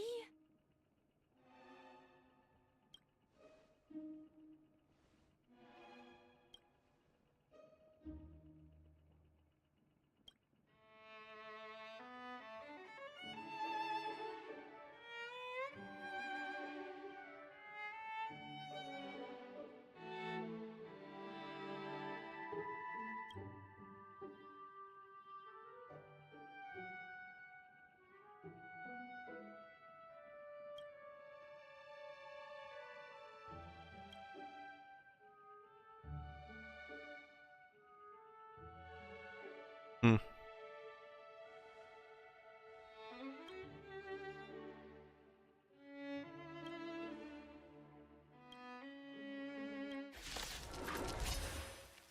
Oh god.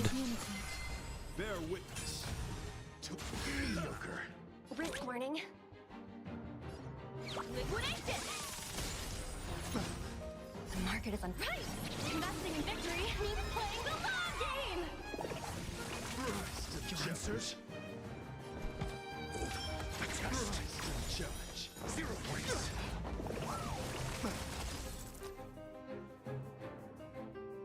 It's on me. SAS. Knowledge. The measure of truth and falsehood.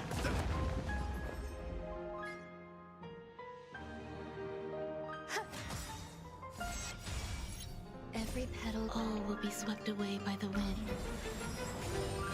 You are fighting a gentleman. Put forth all your might. No dirty trick. Watch your head. The flesh wound. 0 points. The flesh wound. Let evaluation begin. Answer me.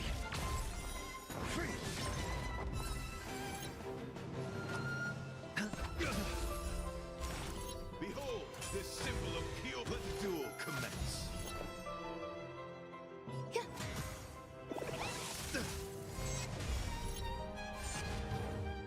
Easy, Numby. Go, Numby!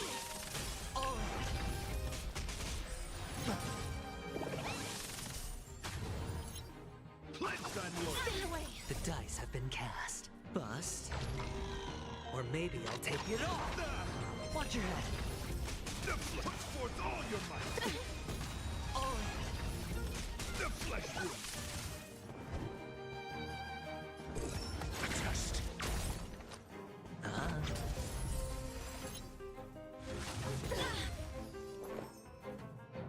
Discontinuity. Every petal all will be swept away by the wind. Let the valuation be liquidation! Watch your head. Rise to the challenge. The market is unpredictable. Right! Investing in victory means playing the long game! Put forth all your might. No dirty tricks. I'm asking questions.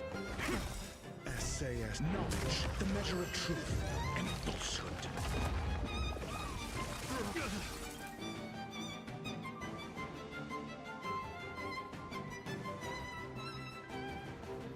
Hmm.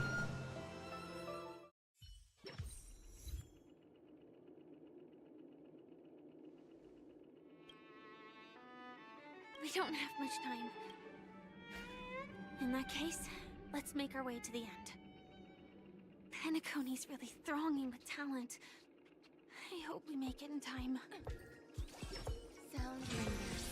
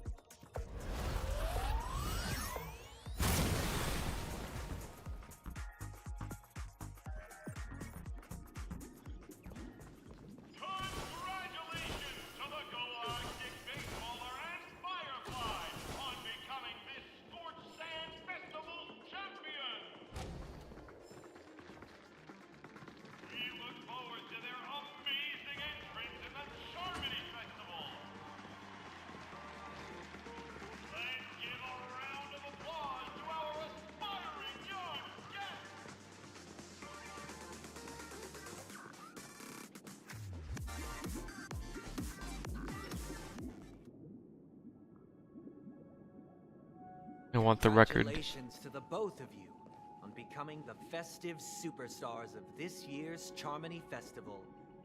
Before entering the Grand Theater, I, on behalf of the organizers, extend my sincere congratulations to you, wishing you joy under their radiance.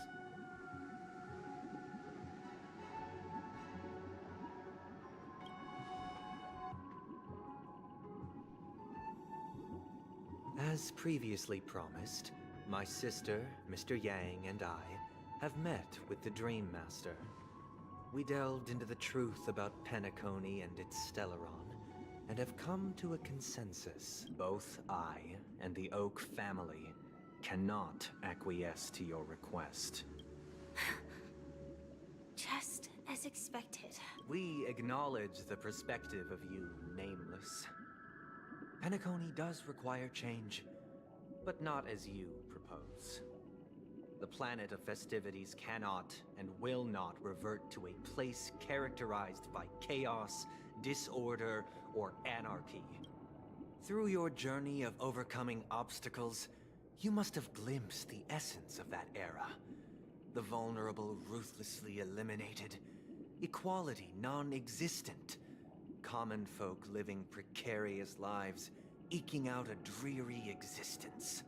Ultimately, only heroes like yourselves manage to achieve success. But I would dare ask, if you did not possess the special status of having a Stellaron, and you were but an anonymous and frail member among the masses, which Penacony would you prefer? A dystopia for the survival of the fittest? Or a sweet dream paradise for all?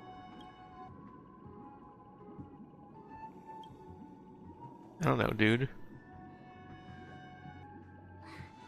That's not the point! Mr. Sunday, even if the members of the Oak family can't fully agree on what to do about the Stellaron, now's not exactly the time to be holding an extensive discourse about Penacony's past and future, is it?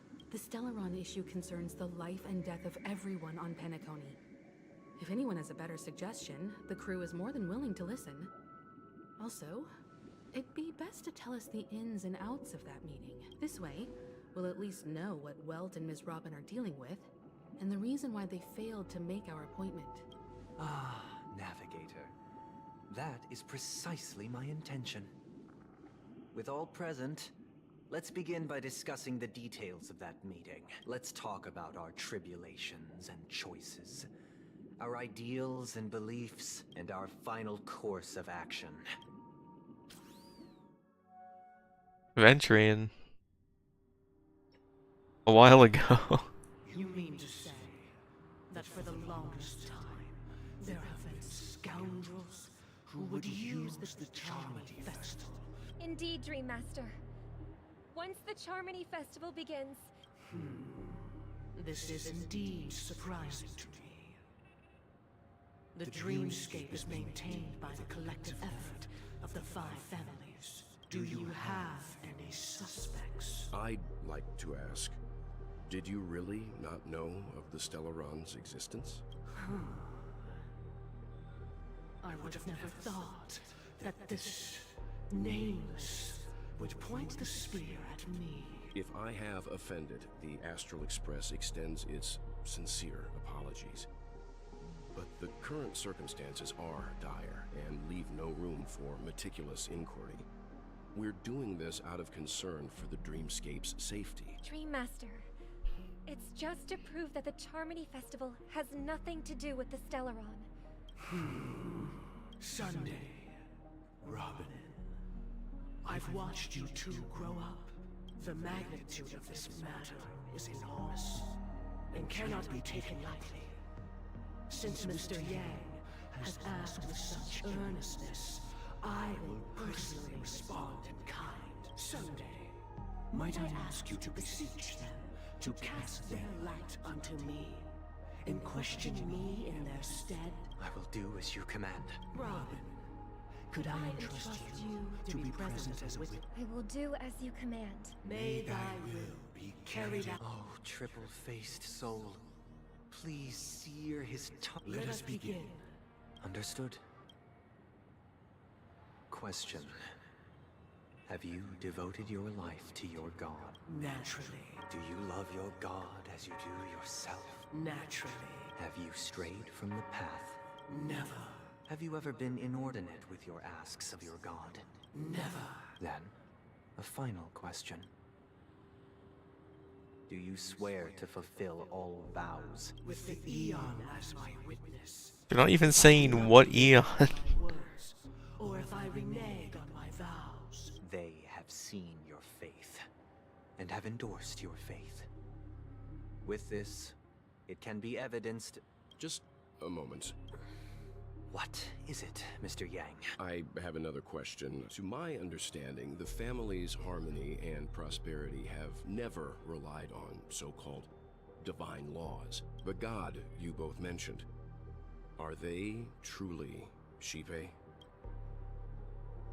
Mr. Yang should know that those belonging to the family toil together as if they were kin, embracing solidarity and unity under their light.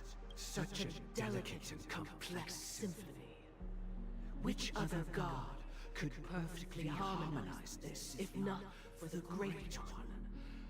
Xipe. Answer the question. Harmonize it. Therein lies the problem. It isn't an outsider lurking in the shadows who changed the harmony, but a dissonance that has surreptitiously emerged from within this very symphony itself. In the distant past, there existed an Eon. With one flick of the wrist, they crafted the laws of the cosmos. Their followers formed the Beyond the Sky Choir, spreading solemn and reverent hymns throughout the universe. Later, they fell. The route traversed by this Eon clashed with the harmony, ultimately being absorbed and fused into it. The chorus that once reverberated across worlds fell silent, and when it echoed anew, it was transformed into the hymn of harmony. Though an Eon may perish, paths with no masters still linger. In the all-forgiving harmony, echoes of bygone dissonance may subtly arise. Mr. Yang, being overly astute can be a detriment. So this is how it is. For the sake of our grand cause. What?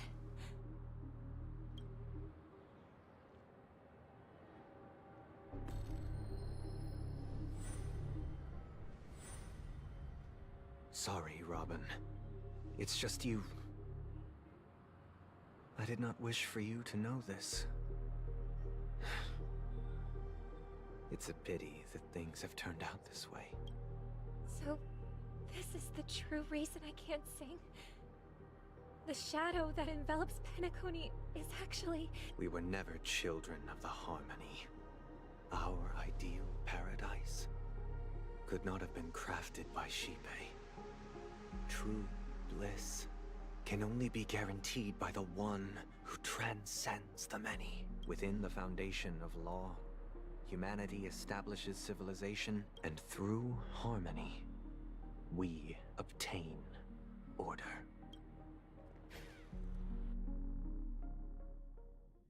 Unbelievable.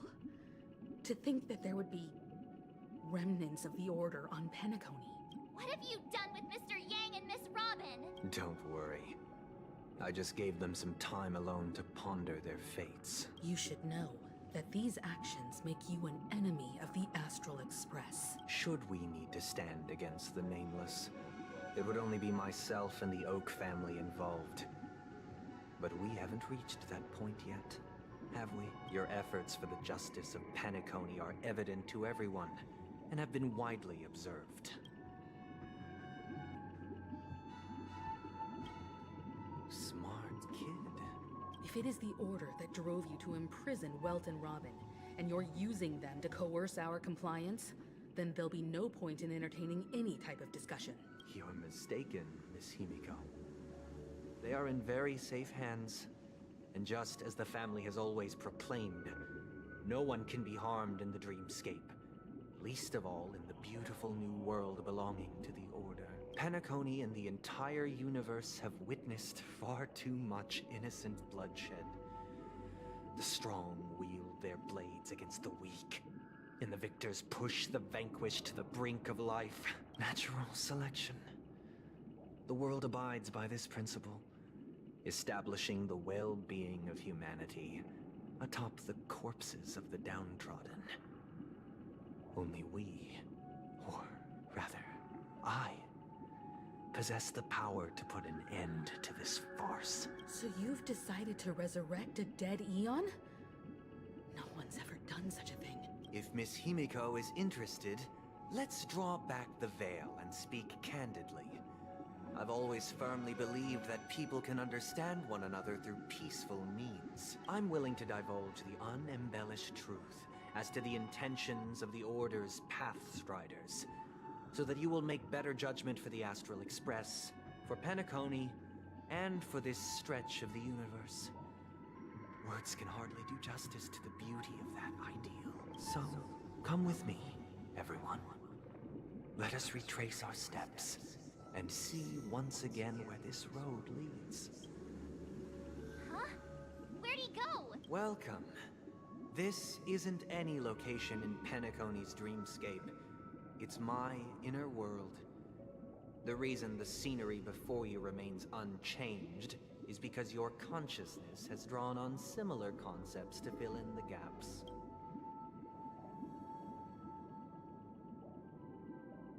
Did you do the same to Welt? It's a tuning process. Stronger in effect and more draining on the mind. The gray-haired guest has experienced it before, so he should understand what it entails. Tuning allows you to intuitively grasp my feelings, which also means that I cannot hide anything from you. Now, everyone, please look at the huge screen. From this point on, you will witness the numerous decisions I've faced. I believe after going through similar predicaments. Let's begin. The first decision. A story about a baby bird. This story happened when Robin and I were very young. We were victims of the Stellaron disaster, and the family's Mr. Gopher Wood, who would later become the Dream Master of Penacony, saw that we siblings had no one to turn to and took us in. later on. Robin and I lived a time with nary a care in the world. One day, after dinner, that baby bird was tiny. It didn't even have all of its feathers. We decided to build a nest for it right there and then. It was clear that if we left the fledgling in the yard, it stood no chance of... We decided that when it regained its strength enough to spread its wings, its destiny was determined by our momentary whim. Now, I pass the power of choice to you all. Stick to the original plan, and build a nest with soft net where the Charmony dove fell. Or build a cage for it, and feed it, giving it the utmost care from within the warmth of a home. I eagerly await your answer.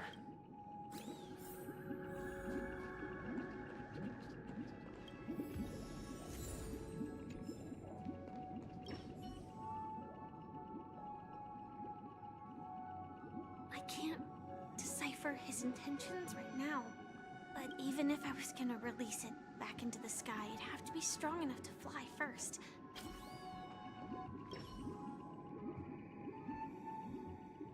It looks like he really has no intention of imprisoning us. Back to the question. I would personally choose to build the little Charmony dove a cage. No special reason. I do think that a fledgling should have the right to fly into...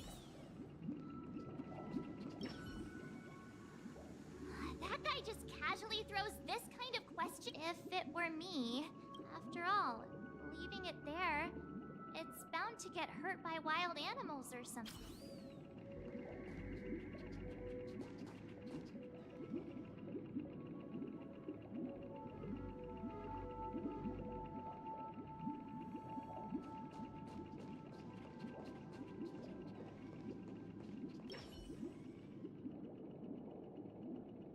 I can't decipher his... Even if I was gonna release it back into the sky, it'd have to be strong enough to fly first.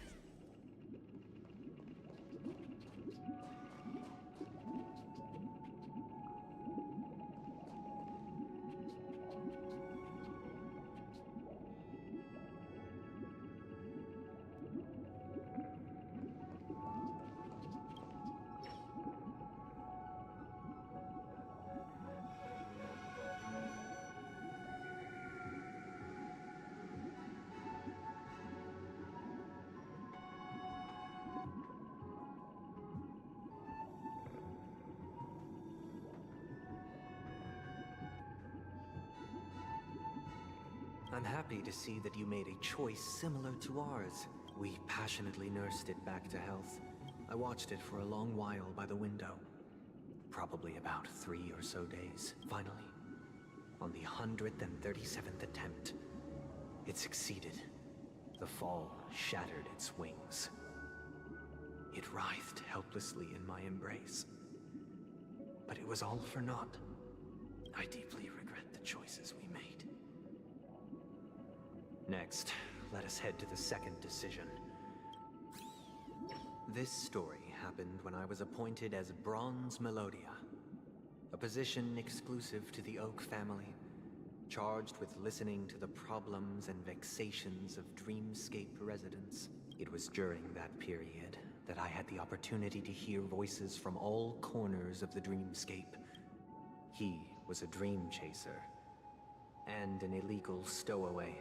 He told me I sold everything I could at home. He had a plan in place. He would buy back his children once he had made his fortune, and enjoy Penacony's beautiful dream with them. Alas, his plan to smuggle himself was somewhat clumsy. After hearing the Dream Chaser's story, I immediately appealed to the Bloodhound family to cease their pursuit. That way, at least he could live peacefully. I'll tell you the outcome soon. Will you do as I did, and try to convince the Bloodhound family to stop their pursuit, so that the Dream Chaser may live peacefully and realize his wishes? Or will you remain silent, leaving him to languish while the hounds are hot on his heels, until his inevitable judgment arrives? I look forward to everyone's decisions. Who knows? Perhaps they might even alter the outcome of this tragedy.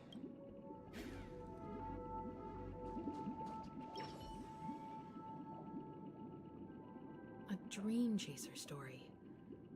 If I acted out of kindness, but what cruel repercussion would this choice result in?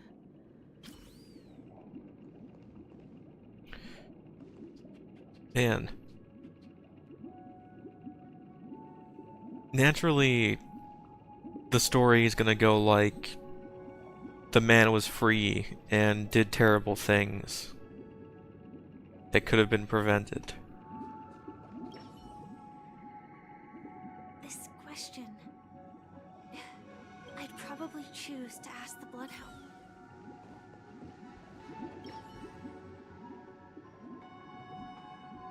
It seems illegal stowaways are really quite common on Penacony. He sold his kids to chase a dream. Even if he intended to go back for them, it's still insanely irresponsible. With that thought, there's only one choice.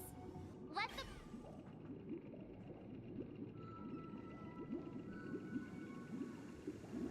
But for the kids to have any chance.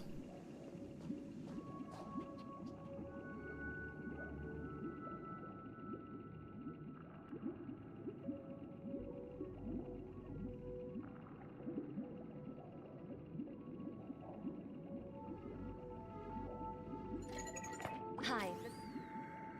They just... It would just stay slaves forever.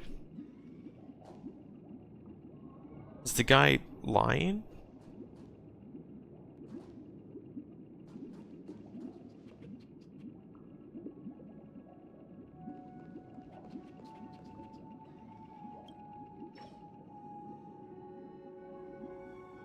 I'm honored to witness you arriving at the same decision.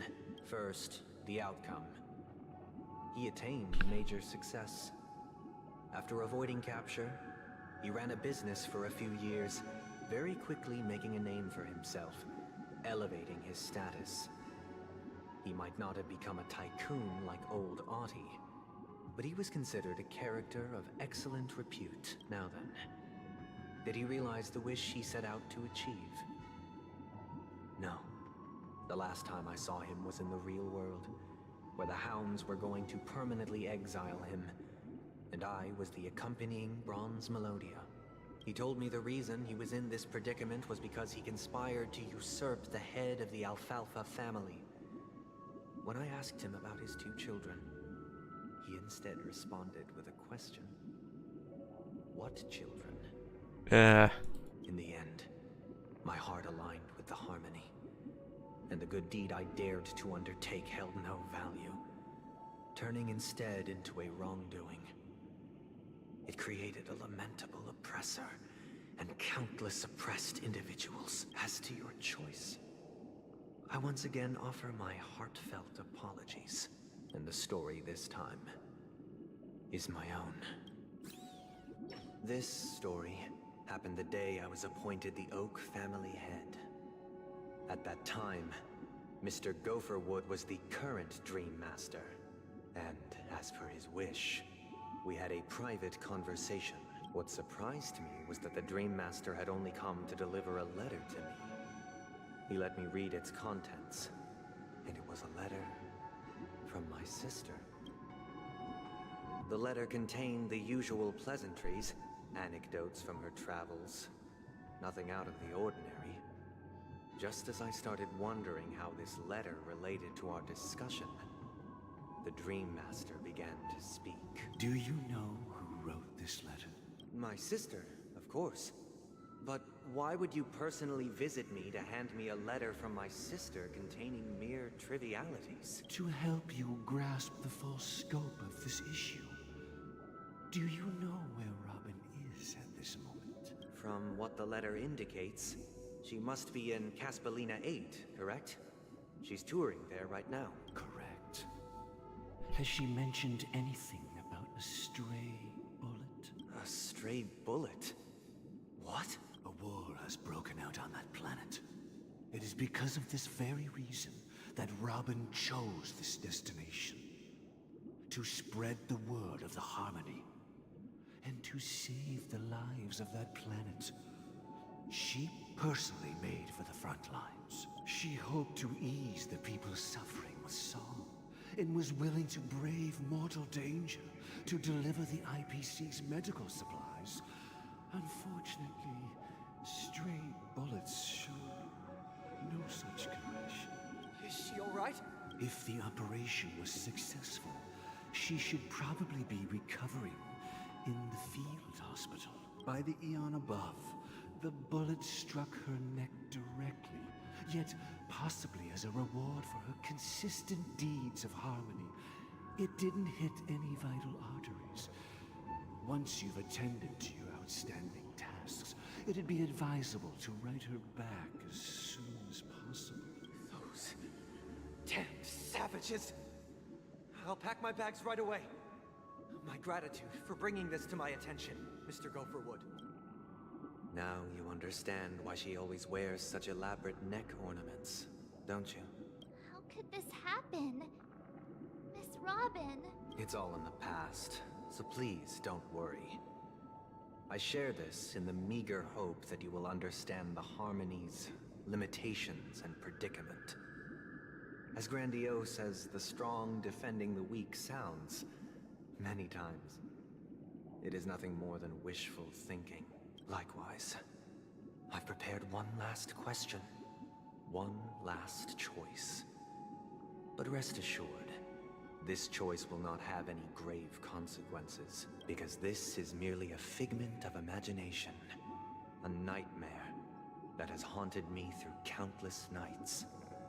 If you ever had the opportunity to make a choice like I did, would you still support Robin's journey on the path of harmony?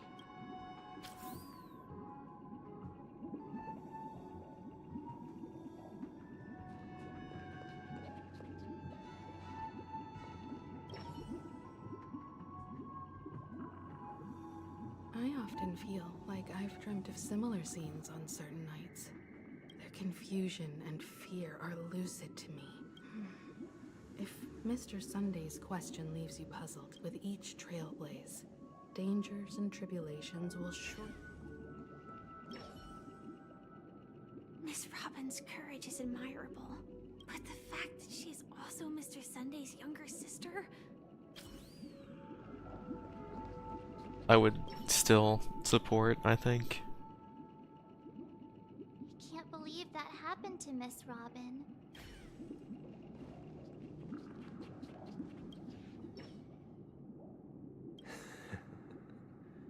I see. I am now aware of everyone's stances. Raising these questions merely serves to illustrate one point. The plight of Penacony cannot be salvaged by the Harmony. The true foundation for a sweet dream paradise can only be established through the Order, where the strong govern the weak.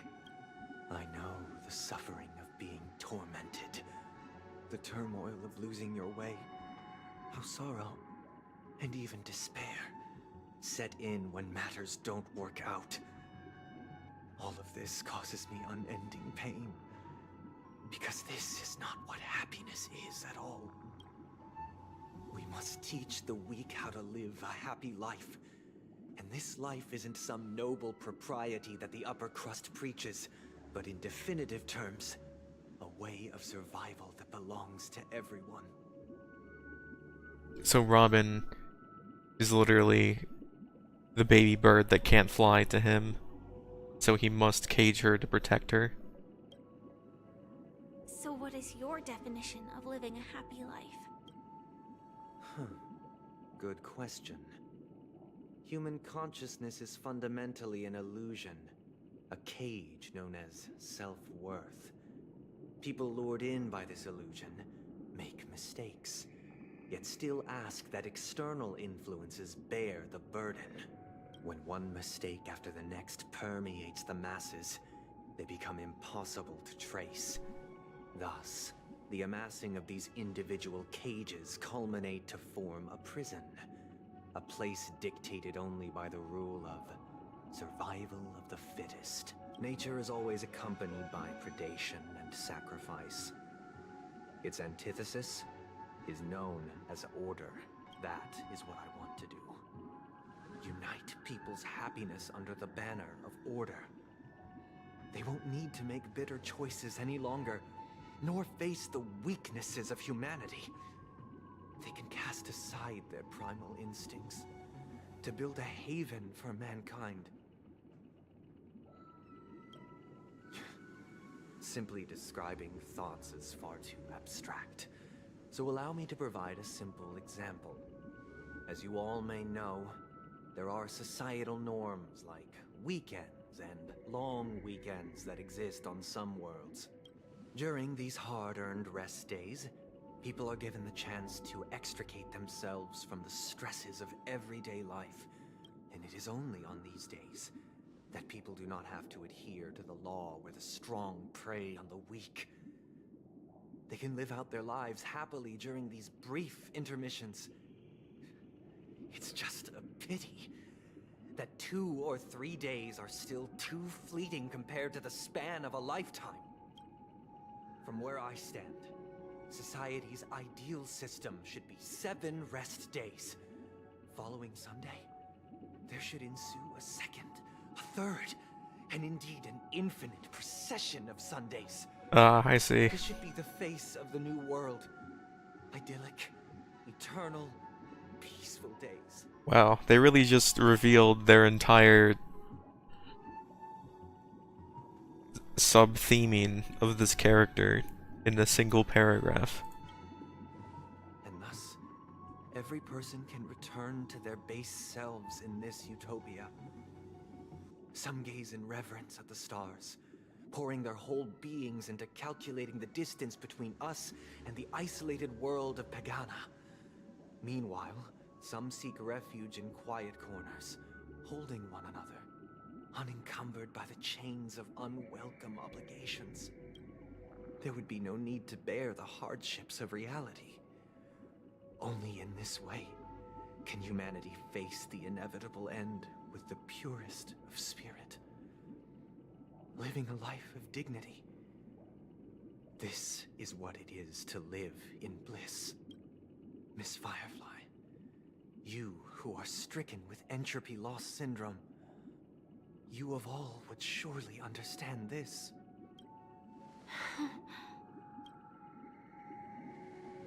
It sounds like a flawless theory. But what is the price to attain all this? The cost is minute, merely a personal and eternal sacrifice.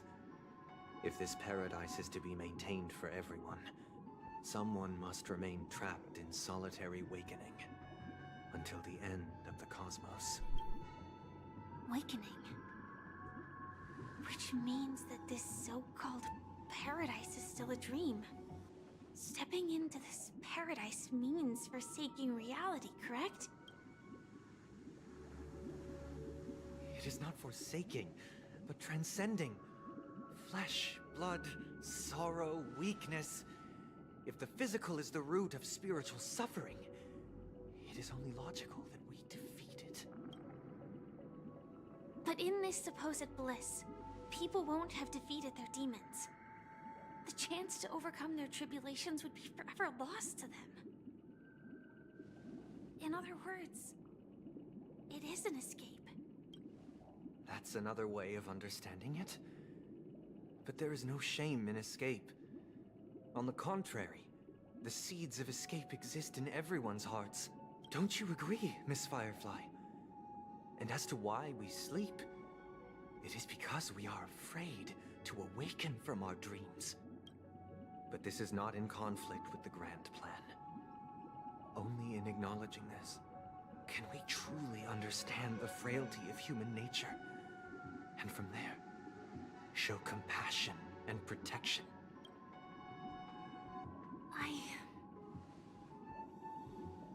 I admit that you are a born leader. Your perspective on humanity brims with pessimism. Yet you express compassion for all, even when your heart pities them. But unlike you, I live for the self. From my perspective, individuals making choices for themselves is their birthright. The want to escape may be innate in the weak. But whether they are weak or not, it is not up to another to decide. Perhaps in your mind, you also view me as weak? Because I don't think so. Since Miss Firefly has said her piece, the Astral Express will also naturally give you our answer. We'll leave it to you, just as Mr. McHale instructed before.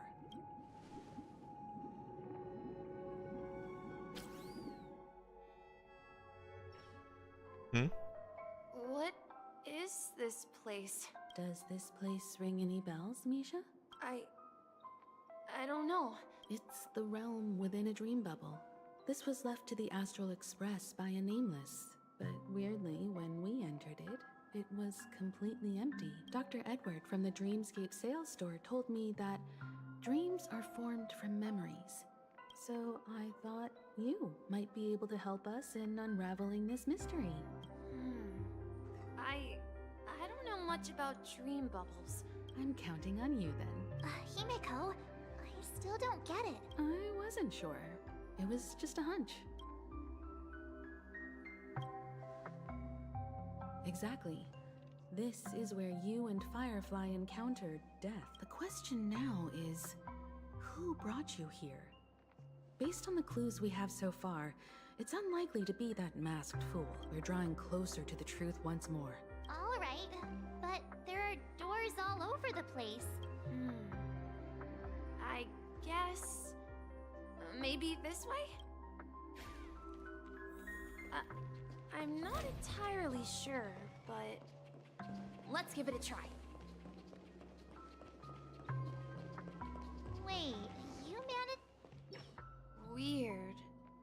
This place is quite different from the hotel. If I remember correctly, there should be a fireplace down that hallway, and the room on the other side was the toy room. Hold on. This doesn't make sense. Didn't I grow up in Dreamflux Reef? So, what is this place? This could be a case of amnesia. Don't worry, Misha. It's since this place seems familiar to you. Yeah, then let's check out the rooms I just mentioned.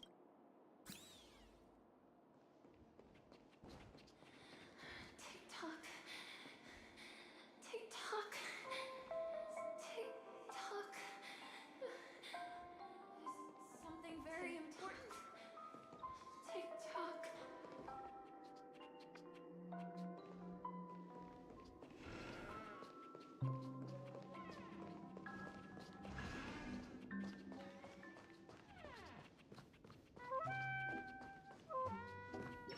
I heard some noises from the room.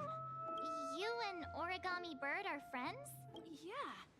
It's a member of the Compass crew, just like Clocky and Miss Mirror. And there's more than just one Origami Bird. They follow Miss Mirror's orders and handle all sorts of jobs on the ship. They're the best sailors.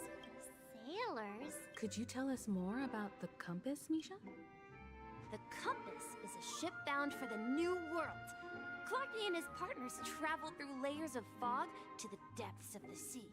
Whenever there is danger, Clocky will use a compass and guide the ship in the right direction. That's a great story. But in the Penacony cartoon, Clocky and his partners have always lived in Dreamville. Huh? Weird. I clearly remember... Perhaps Clocky. So, where has Clocky gone? Did he leave to protect Dreamville?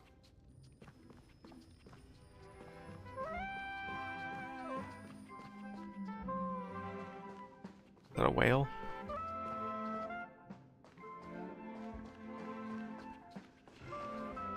This is DreamWorks Up music.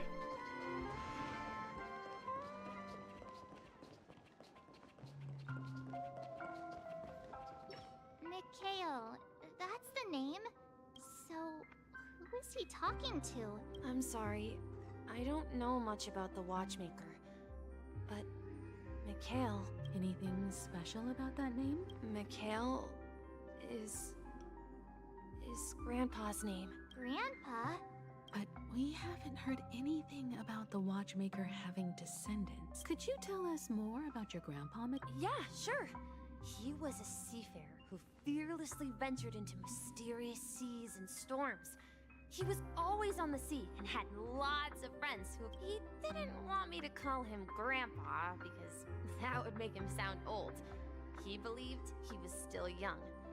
The name Mikhail was given to him by his parents, Mihaly and Elise, both renowned seafarers. Every time he came back, he'd share his logbook with me and tell me about his adventures at sea. It appears that the seafarer has nothing to do with the Watchmaker. So where is your grandpa now? He went off on a new journey. I think I hear the sound of water. You once mentioned there's a magnificent fountain up ahead.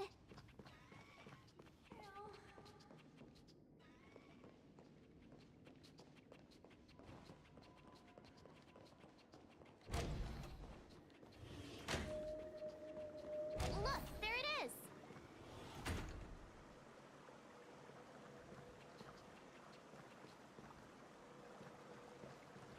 The water resembles a precious jewel. Every time I gaze at the shimmering lights beneath... Have you recalled anything, Misha? Yeah. I saw these sentences in Grandpa's logbook. He used to say that he often said that those moments felt like returning to his family's side.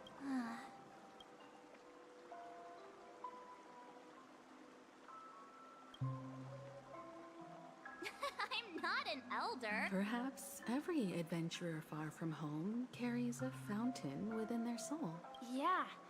While Grandpa was at home, we would stand by the fountain and place the compass, a toy boat that I made, into the pool. Back then, I would ask him when I could go on adventures like him. It seems this Mikhail is truly a seafarer. Yeah. Based on Misha's recollection. But this raises more questions. Could this be some... I'm sorry. I don't know, but my memories keep pouring out uncontrollably.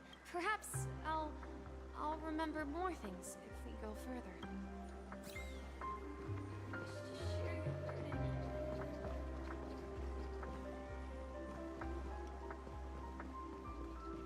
We're going to the opposite side, right? No, we should turn left here.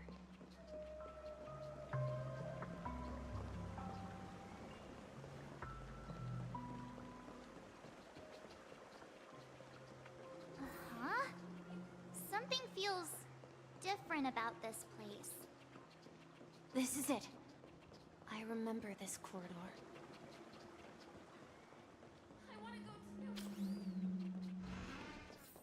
Up ahead is Grandpa's study. It was in that room that I saw him the last time. We've lost our way out of the fog so many times. Across the ocean is our destination.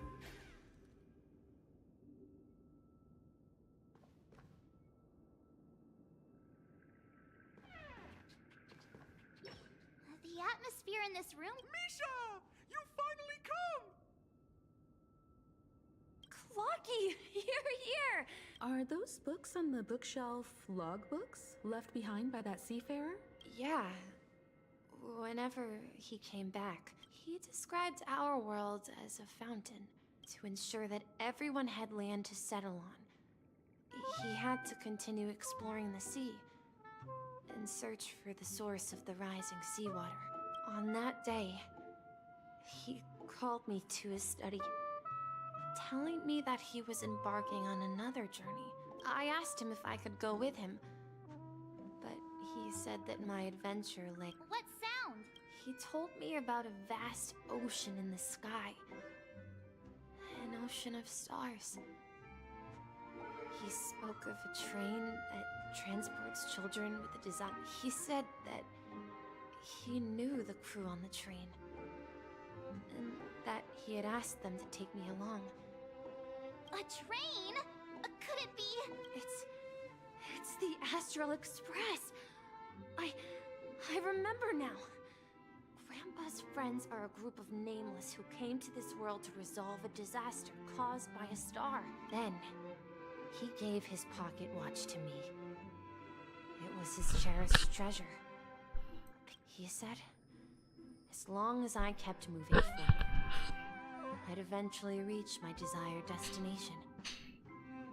And then, it was as if I heard the distant sound of a train whistle.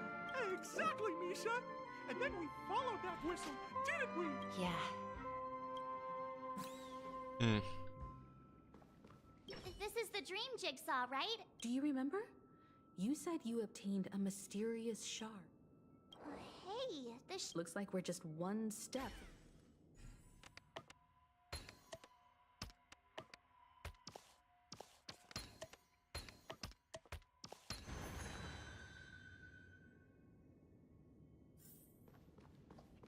Oh, those hand things are like the thing from the sea that Acheron and Freebass we're looking at.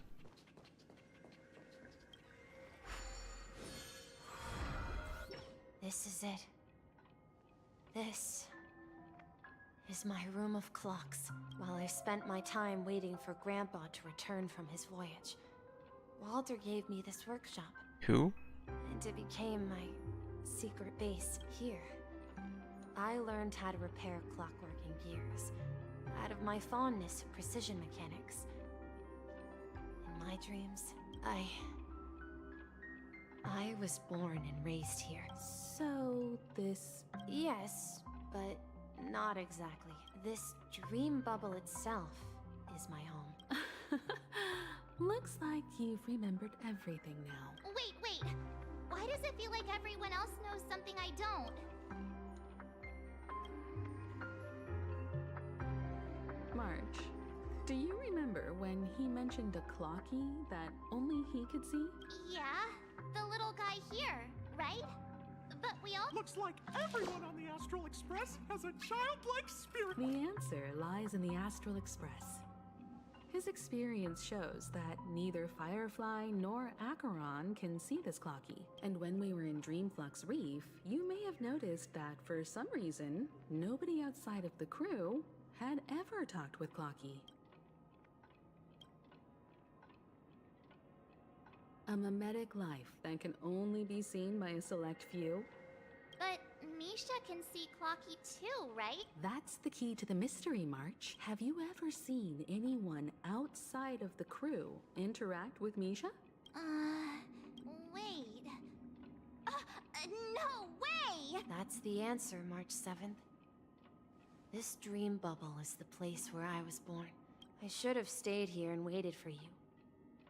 But when reality and memories merged, I unconsciously pushed open that door and left the bubble with Clocky.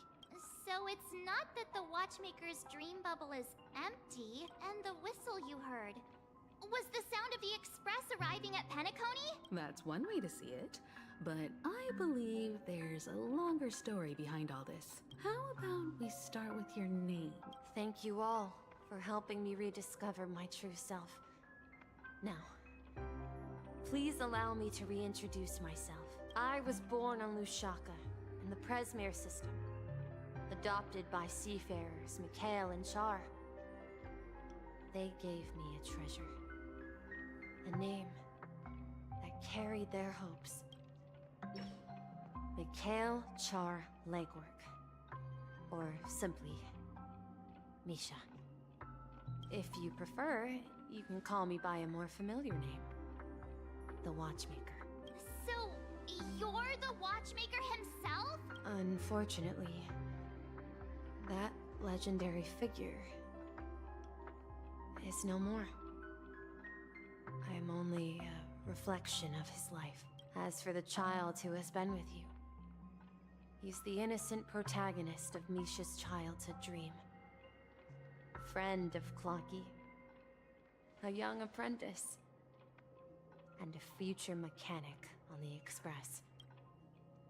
And this also marks the beginning of his journey, devoted to the Trailblaze. At the end of the journey, I left this little flame, which I so cherished, in my deepest dreams, hoping to pass it on to the nameless of future generations.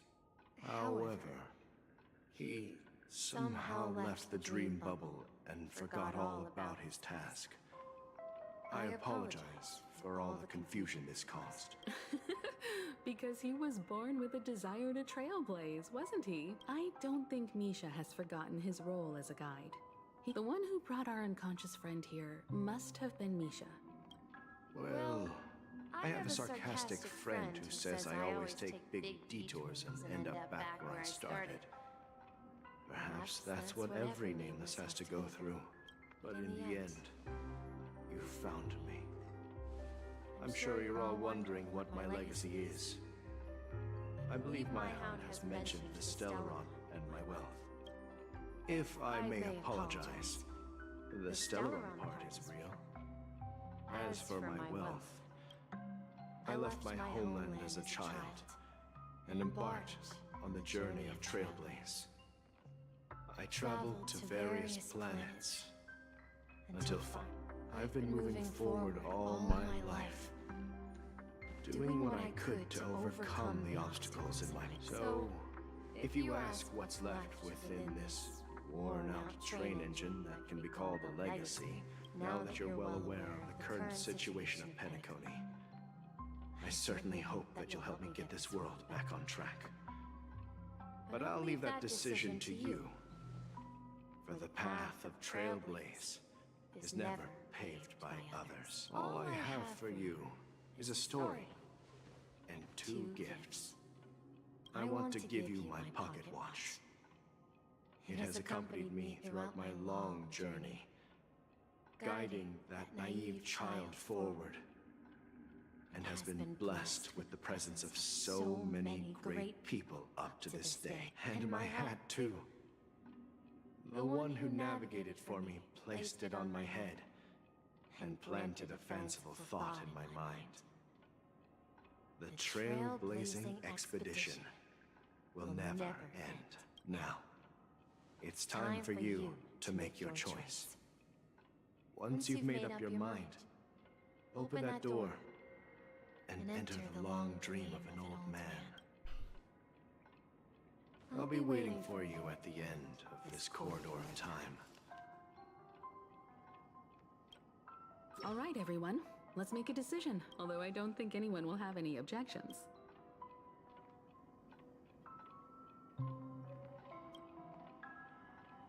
Of course. In that case, then let's proceed together to the end.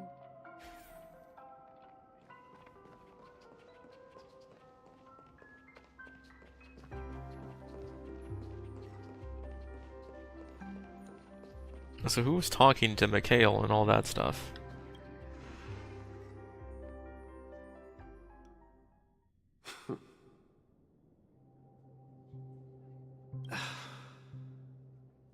Mikhail, where are you going?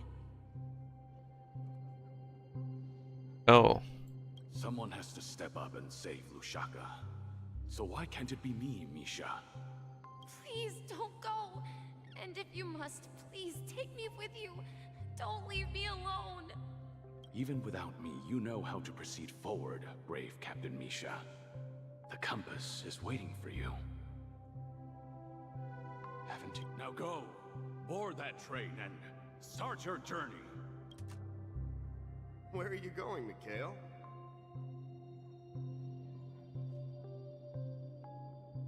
I'm going to clean the floor in the parlor car.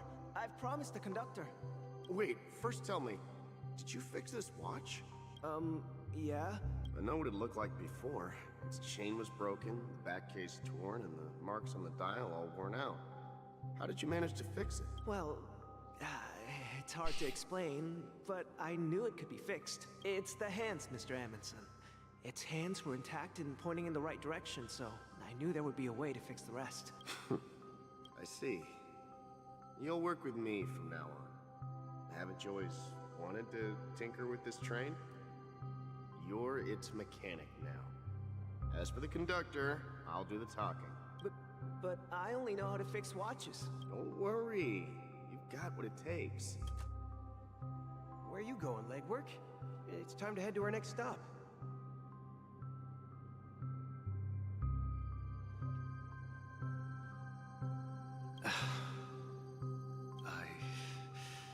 I'm staying in Astana with Rosalina and Tiernan.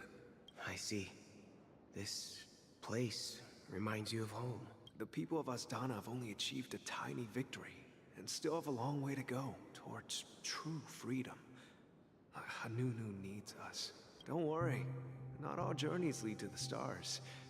Even if I leave the Express, our path of Trailblaze will continue. Yeah. I knew you wouldn't stay on the Express forever. Leave in peace, my friend. And, take this with you. This is Mr. Amundsen's hat. But why? When he departed, he said he would leave it to his best student. Well, I suppose the time has come. Farewell, legwork. Take care of Tiernan and Rosalina. And don't forget to write to us. Where are you going, Watchmaker? Don't worry, Micah. Just going on a little trip. Someone has to be at the forefront of the interstellar frontier, and I'm the only former Nameless in Penacony. So why can't it be me? Because you're all we have. Have you forgotten about Tiernan? The cosmos is way more dangerous now.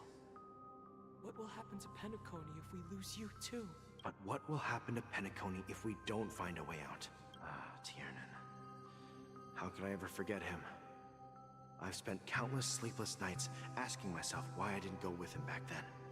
We Nameless won't stop. Don't worry, Micah. It's just a matter of getting back to my old profession. Just wait for me to come back. But if, and it's a big if I don't come back in one piece, then you'll become the next Watchmaker. Where are you going, old man?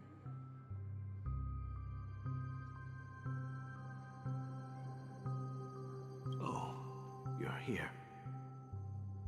Answer my question. What are you up to?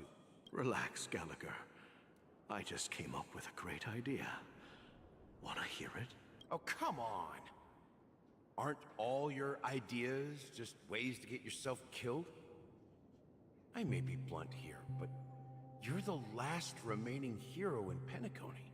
If you die too, the secret of Stellaron will go to the grave with you. Yes.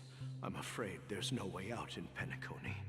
We'll organize a festival using the Watchmaker's legacy as a facade and send invitations to the entire cosmos to gather people here. So, a desperate struggle against the family? Desperate? Don't we have you here, my friend? This task is challenging, but what hasn't been challenging for us along the way? Well, whatever you do, remember, make sure to send an invitation to the Astral Express. Misha! Where are you going?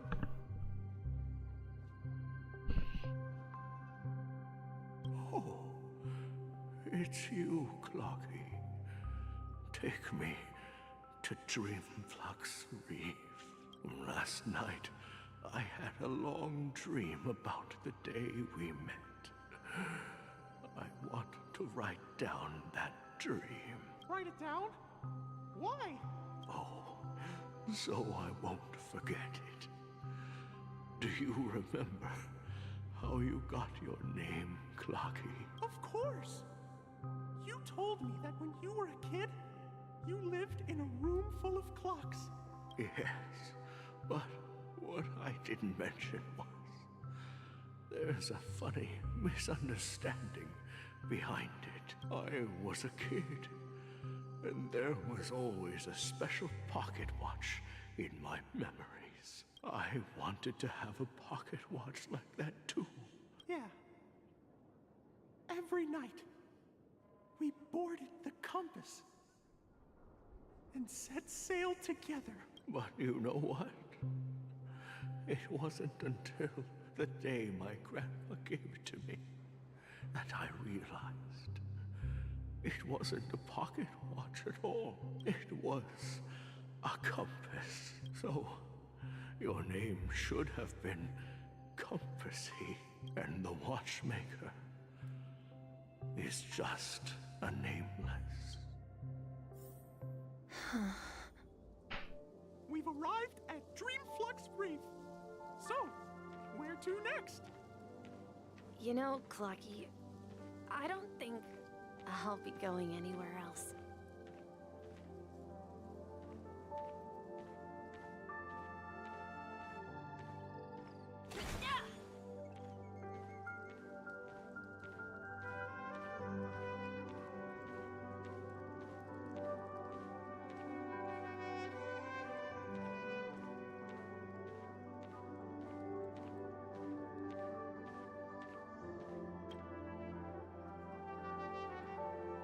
I've traveled far enough. It's time for a little break. Oh. So, we'll set out again. When you're rested? No, I'll stay here. And then, this is where it ends. This is... where it ends? What do you mean, Misha? You told me that the trailblazing expedition would never end. Yeah, that's what I said. So now, it's up to you to decide your next destination. My next destination? What's that supposed to be?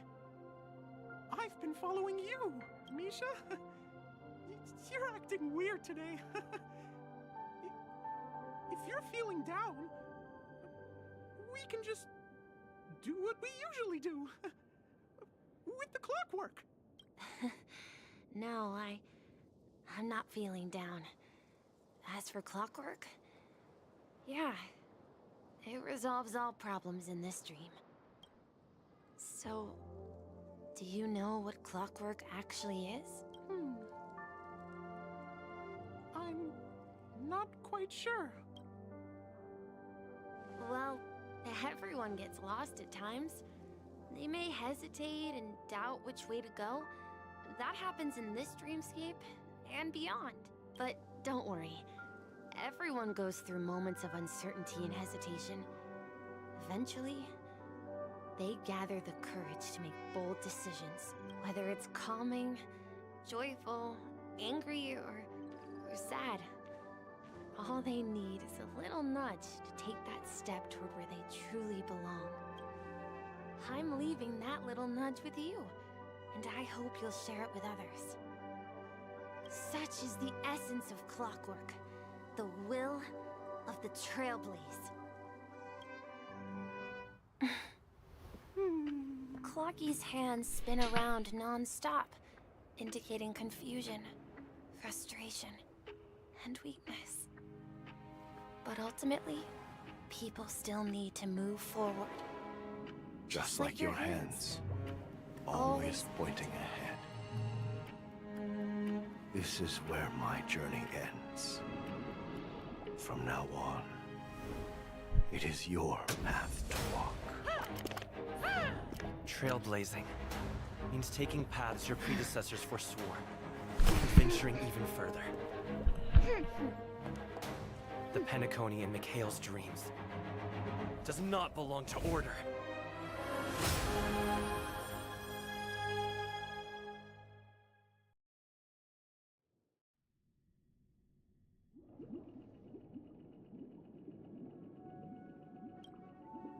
I can't believe that Eon would cast a glance at Penacony at a time like this. Is it because of the resonance from the legacy of the Trailblaze? Or perhaps the bond between you is so strong that it even impresses an Eon. Well, that might be another possibility. Perhaps they want to witness, on behalf of the fallen Eons, who will hold the future of Penacony. If that's the case, On behalf of the Dream Master of Penacony and the 107,336 members of the Oak family, I'm extending a formal invitation to all of you. I'm cordially inviting you all to the Penacony Grand Theater to participate in the upcoming Charmony Festival. And, of course, you won't be in the audience, but on center stage, since the future of the Stellaron, Penacony, and even the entire cosmos is at stake. Let's draw a conclusion there.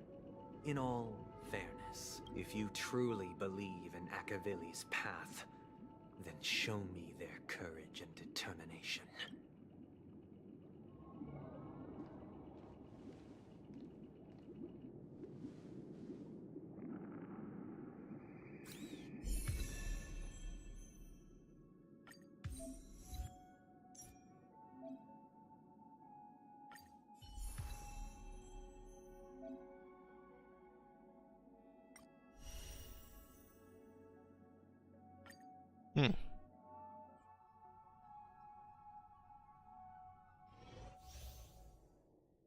Increases break effect.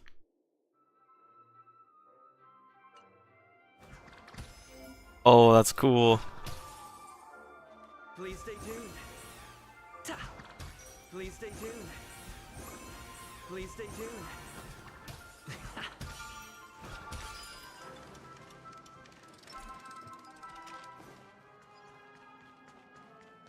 We need a strategy.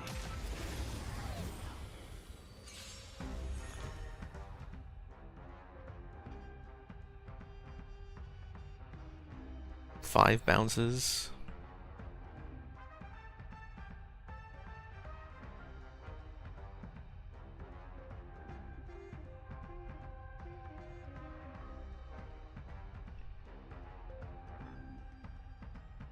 Super break damage one time.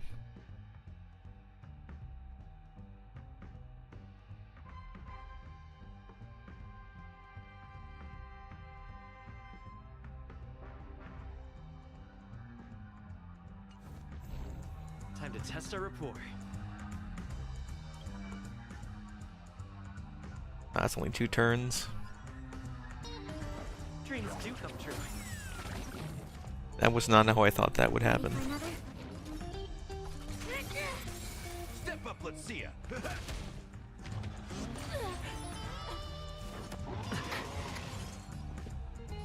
Let's improvise. Commencing The mood is support. set just right. Let the show begin!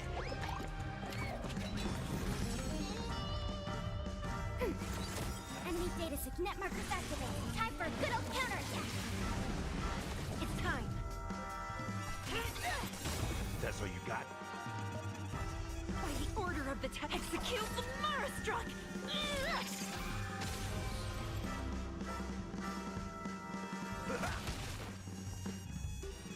Dreams do come true. Enemy targets detected. Do you admit this crime?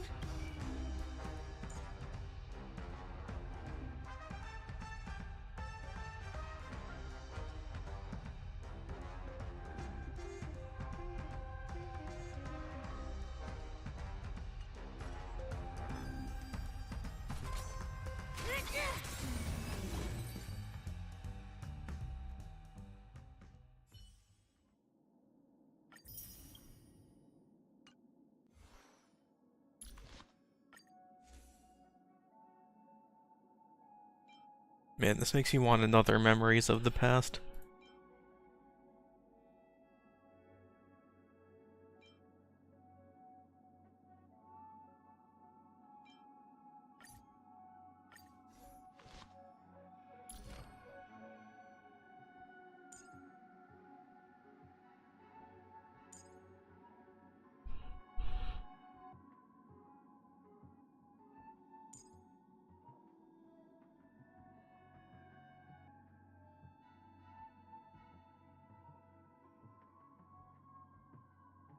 Before our paths diverge, savor the shared journey.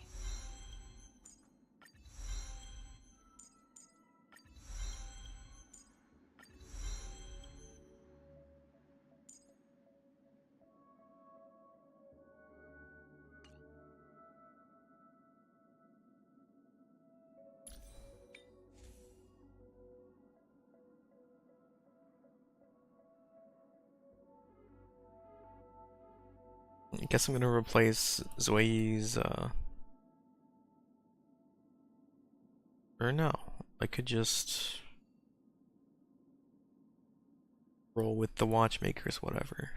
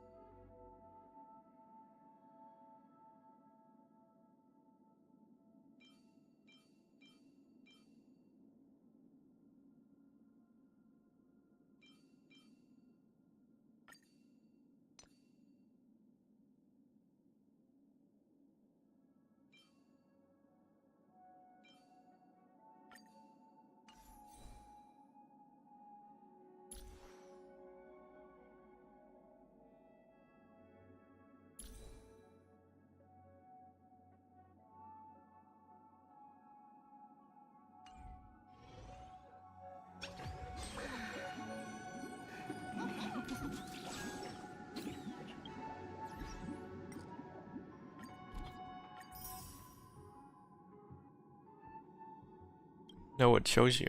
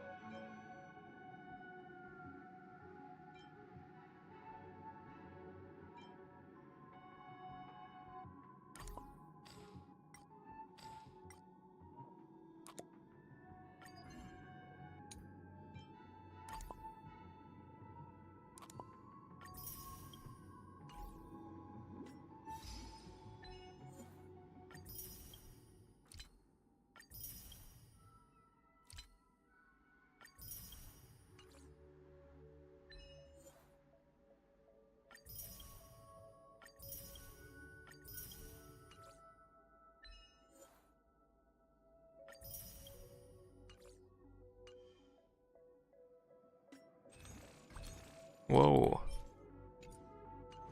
I have enough for another 10 pull. Kind of insane. Why are these saying that they're new? They're clearly not.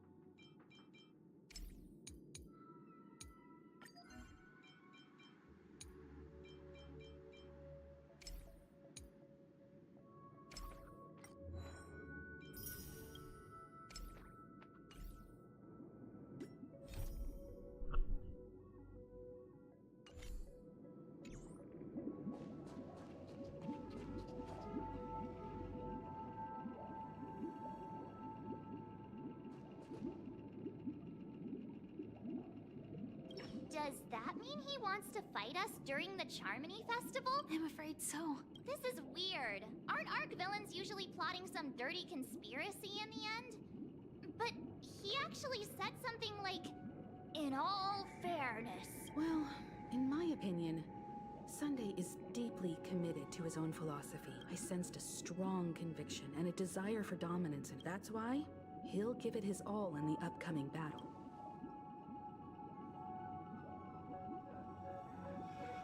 If evil, why so nice? If evil, why hot?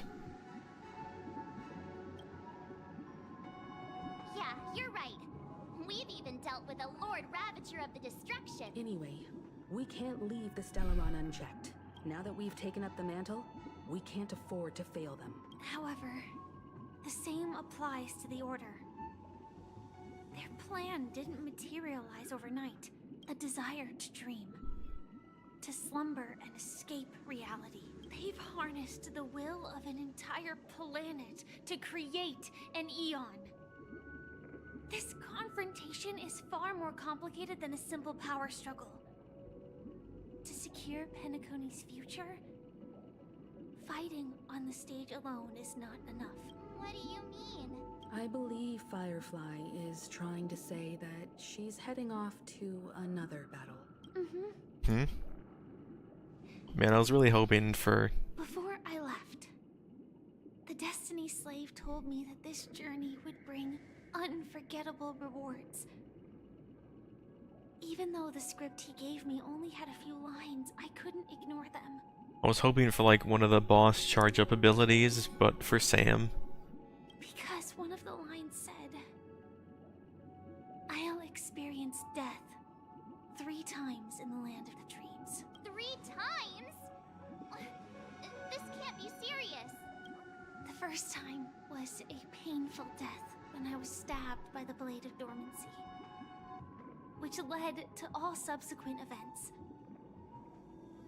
The script will always come true, but in a way that will only be revealed when that page is turned. So now I've understood the meaning of my second death. And I am prepared to face it. If all goes well, my efforts will provide crucial support for you. Only by achieving victory in this battle can we secure a future for Penacony. And only then, my third and final death won't come true in the most terrible form. The most terrible form? Does that mean... The true death. Where everyone in Penacony loses themselves completely in the eternal sweet dream of the Order. We must do everything we can to prevent that. Have you made up your mind, Firefly? Yes. Otherwise, I wouldn't be here. Thank you again for your assistance for the Astral Express. Yeah. Farewell, everyone. May your trailblazing expedition never end.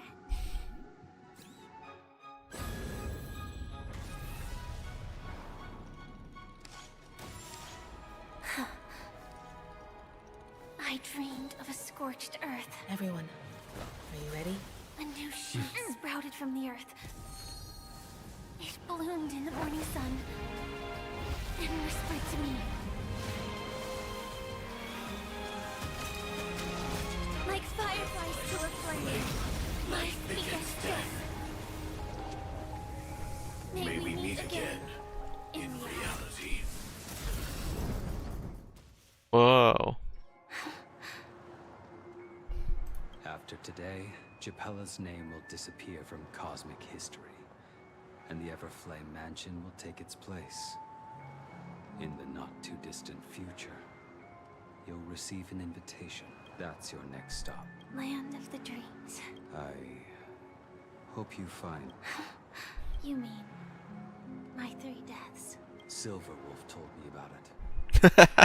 It's such a shame that it's not part of my script. Well, I want to live. I'm never afraid of death.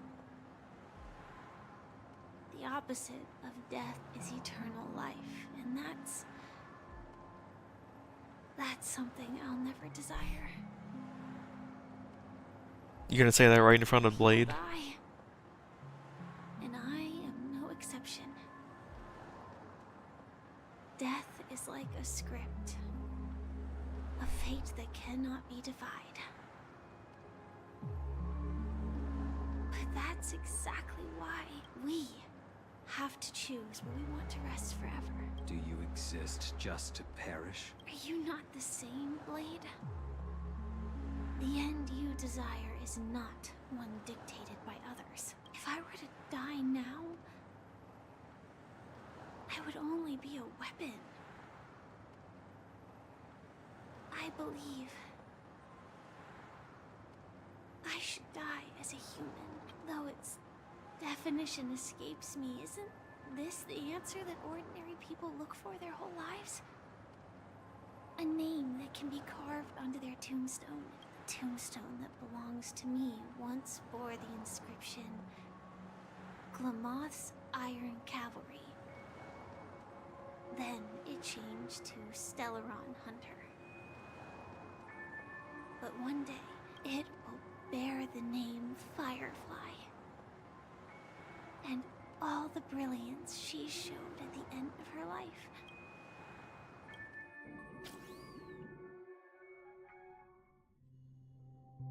That's quite unexpected, old man. Who would have thought your crazy plan would actually work? Do all you nameless fools just act on a whim? I can sense that this false sweet dream is coming to an end. The Nameless may be young, but they had the ability to achieve this goal. Just like you did in your time. It's a shame you won't be able to see it firsthand. Maybe I won't either. Once something fictional is seen through, it ceases to exist. Yeah, not just those Nameless. Even Mr. Wings is just like you. Stubborn, won't listen or give up, no matter what. Well, fate is unpredictable, I guess. If we weren't bound by those cursed paths, maybe we could have had some good talks. But in the end, we managed to do it. And now we can find solace. Remember how those idiots cursed us? They said, "Go to hell, you worthless traitors." Well, I don't know if they really meant it, but if longing for freedom means going to hell, then I'll be joining you soon, you fool. Let's get together and have supper again in hell. Oh, I almost forgot. There's one more thing. Here's to you. A glass of hello and goodbye, Trailblazer, to the imperfect tomorrow. It's warm here, isn't it? You're lucky to have found shelter from the rain. Let alone fresh berries. Are peaches berries? Desolate place. I was just following the scent of life. It's a shame these berries don't have much flavor. Seriously? In case you didn't know, this fruit is pretty juicy. The only downside is that when you chew it, it becomes extremely spicy. Have you lost your sense of taste? I can still taste certain things, like a faint sweetness. Before coming here, I stopped by a place called Orkron.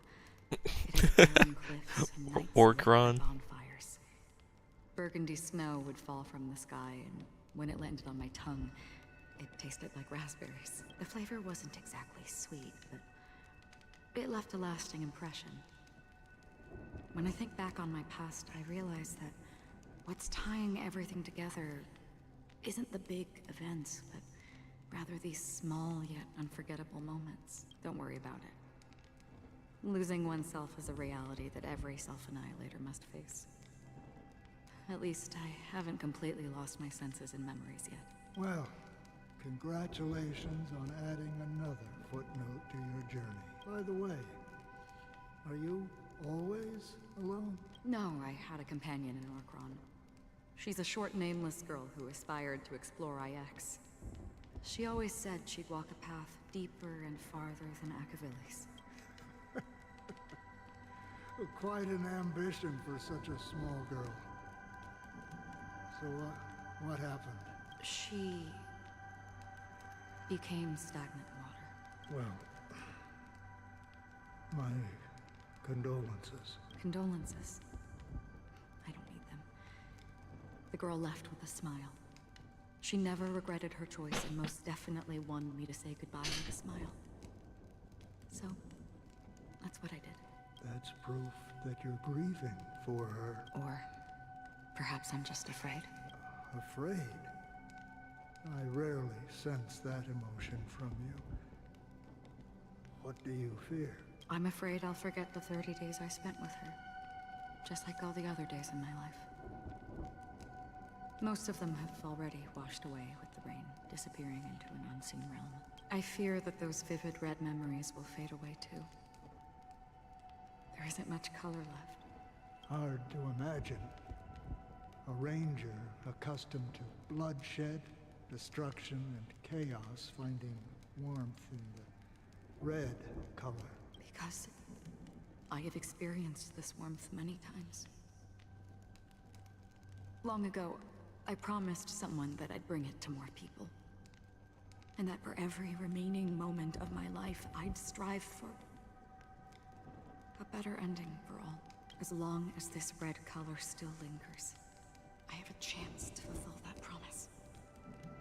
It represents a burning fire, blooming flower, the berries in this cave, and life itself, fleeting yet still dazzling. In the end, it will lead me beyond the horizon of existence. And on the other side, I will cut off Nihility. The one blessed by the sleeping and shapeless is considering how to kill them. It's truly pure nihility. But you're right about one thing. After spending so much time near this stagnant water, only when I look at this vibrant red fire do I realize that I'm still alive. When will this rain ever stop? Perhaps when the sorrows of the departed have finally quieted down.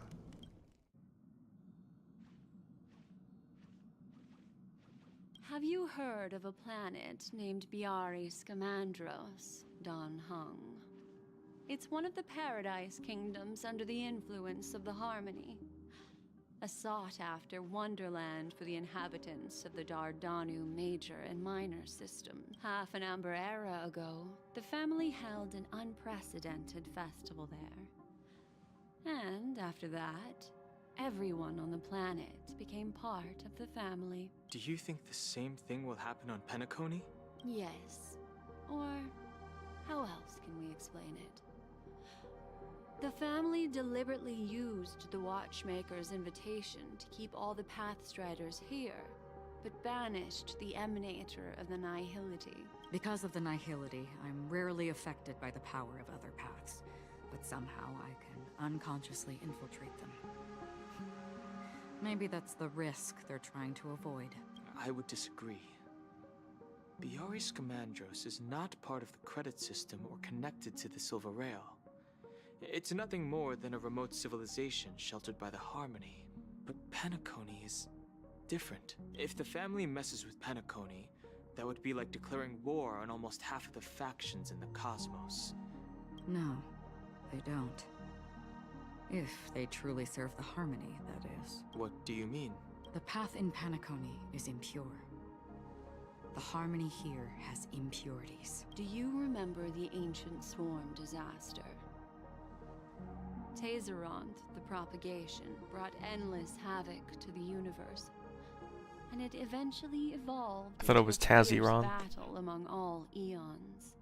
Two paths lost their eons in that war, the propagation and the order. Coincidentally, their downfall is related to a certain eon. Xipe, the Harmony. Legend has it that they participated in the crusade against the Imperator Insectorum, and devoured Anna the Order for unknown reasons. Holy forgaroni. So you're saying that the two leaderless paths are working behind the scenes? But I don't see any descendants of the propagation in Penacony. Could it be that the remnants of Beyond the Sky Choir are hiding within the family, trying to resurrect a fallen eon? I can't say for sure, but they're definitely planning something for the Charmony Festival. This is getting way too complicated. Is this why you want us to leave Astana right away? Are you giving up? The Charmony Festival will start soon. There's one thing that I need to confirm no matter what. Time is running out. I have another plan.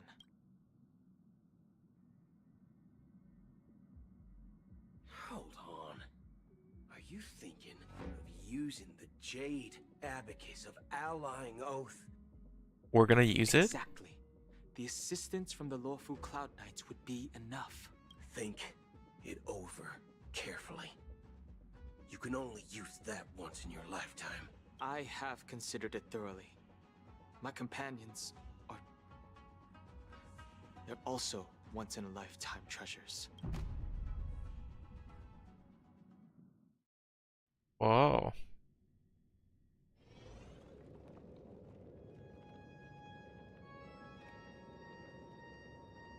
Are you the only one here, my child? The Nameless is quite the diplomat. Our secrets have spread like wildfire within the family. And IPC starships are gathering towards Astana. This is a crucial moment for us. So, where is the chosen one who harmonizes the varied sounds? What do you mean, Master? I'm right here in front of you, aren't I?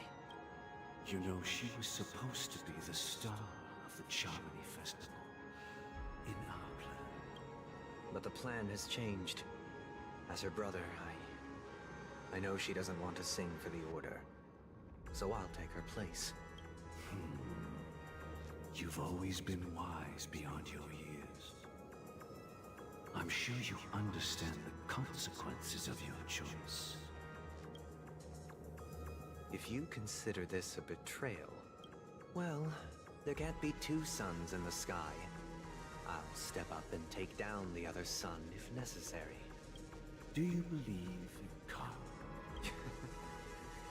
If karma exists, then everyone has their own karma. You have yours, and I have mine. And my karma has nothing to do with you, Mr. Gopherwood. All right. Since you're willing to sacrifice yourself for her, I'll grant your wish. Well, the compromise came sooner than expected. Why? You and your sister were born as twins of the Order. And one of you is destined to follow this path to the end. Is this part of your plan? Of course. You're still as clever as you were when you were a child. The opening is near. Go, my child. Seize the power of the Harmony and reveal your karma. I have one final question, Master. Why did you choose to bring the Order to Penacony? Wouldn't it have been better to choose a desperate world instead of a city filled with hope and dreams? Why? It's for justice, my child. If we lose justice in our hearts, we'll make the same mistake as the Harmony did. So, It's not you who manipulates the dreamscape with the Stellaron, but... Well, that's where our conversation ends. Go ahead. The 107,336 souls of the Oak family have dreamed of this moment too many times. Who's this other party they're talking about? Oh, fuck.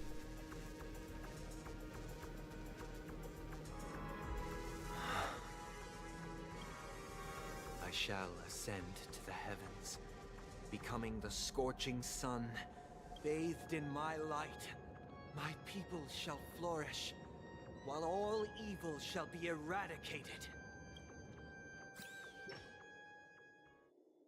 This is the interior of the Penacony Grand Theater. It's quite exhilarating to be flushed into the air by Soulglad. And not only that,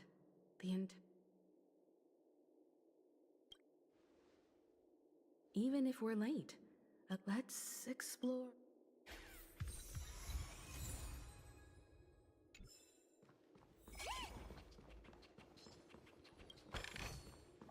Oh, free stuff.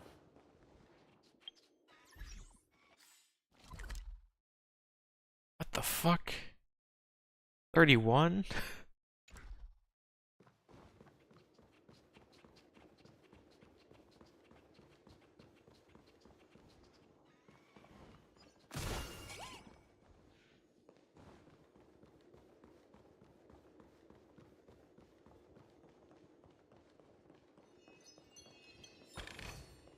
Hard work pays off.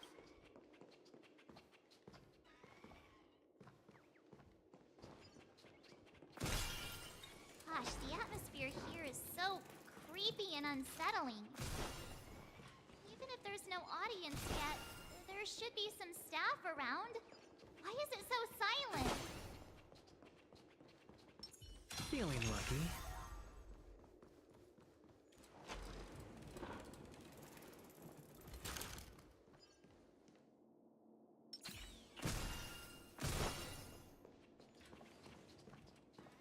So all the Oak family people have been turned into puppets?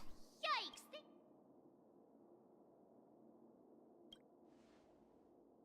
What? You're so annoying. Are these puppets part of...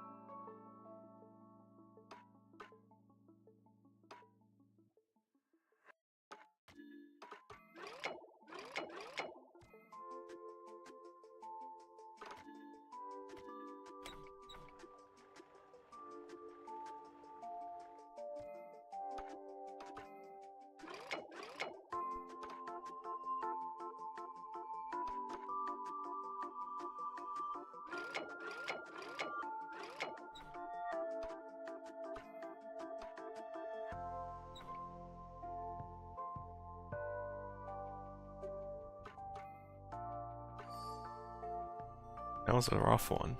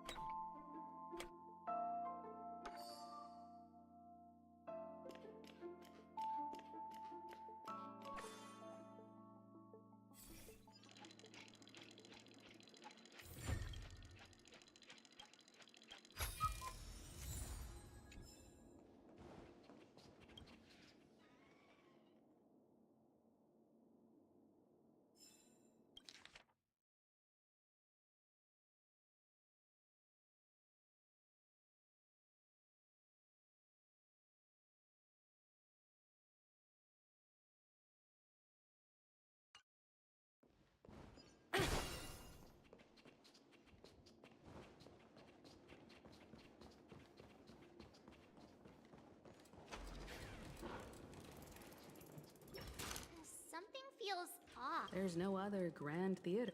So Sunday's messing with us? My apologies for the delay, March 7th. You scared me! I'm waiting for you behind the curtain. Following the Asdana tradition, I invite you to enjoy a stage play in 3 acts. History is a mirror reflecting the universe's true essence. Within it, naturally, the future takes shape. Let us commence with the dawning of the world. After the Dusk Wars, darkness veiled the sky, and chaos consumed the earth. Enna the Order emerged, destined to restore all existence. That marked the first day.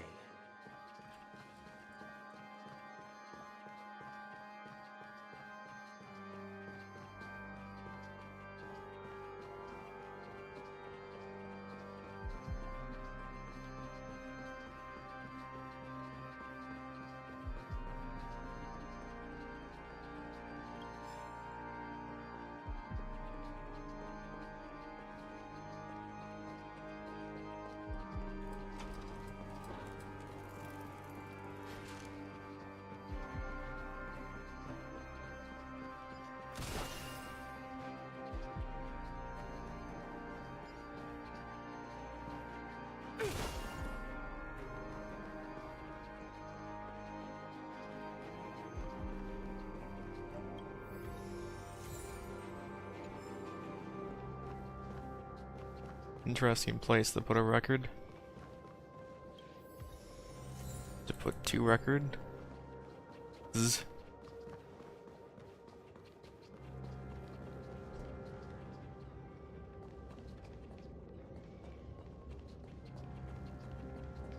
They gathered nebulae and forged them into picks, thus creating a grand lyre with black and white keys. Strike the white keys, and the sun rose. Strike the black keys, and the moon rose.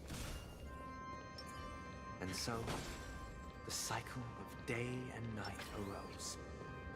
That marked the second day.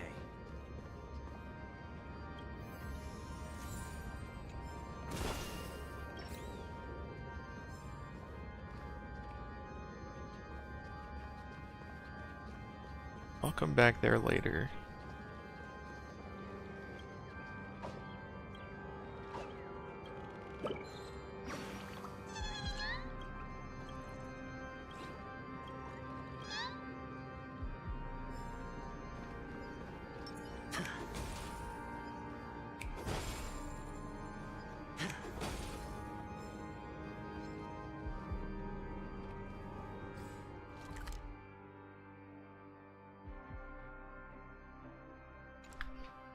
Yeah, I'll do that later. Let's focus on what needs to be done first.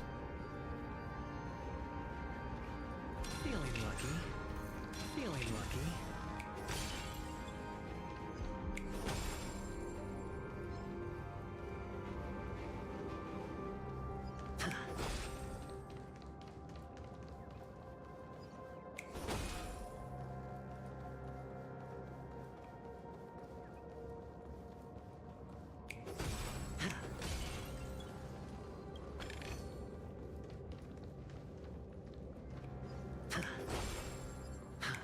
Actually, there might be an achievement if I get all the balloons in this area. Let's do that so I don't have to do it later.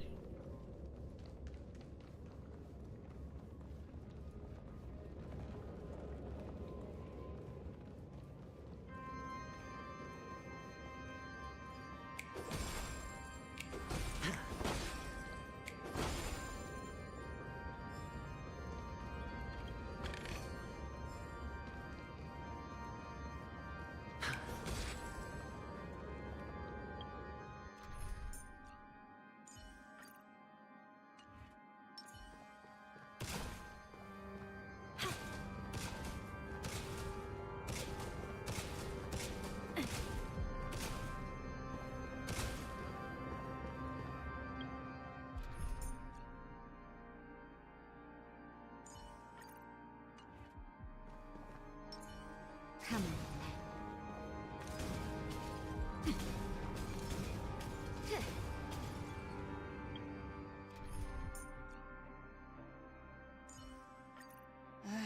on. Looks like we're working together on this one.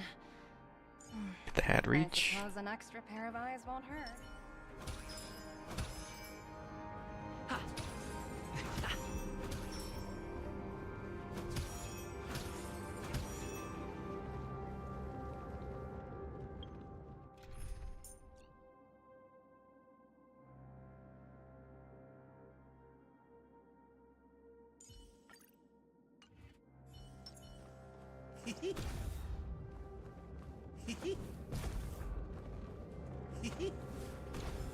Nice.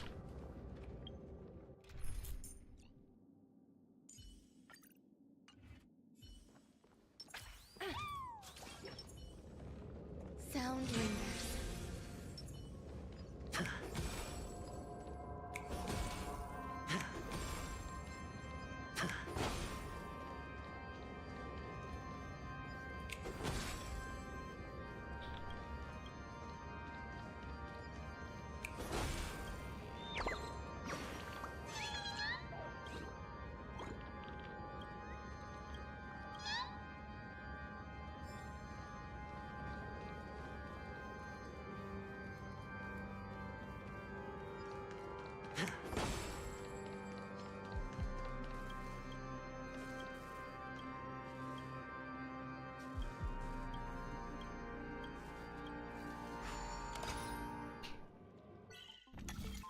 Oh god.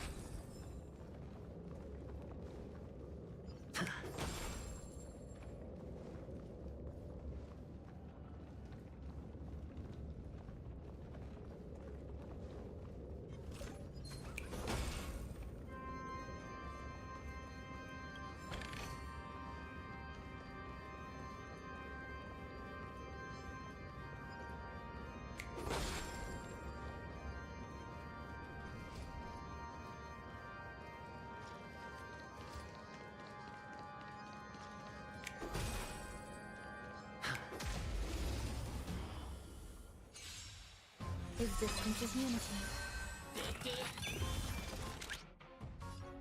Go Nappy! Your answers? The market is right! Investing in victory means playing the long game! A test.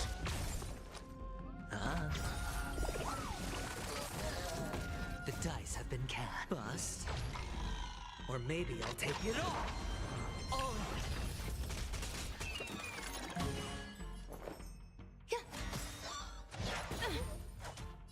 Confiscated!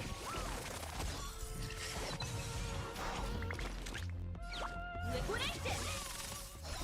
Right! Investing in victory means playing the long game!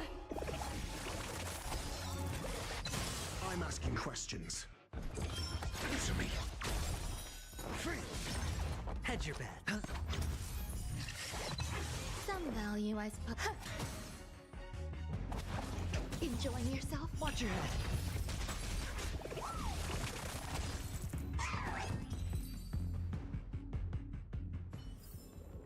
Well, there goes all my skill points. Oh well.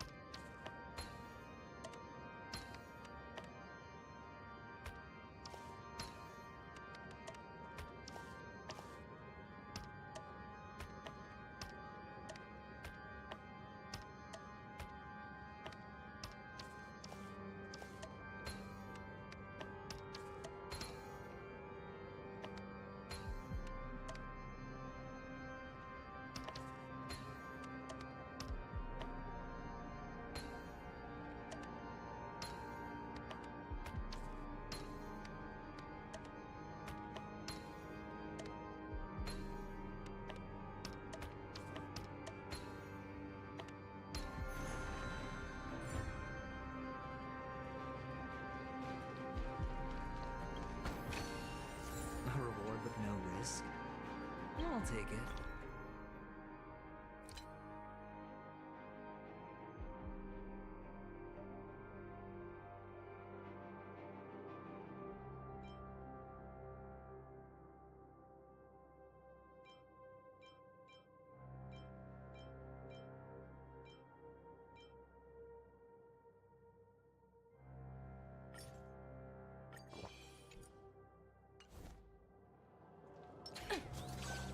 Sound lingers. Feeling lucky.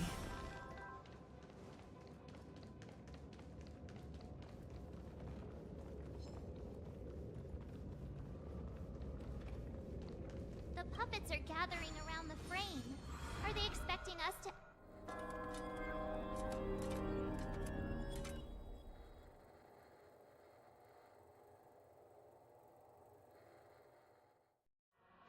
Where are we now?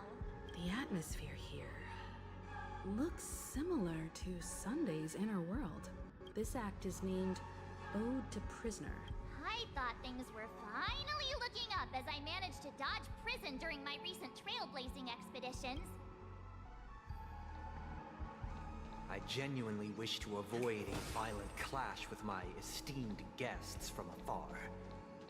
Therefore, I've arranged 3 acts before the situation becomes irreparable. Where shall we start our narrative? Well, let's start with the time when Penacony was still a frontier prison.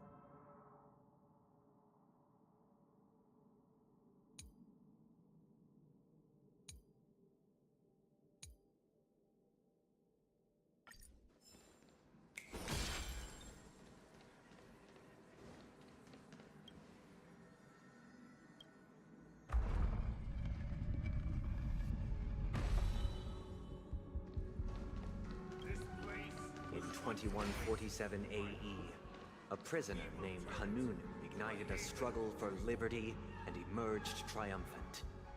IPC referred to it as the War of the Frontier, while the Asdanians dubbed it the War of Independence.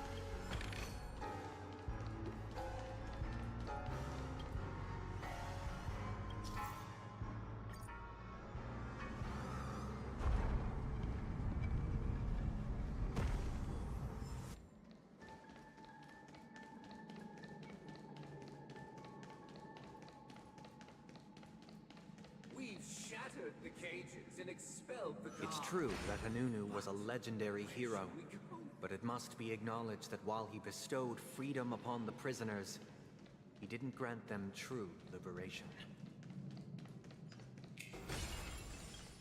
Thank you for staying here, honorable travelers. The three nameless stayed on the planet, endeavoring to spread the tenets of Trailblaze throughout the frontier prison. Alas, their efforts proved futile.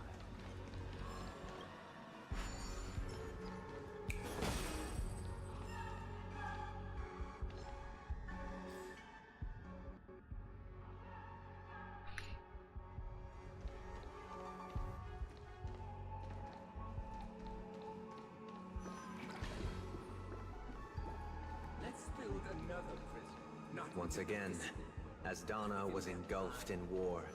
This time, the enemies originating from within. The prisoners remained prisoners for the rest of their lives, fighting for freedom rather than living for it.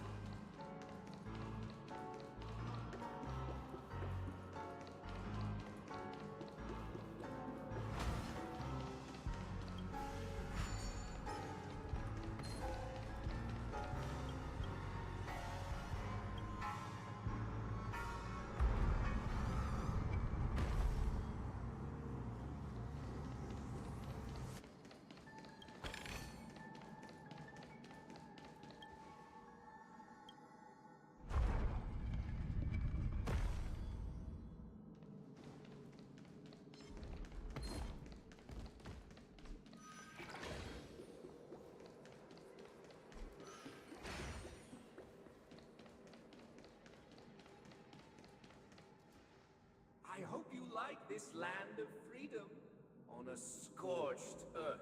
As you can see, their sentences have long ended, and the IPC guards have long been expelled. Yet, these prisoners remain enslaved, not by external forces, but by the confines of their own minds. Freedom permeates every corner, except fragile souls. It gives solace only to those who believe in its existence. Prisoners, this is my order. Learn the essence of freedom and teach your fellow prisoners to fight for their lives. Hey! Why do we have to fight while enjoying the show? For I desire not only your enjoyment, but also your assistance in its completion. Drum and bass. The market is on price. Investing in victory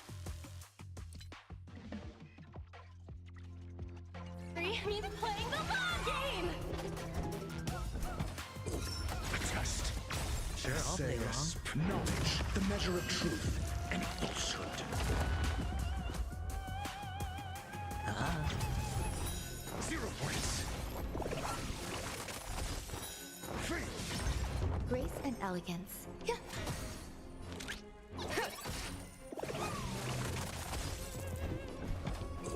Answer me. No one can restrain you anymore. Oh. You are free. Thus concludes the first act. Amidst a raging war, the frontier prison headed toward becoming Land of the Exiles. This must be how Penacony was constructed.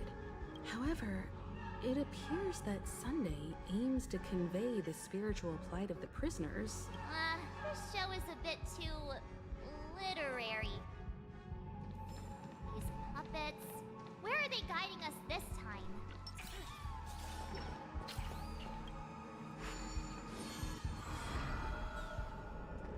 They transmuted streams of stars into inked nibs, creating symbols to be pronounced and counted.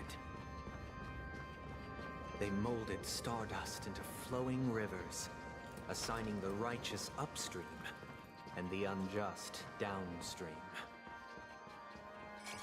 Thus, all things were marked, and the world learned to discern between good and evil.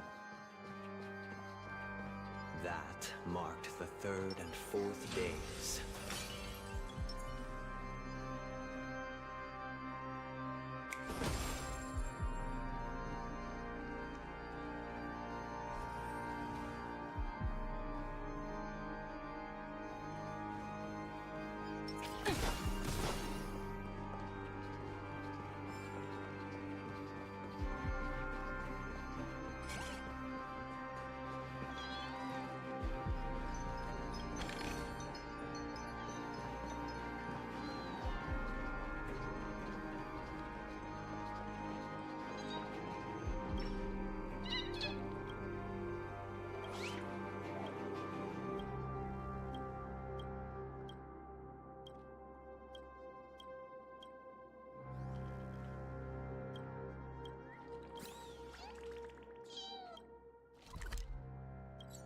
Nice. I can't get my last copy of the Gallagher light cone there. I saved it on purpose, anticipating this outcome.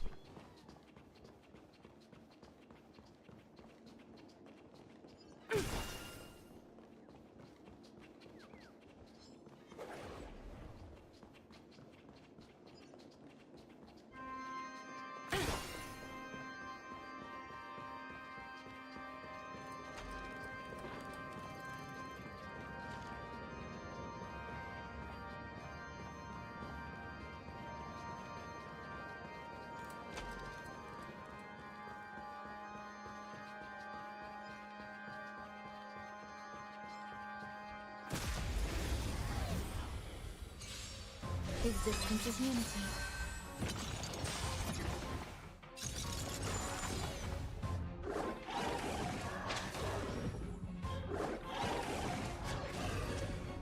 Easy, Numby. Go, Numby! The market is on right.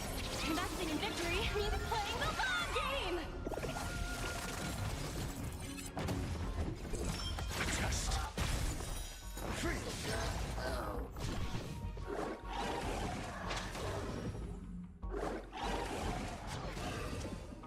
Let the valuation rivet. Your ransom.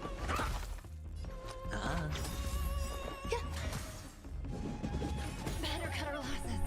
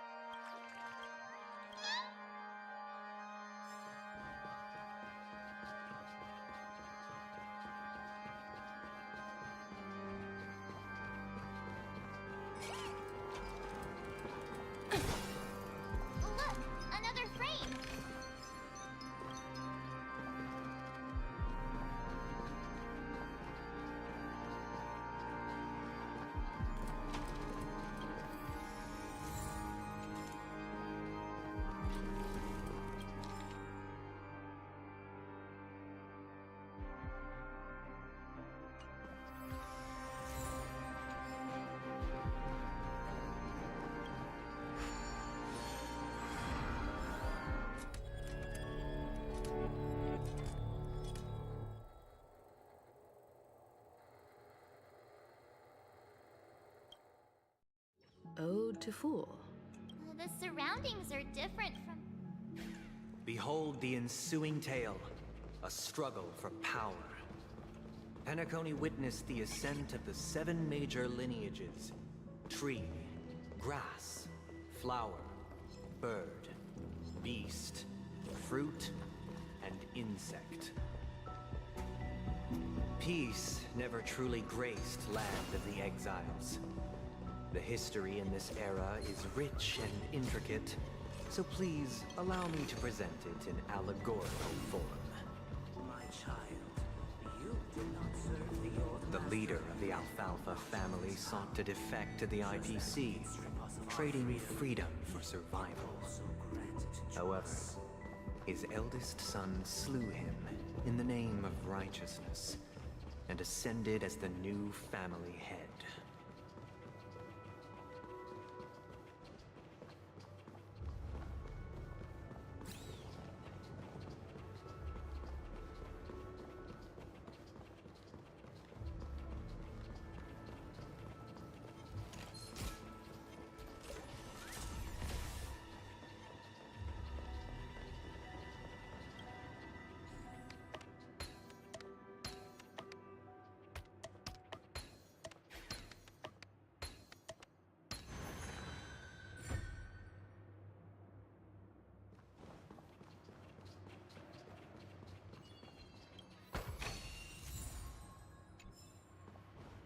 Welcome to this mansion, dear. Land of the Exiles was in disarray, besieged by both internal and external perils. Though the 7 major lineages appeared united on the surface, each harbored their own ambitions, leading to ceaseless conflict.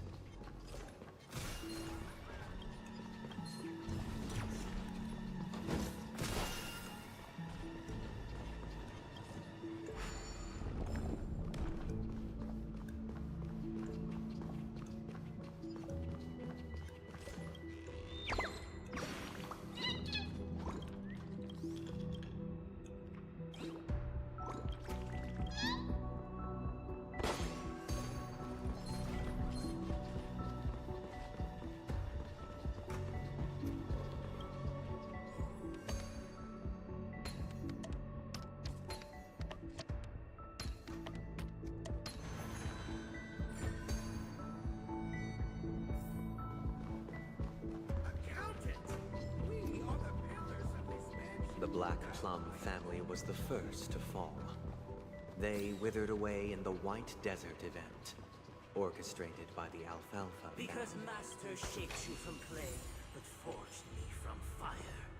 I'm superior to you.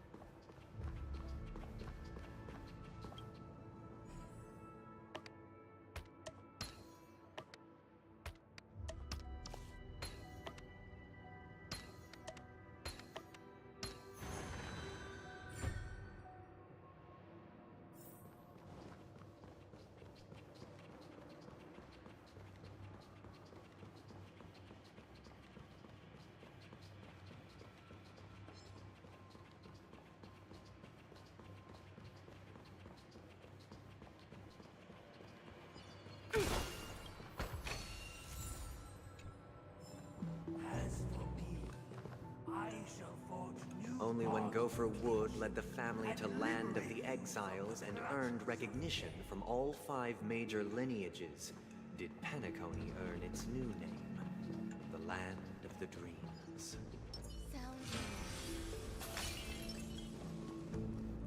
Dear outsider, I beseech your aid in purging this mansion of the poison spread by the lurking instigators.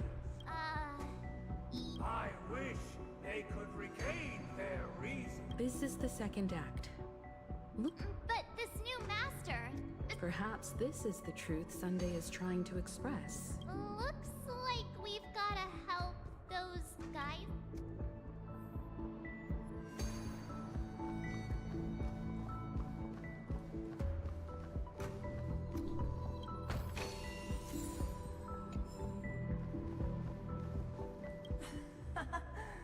In the my master, I am free.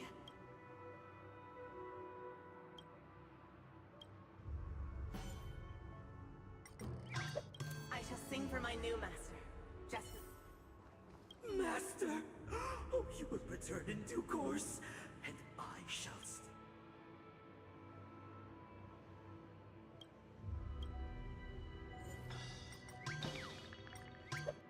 Master, now that you have gone. Once, I stood as the most loyal guard among...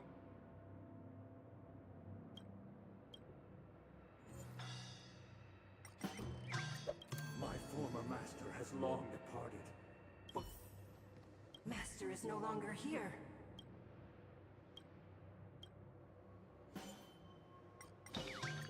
Master is no longer here. Either I shall be my own master.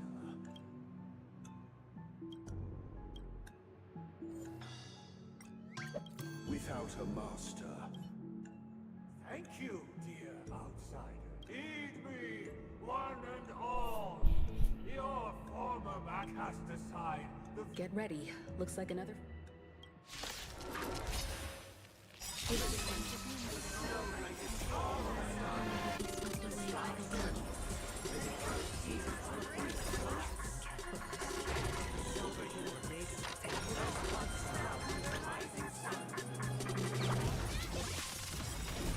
Right!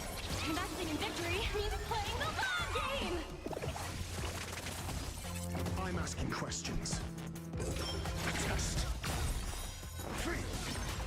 SAS knowledge, the measure of truth and falsehood. I hit the mark.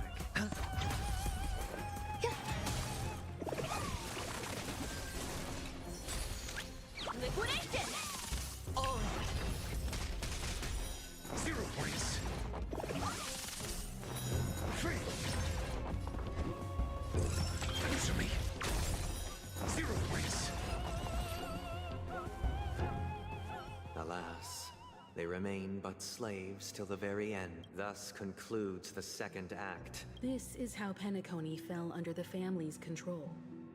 This guy really loves dramatic scenes.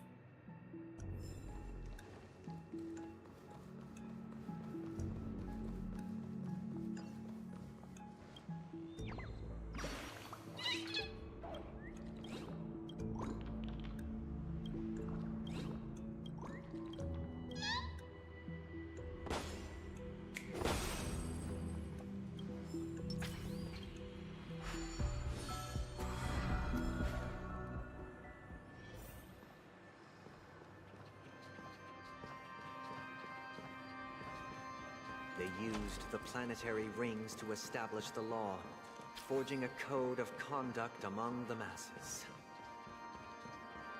A grand lyre with black and white keys served as an instrument, while symbols of articulation and numerical notation took the form of musical notes.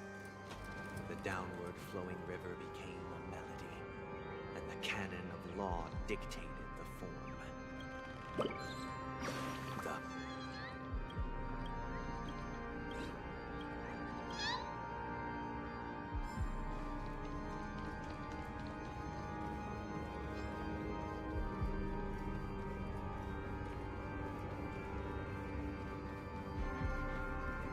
This guy is really into these puppets. He keeps calling everybody puppets. Or minions.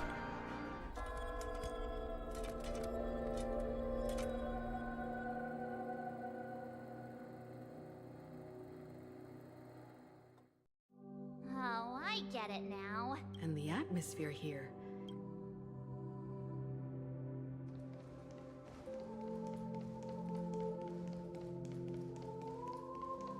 This is the concluding act of this play.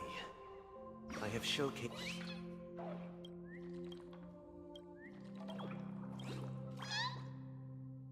This is the concluding act of this play.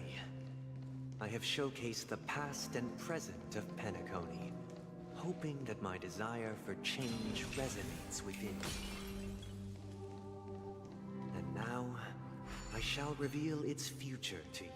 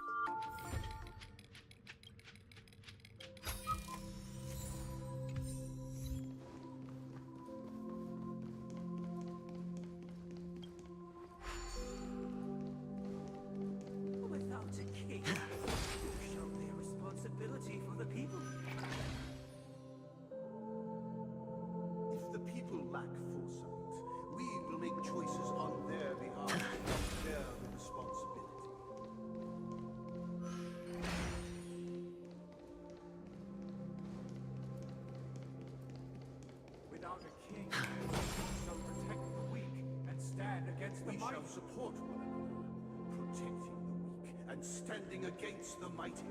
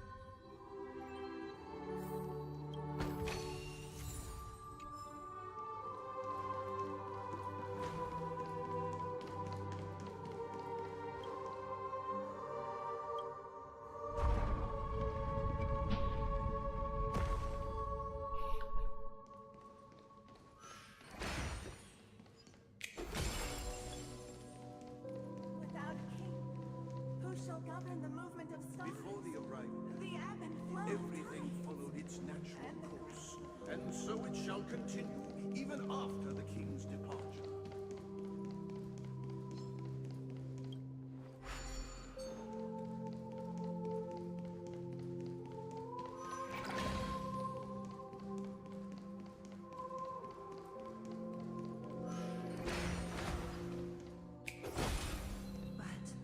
After the king's departure, who shall... We no longer have need for a king, for we have...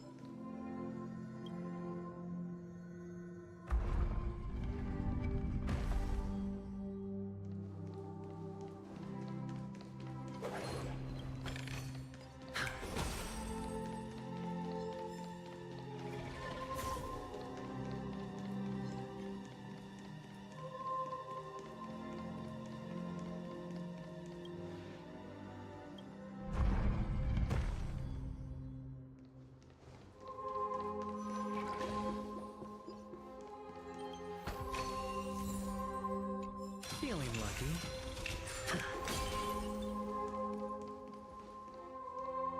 Hey, aren't we supposed to kick off a short story? Perhaps we'll need to... So, do you...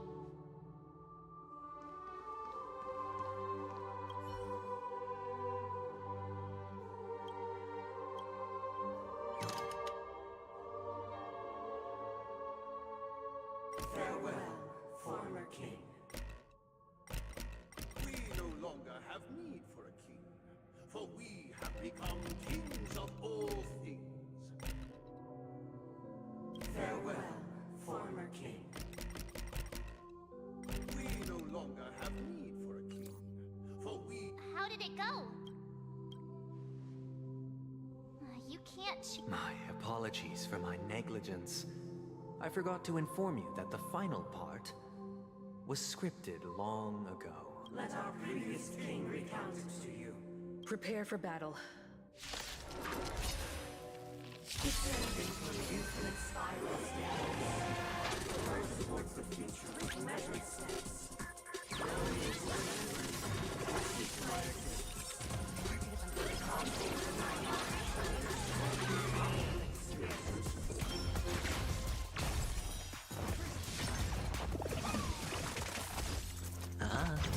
Some value, I suppose.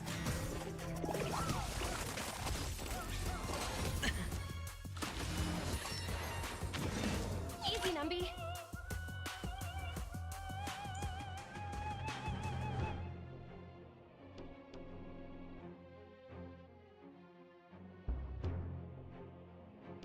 It's like Pokemon sleep. Liquidation!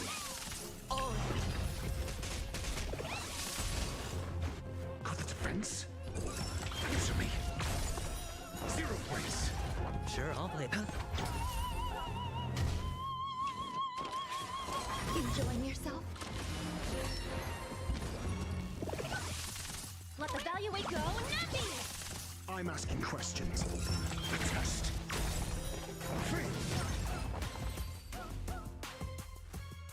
In the hushed expanse of a nocturnal reverie, I leave faint traces behind. No need to remember me, or to recall the essence of dreams. What is mine shall wane. This is the final scene. It's much more straightforward. He wants to expel the Harmony and establish an empire based on the Order. Let's go. Once this stage play concludes, it'll be time for the main event. Sound lingers. Feeling lucky.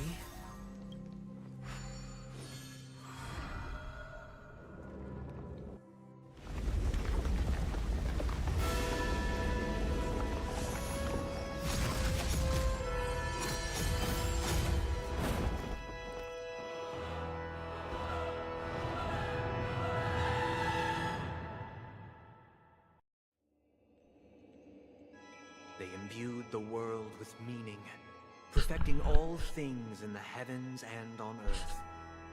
Then, they rested from the labors of creation. Yet, all beings cried out to Enna. Under the banner of the Order, you have defined all things in the cosmos.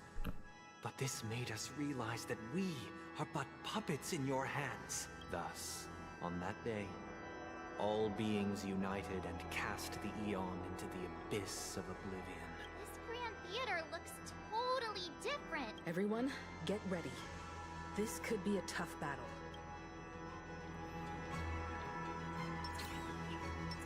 Feeling lucky.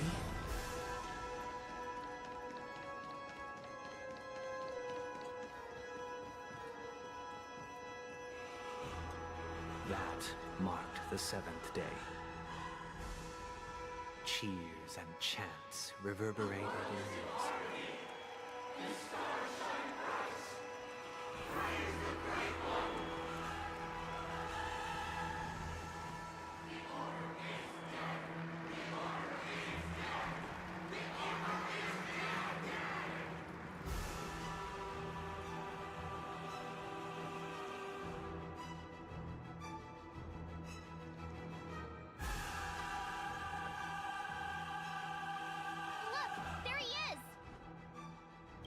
That concludes everything related to the Order.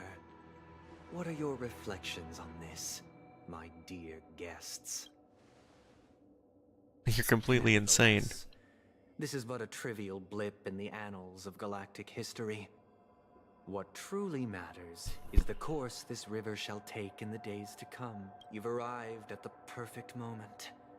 The Charmony Festival is about to commence, and it would be a shame if you were absent for the Harmony's prologue.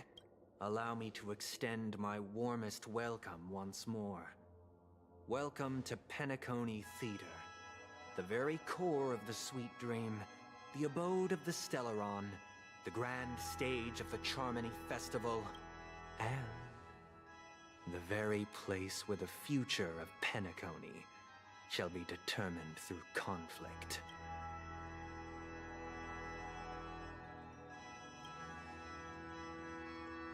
Your unwavering faith in the Trailblaze is truly impressive. True goodness can only be achieved through faith. Allow me to point out that falling into a permanent slumber is not happiness, especially when those people are driven by someone else's will in their sleep. Do you still believe that the Order only seeks to control the universe as their puppet, Himiko? No matter how perfect your vision of paradise may be, a cage remains a cage. People will never achieve true happiness in a world like that. They would just be toys for the Aeon. It seems you have misunderstood my intentions. Allow me to clarify. My desire is not to resurrect a fallen Aeon, or become one myself. My sole objective is to create a paradise free from Aeons, where the Order ensures the dignity and happiness of all humanity. A paradise exclusive to us human beings. That's not the case. If people are to live with dignity, there must be nothing and no one above them. In your so-called paradise, you would be the one reigning supreme. Looks like we won't be able to convince each other. Now that our conflict has been destined, let's unveil our paths and reveal to the universe the true path. However, before the prelude to the future begins, please take a moment to ponder the questions I've posed. Is darkness equal to daylight?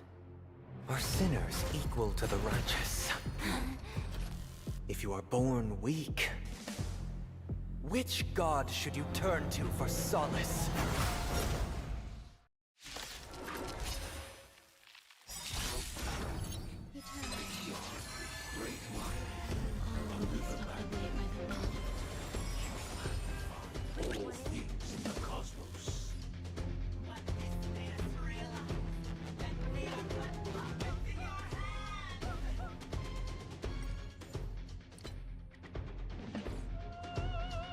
SAS per kib. Knowledge, the measure of truth and falsehood.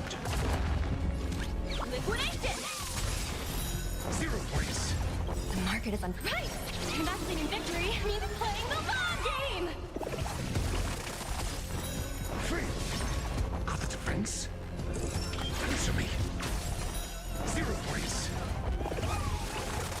Hedge your bets. Spend freely. The dice have been cast. Bust. Or maybe I'll take it all.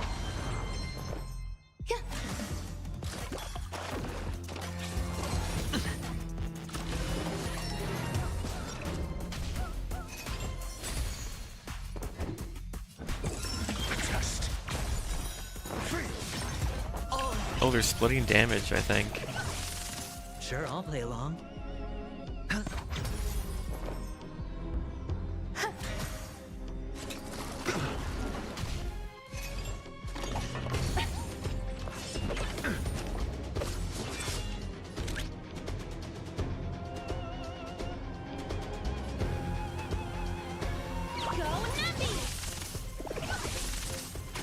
Your answers?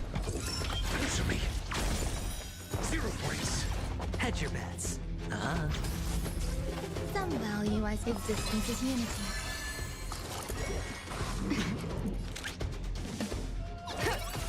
Watch your head.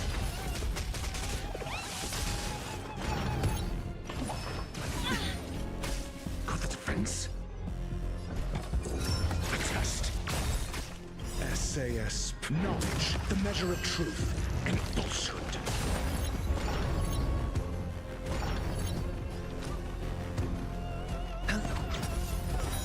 Free.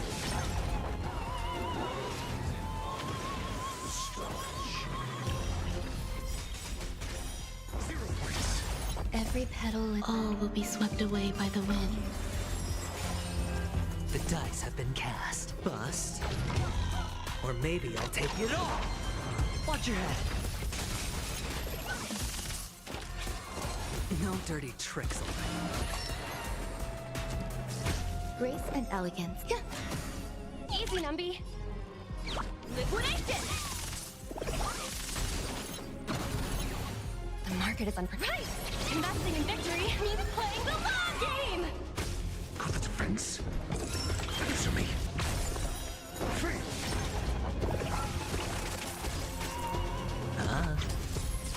There's more to life.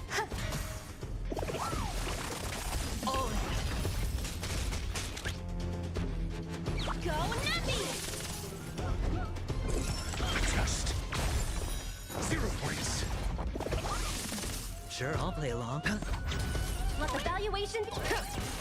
Some value I suppose existence is unity.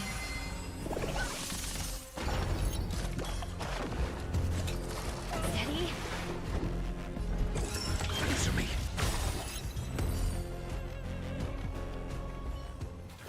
I already know your decision. I now permit you to gaze into the sun. Jesus Christ. These 107,336 stones, the almighty and powerful strings of harmony, are at my disposal. The supreme tuner, harmonious choir, Dominicus!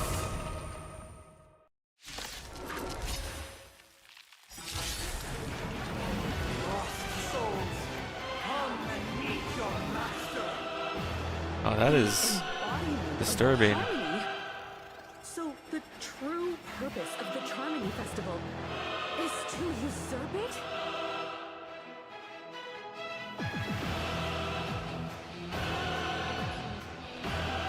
Essayus Percipi. Knowledge is the measure of all things. It reveals truth and falsehood.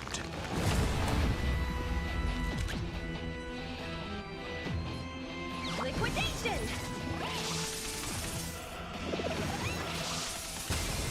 Do you have answers? Let's test your knowledge. Fail. Get out. Alright, okay, lose this one. There's more to life than eternal melody. Every petal in life's will be swept away by the wind of time.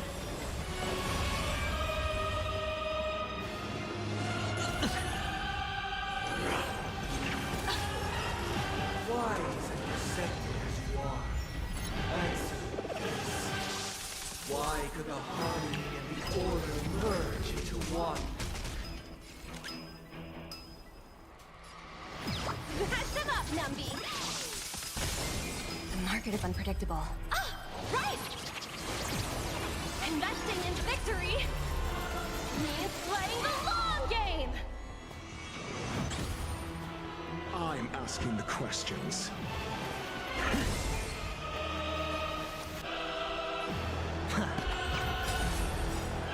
0 points. Next. The dice have been cast. Bust. Or maybe I'll take it all. Watch your head.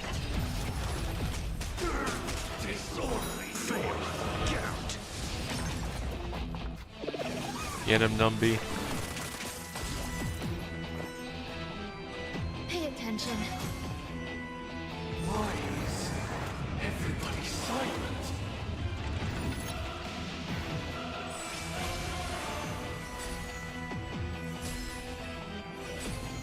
All things are part of the melody. All in.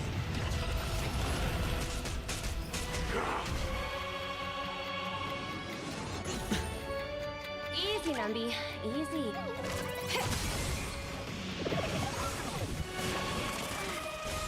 Feeling like there's another world in front of my eyes.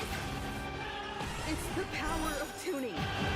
Don't let the song distract you. Going all in. Tabs on me. You'll do. Enjoy eternal peace. Let the asset valuation begin.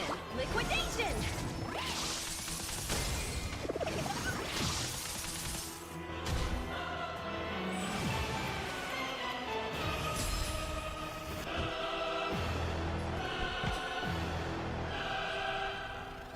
Let's test your knowledge. Fail. Get out. Watch your head. Essayus Percipi. Knowledge is the measure of all things. It reveals truth and falsehood. 0 points. Next.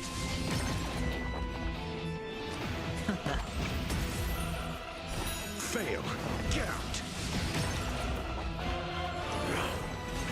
No dirty tricks. The dice have been cast. Bust. Or maybe I'll take it all. Sing together.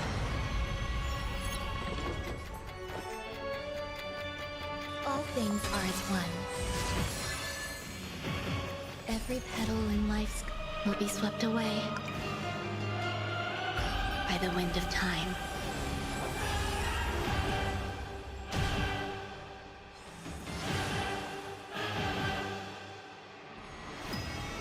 Enjoying yourself?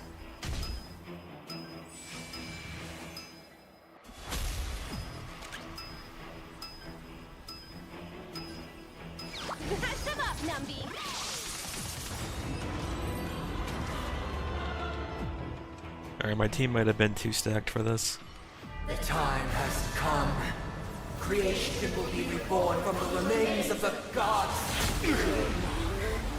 Dan Heng?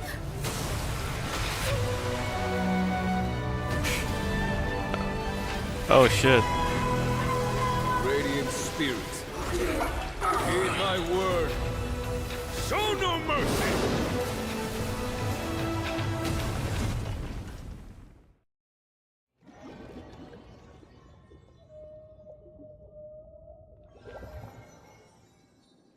Wake up! Wake up! Hey, wake up! The sun's frying your butt! Are you alright? Kind of. It was in any case, since you remember what happened just now.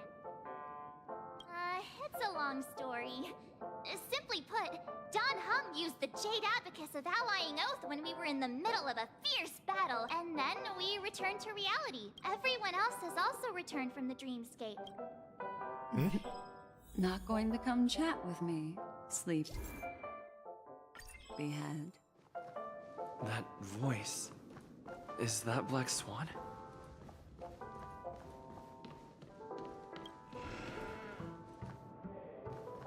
Hey, where are you going? Hey, we meet again. What's Miss Black Swan doing here? Nothing, Miss March. Though the strike from the General was timely, its destruction was also immense. But, luckily for them, the dreamscape is my home turf. Oh, so that's what happened! Don't mention it. After all, I wouldn't want to see such precious memories. Of course not. Why would you think that? Himeko and Mr. Yang are probably still busy. Let's go look for Dan Heng first.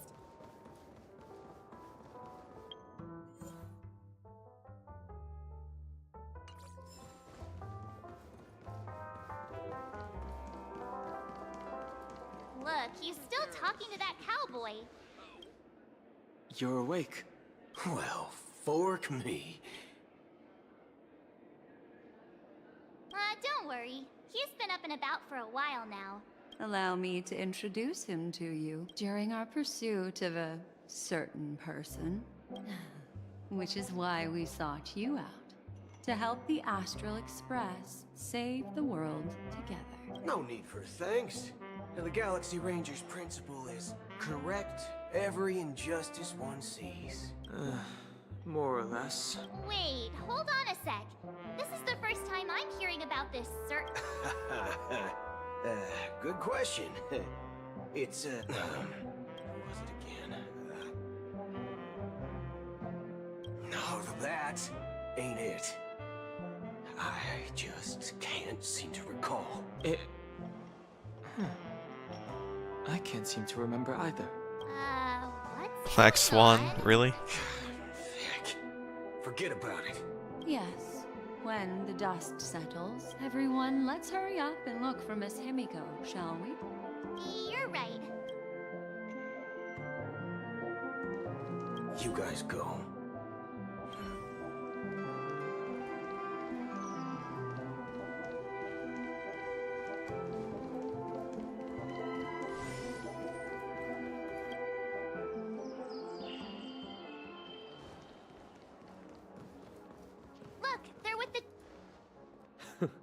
That's all right. In these times of conflict for the sake of utmost safety, it is only right that the Alliance steps forward to mediate on behalf of the Astral Express. Furthermore, despite the IPC's eagerness for success, it prioritizes peace above all. And the family, trapped though it may be, professes a desire for harmony. The Alliance has always won people over with reason. I firmly believe both parties can indeed put aside their differences and come to a peaceful agreement. The General possesses a deep understanding of the greater good. You flatter me. But ultimately, it's been all down to the Express. Without your efforts, this sweet dream paradise would have been claimed by the last remnants of order before there was even a shot at peace. Well, would you look at that? Here comes the big hero.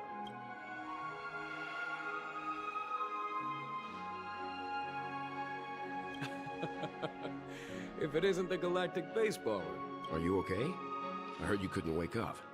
Don't worry, Mr. Yang. What about you, Mr. Yang? It's a long story. But at least Mr. Sunday took it easy on us. He used an ability called tuning to connect our consciousnesses with his. Thanks to General Jing Yuan's destruction of the Harmonious Choir, we were able to escape. He used that tuning on us too. I can confidently say now, he was truly after a fair fight with us. Speaking of the Oak family head, where is he now? It's complicated, but in a nutshell, he's now the former Oak family head. The IPC has named him the key figure in the family's Penacony split, citing a threat to cosmic peace. He must represent the family and answer for the unrest caused. The family quickly labeled him and the remnants of the Order as enemies, declaring the turmoil an internal rebellion. This move effectively barred the IPC from intervening in family affairs. Everyone really has their own agenda, after all. Then, what's going to happen to Miss Robin? Why the sigh, General? I can only say that this incident is an unexpected mess for the girl. It's time, everyone. The IPC's key members and I have agreed to consult one another before the upcoming negotiation. Given the General's invitation and the matter's significance to the universe... Why, of course you're welcome. They've mentioned that your team is a trusted ally of the IPC in Penacony. Besides, if there can be reliable observers from the Astral Express present... I'm kind of allergic to the... Not to worry. I'm afraid I'll also have to return to the Express first. Thank you. What about you?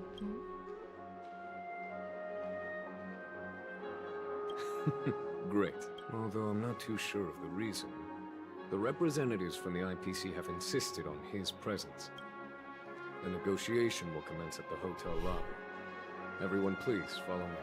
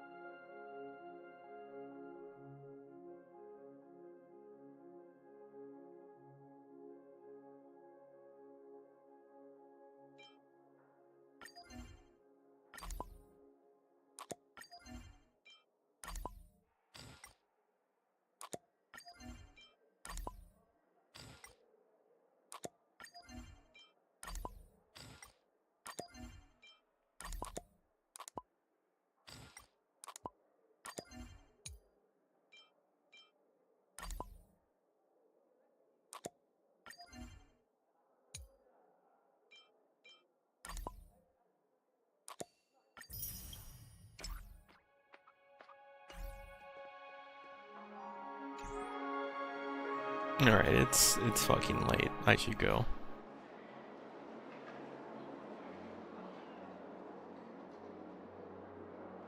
Thanks for watching.